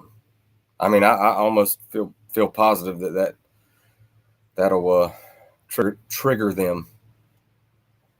So, but what size weight do you ordinarily fish on yours? It varies. If I'm around grass, I'll go 1/2 ounce. Mm-hmm. And if it's deeper, you know, a little bit deeper, I'll go 3/4. I don't throw 1 ounce too much, but I don't fish super deep either. I'm not. I hadn't gotten comfortable with fishing, you know, over 20 feet deep yet. It's just so foreign to me. Yeah. Well, see, that's cool, because I always, like on my Carolina rigs, always 1 ounce, always. But then I don't fit, like Sharon Harris used to be a grass lake, and it used to have a lot of grass in it. But so I'm not really dealing with a whole lot of grass, probably like you are. So it's just always like my go-to, or it just might be one of my quirks, you know. Yeah. So do you have a lot of chunk rock? some of the lakes do, you know, because I feel like you're gonna get bit on hard bottom. Sorry. Yeah, that was a problem I was having with the 1 ounce weight. We got a lot of, it's not even chunk rock. It's almost like bedrock with crags in it. Mm-hmm. And that big old weight would just fall down in a crack and just get locked up. Mm-hmm. Yeah. I mean, I know. Yeah, it's like you're dragging it over broken bricks and cinder blocks or something. Mm-hmm. So, yeah, and then there's like times where if I am like dragging it and I know it is over like something super gnarly like that, and it like gets hung up a little bit, I'll try to drag it just slow enough, and if I feel like it's getting hung up, then a lot of times I'll like kind of hold my rod out and like pop the line and my rod at the same time to see if I can get that weight to pop loose. And if you can get it to do that, a lot of times right after that, boom, you'll get bit. Not all the time, but you know, it's like, it's kind of like jerking a chatterbait out of grass, just that sudden motion and sound. Yeah, it's like, wouldn't it be cool if like you could like see what it looked like there for real, like if you were fishing it and it could also see your bait the whole time it was under the water. And like, say for instance, in that situation, there was one fish like right up behind it, and you did like that same situation happened and you popped it just to see, you know, we know what we think they do, but just to be able to see it, you know, that would be cool to me. It's going to be the next iteration of live scope. It's going to be the lure camera. Yeah. I'm sitting here talking to you. You need to be on the screen. I'm sitting here looking at my idiot self. Yeah. Well, if anything, I really have enjoyed this conversation. I really, really have. You know? Yeah, it's been good. And I finally caught a fish. Yeah, I know. And and you got it on. You had, dude, it was all you. I mean, go back in. I caught a fish on a lure I would never have imagined myself throwing in a million years, just 2 or 3 years ago. The spy bait? Yeah. Yeah, that's pretty cool. I own one. Yeah, I think I own one too, but I don't know where it's at. And I think this is probably the second time it's ever been tied on. Well, I mean, that's what I mean. You just learned something. You know, it's all about. Well, that's the best you can hope for on days like this when it's tough. Is, you know, well, they're not eating whopper ploppers and spinner baits. What am I going to do? So I'm like, let's take a look at the box. Well, let's try this. Seems like a good lure. Yep. I mean, that's what I mean. That's cool, because I probably I probably wouldn't have done something like that. You know, I'm getting to that point where maybe eventually I'll start doing something like that. It's just, and I just, you know, gotta.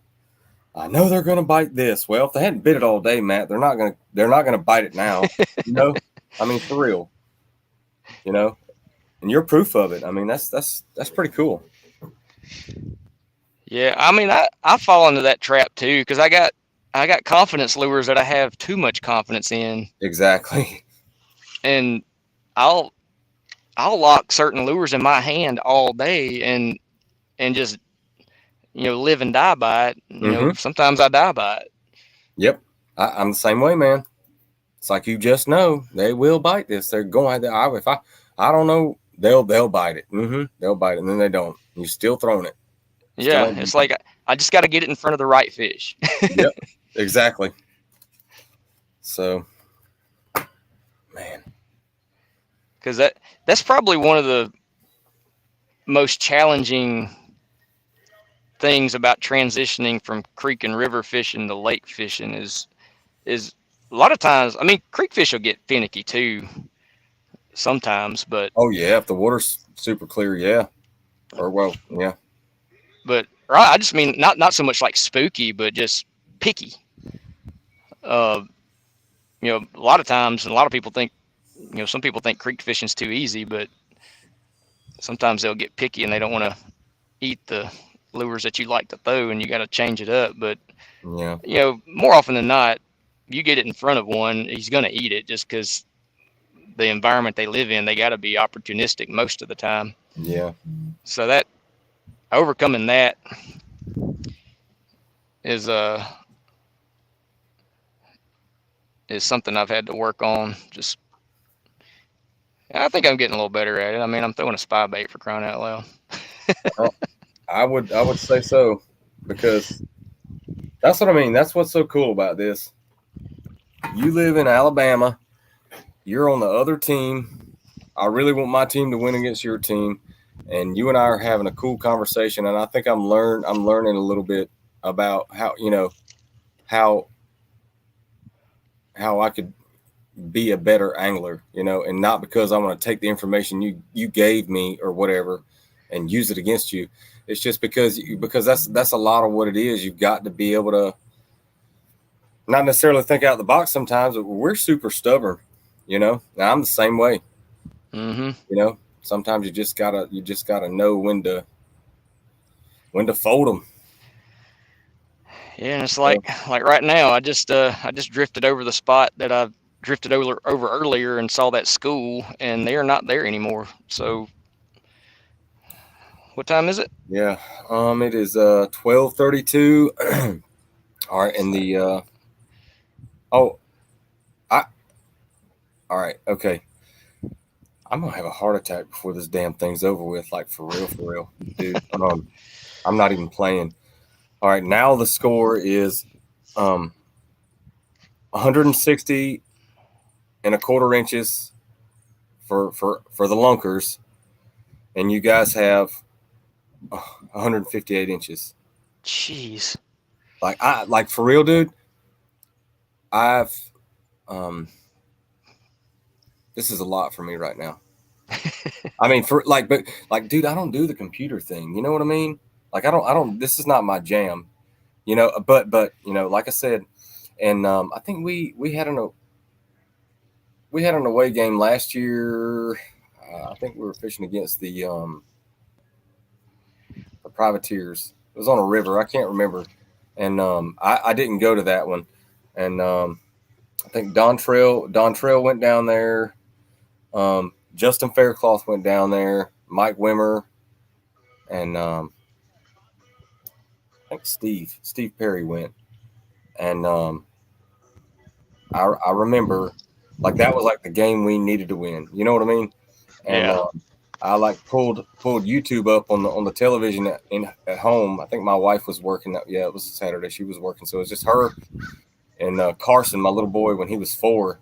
And I'm like straight up looking at the screen, like screaming, like, oh my God, getting ready to have a heart attack. Like, I can't believe this. Like, seeing it all happen and looking at the leaderboard too, you know. This is a lot more than that.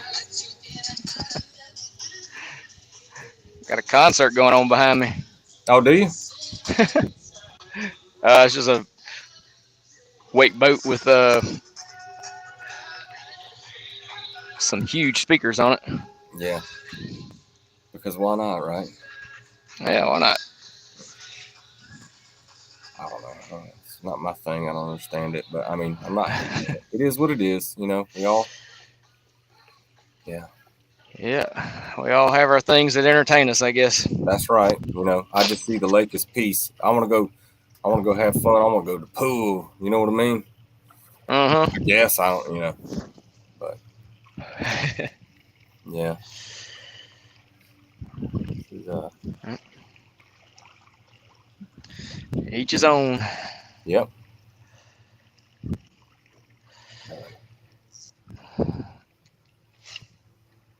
The KFL logo.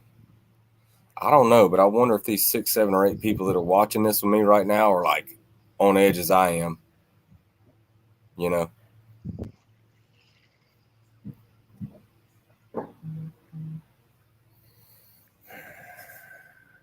My wife is being so patient right now that it's, you know, I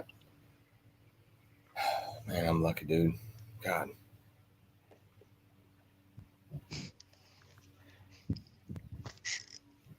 Uh-oh. What's that? Oh, I thought you had one. Oh no, I was just pulling some slack. All right.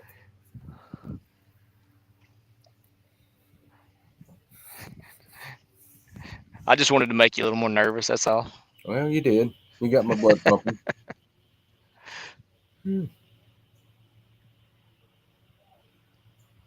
I got hypertension. I should have taken an extra blood pressure pill this morning. For real.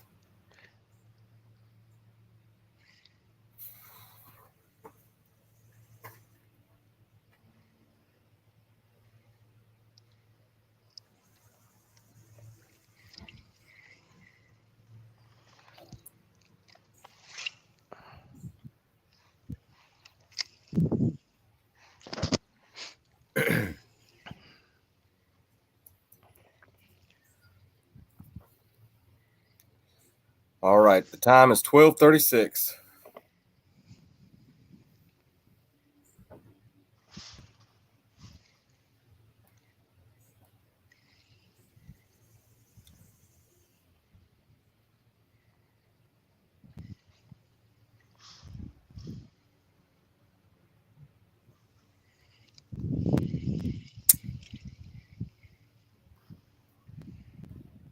Pull the leaderboard up again. All right. So still looks like there's no score change on our game. Real quick to try to calm my nerves, I'm gonna go and try to just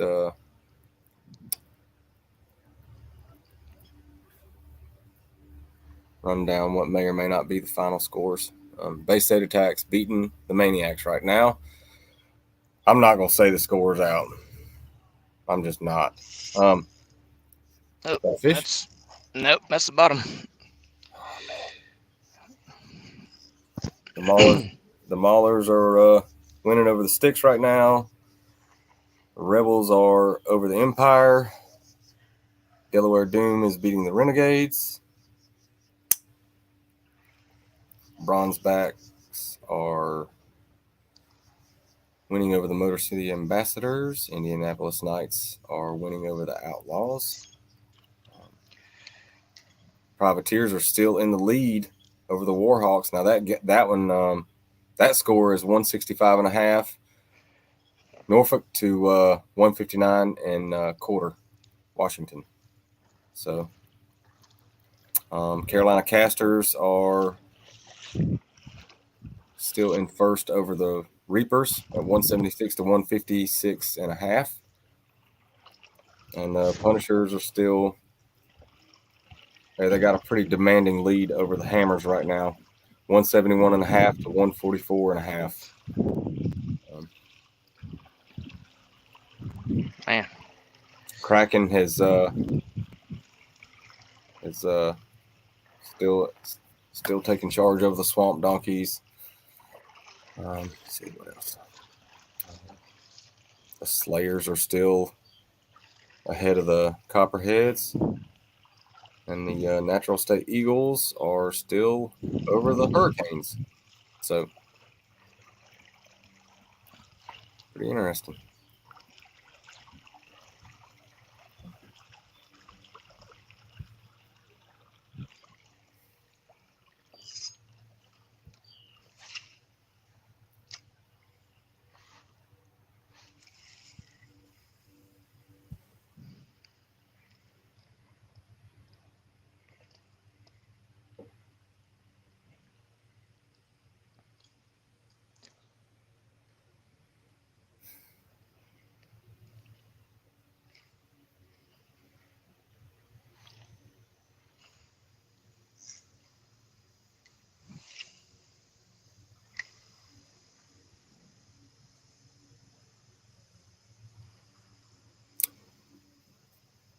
"20 minutes to go."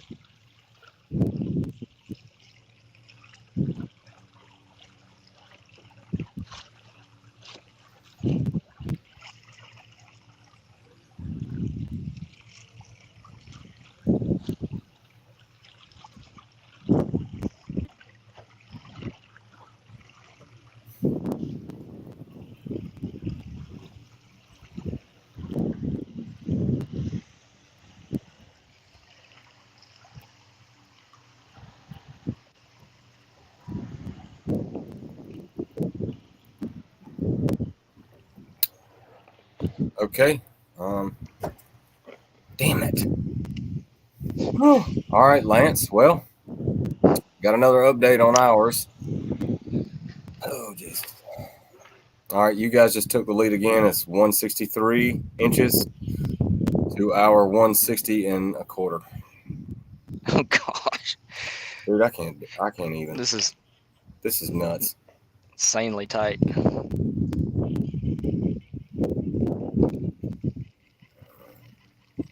Yeah, and that was Joe McElroy. He just that one he just posted was a 20. Woo! I know. Oh, you got one? No, I was just reacting to that. That's the kind we should have been catching all day. Yeah.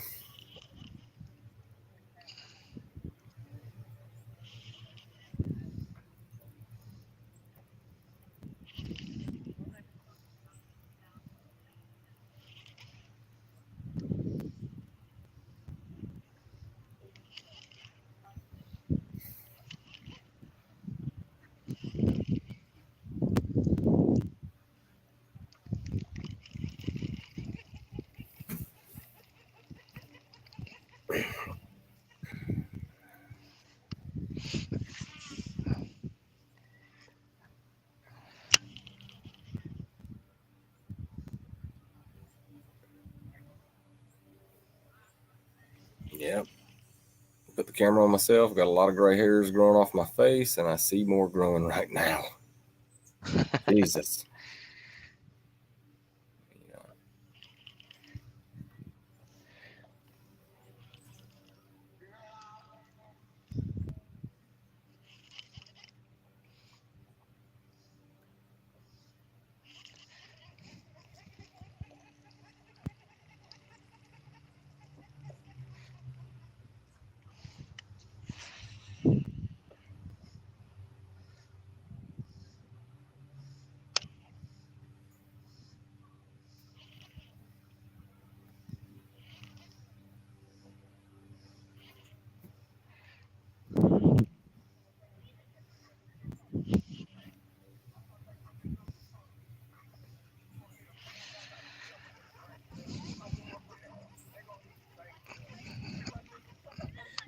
All right. Lance, I didn't know you like rap music. Man, I love it. Just jamming out over here. Mm-hmm. It's all about them basses. I mean, bass. I don't know what my camera's doing. It's flopping around all over the place. I for real, dude. After this, I'm gonna have to. She's gonna have to I'm gonna have to get her to go hose me off in the yard or something, dude. I ain't. Either that or carry me to the hospital. I'm fixing to plop till I drop here. Mm-mm. That's my rule. Last 15 minutes, just throw a plopper. Really? I can dig it.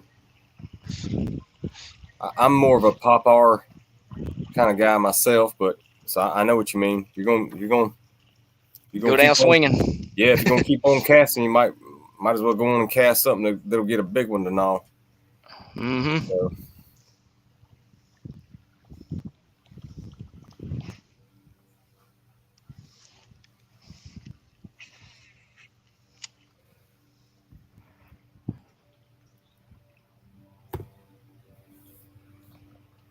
all right. Well, to you 5 people that are watching this, or anyone decides they want to watch this far into this video after it's already been posted and live, whatever.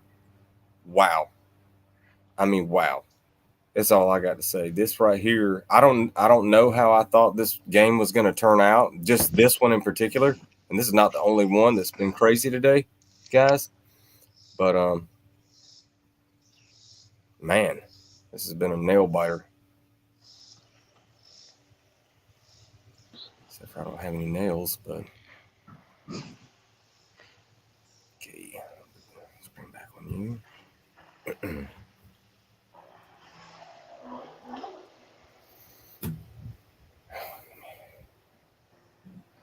Give me a minute. Oh.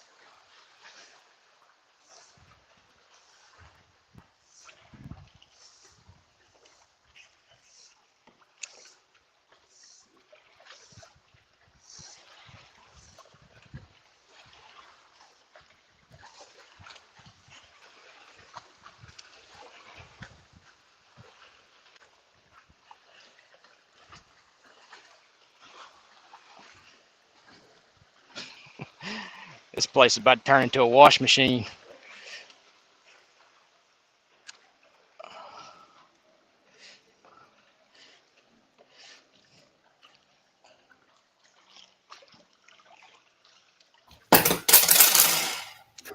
I don't know what happened. Bunch of wake boats. Luckily I don't see a wake boat, but we got 2 pleasure boaters and about 5 jet skis just going in circles Around you. Yeah. All right. Well, score's still the same. 163. Kingfishers over the Lunkers, and we have 160 and a quarter still. So, man, my kids in there trying to destroy the house right now.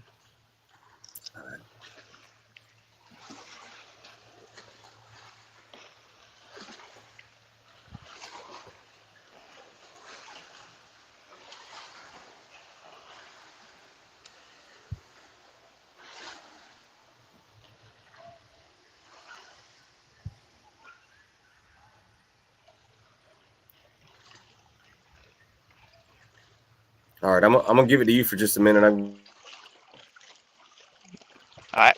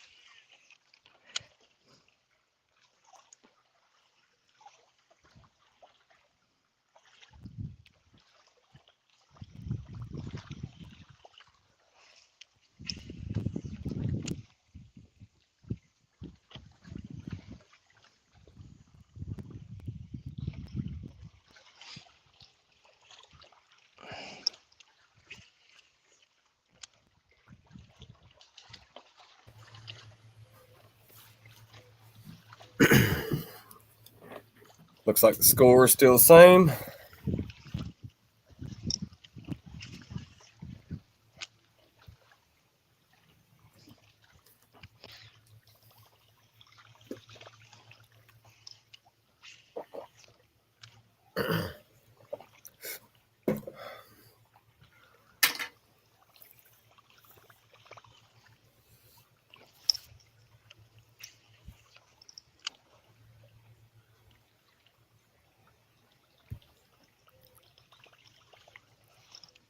Who would have ever thought that I would have wound up being a commentator for my most favorite sport in the whole wide world? Really?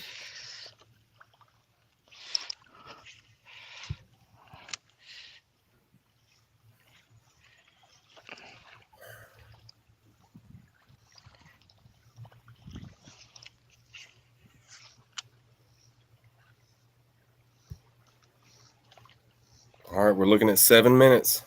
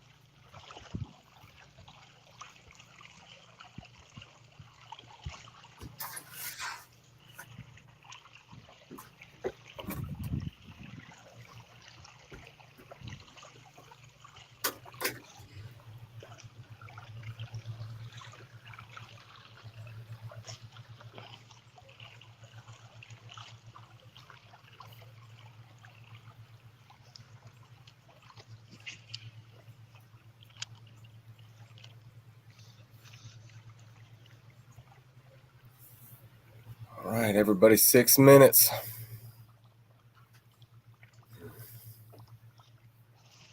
Time for a Hail Mary. That's basically what I'm doing. Yeah. Well, I gotta say, dude, I got a handful of heroes in my life that fish out of a little plastic boat, but you are definitely one of them. And I I mean that one appreciate of that. these days. No. I mean, I mean that too. I think sometimes people think I'm just joking with them, but I really mean it. But you stayed with me on this thing this whole time, and it's had a good time talking to you. And it is one of these days I'll get to meet you and I'll get to shake your hand. I just hate that you're in the same state I live in right now and I can't do it. But you know, All in good time. that's right. Holy smokes, dude. The all right, so the Virginia Reapers and Castors game, right now, the score for that one, the Reapers took the lead, and the score is 176 3/4 to 176. Oh my gosh. I know, dude. That like that's what I'm saying. I mean, Jesus. That's, I mean, dude, that's this is wild. unreal. And you know, like the Warhawks led the game over the Privateers for like most of the day, and then boom, you know. And now the Privateers are still in the lead. Man, this is crazy. Y'all are still score on ours is still the same 163 to 160 1/4. Dang, dude. Looks like the Slayers have just about taken it away from the Copperheads. Yep, and they just culled something right as I was saying that. I don't know what happened there, but never mind. All right. The Slayers they're legit. I mean, I know we beat them, but I think that game could have gone either way. Those Yeah, guys can fish. but you know what's so cool about like this whole league, dude? It's just like win or lose, there are some really good teams, and I'm not trying to pat my team on the back. I can honestly say that every one of the games we've had, whether I've been there fishing or not, we've done everything right, you know, everything right, and that's just at the end of the day, that's what it all comes down to. And yeah, it might equal heartbreak, but you know, this is unreal how this is all playing out, and I think it's really cool to be a part of it myself. So I'm just thankful. But man, dude.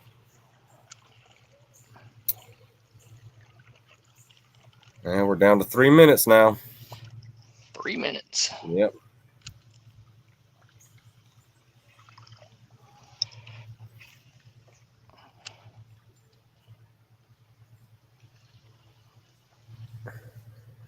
Still not seeing any change on the leaderboard.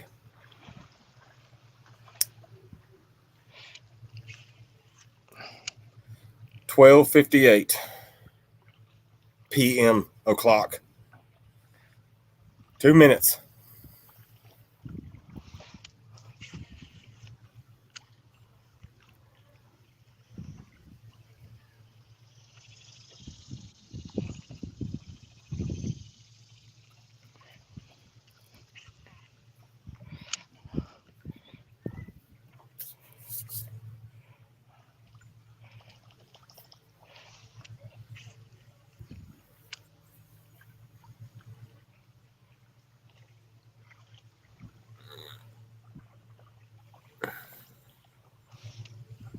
Still 2 minutes.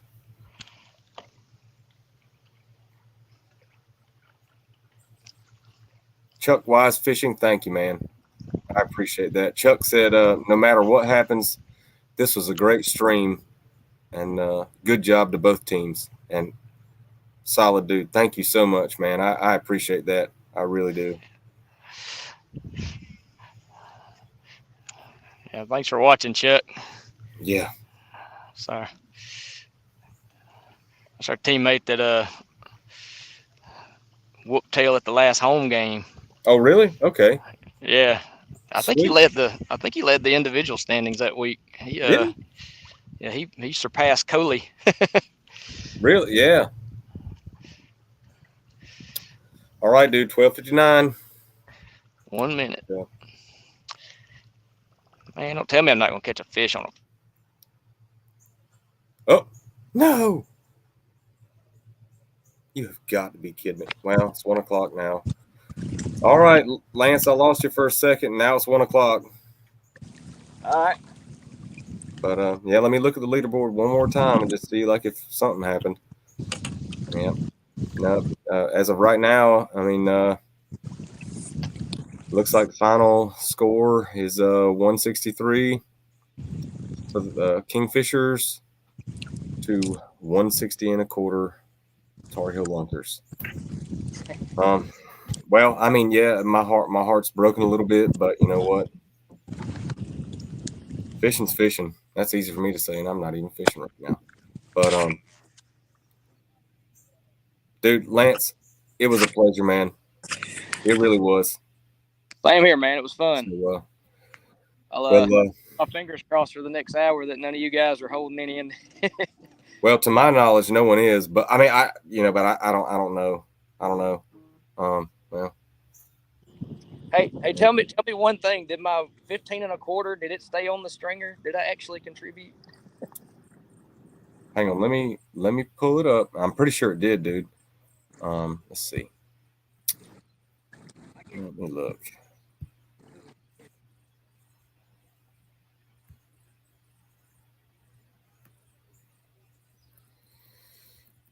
Yeah, somebody commented and said that Joe was going to be on him, and he was, wasn't he?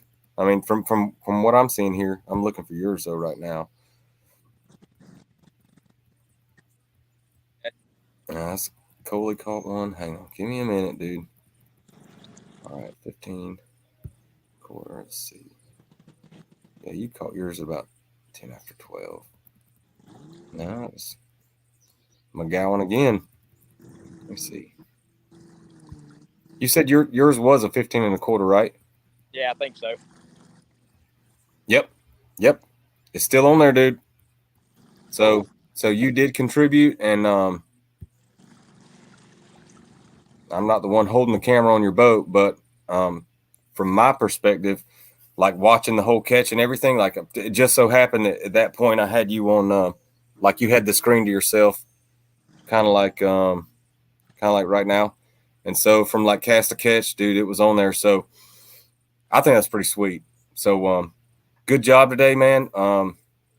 If you will relay the message to the rest of the guys, good game, man, good game. So, I mean, personally, I wish we would have won, but you know what? That was a hell of a game. So, That was that's tight. It's about as tight as it gets. yeah. Well, so Casters and the Reapers game is about as tight as it gets. I know. Well, I think I'm gonna wrap this thing up, but man, it sure was a pleasure spending the last like 8 hours of this thing with you. No, 4 hours, but you guys tell the rest of the guys good game, hell of a job, and y'all like be careful going home, be safe, and man, whew, what a nail biter. So thanks for hosting us. Yes, sir, man. Maybe next time I'll do a little bit better, but you know, my nerves were shot there at the end. So, but anyway, it was a good game. So, all right. Well, anyone that's still watching this or anyone who's going to come back and watch it, because you never know. This is Matt Dunn for the Tarheel Lunkers. I appreciate your support for both teams, and I appreciate some of these really great comments. And it was fun. You know, this is a new part of it for me, and what a game. Dang. What a game. What a day. What a week. But all right, guys. Well, I'm gonna sign off, and Lance, you take care, man. It was a pleasure, dude. Thanks, man. All right. Y'all be safe going in. All right. We will. Later. Later. Bye-bye. in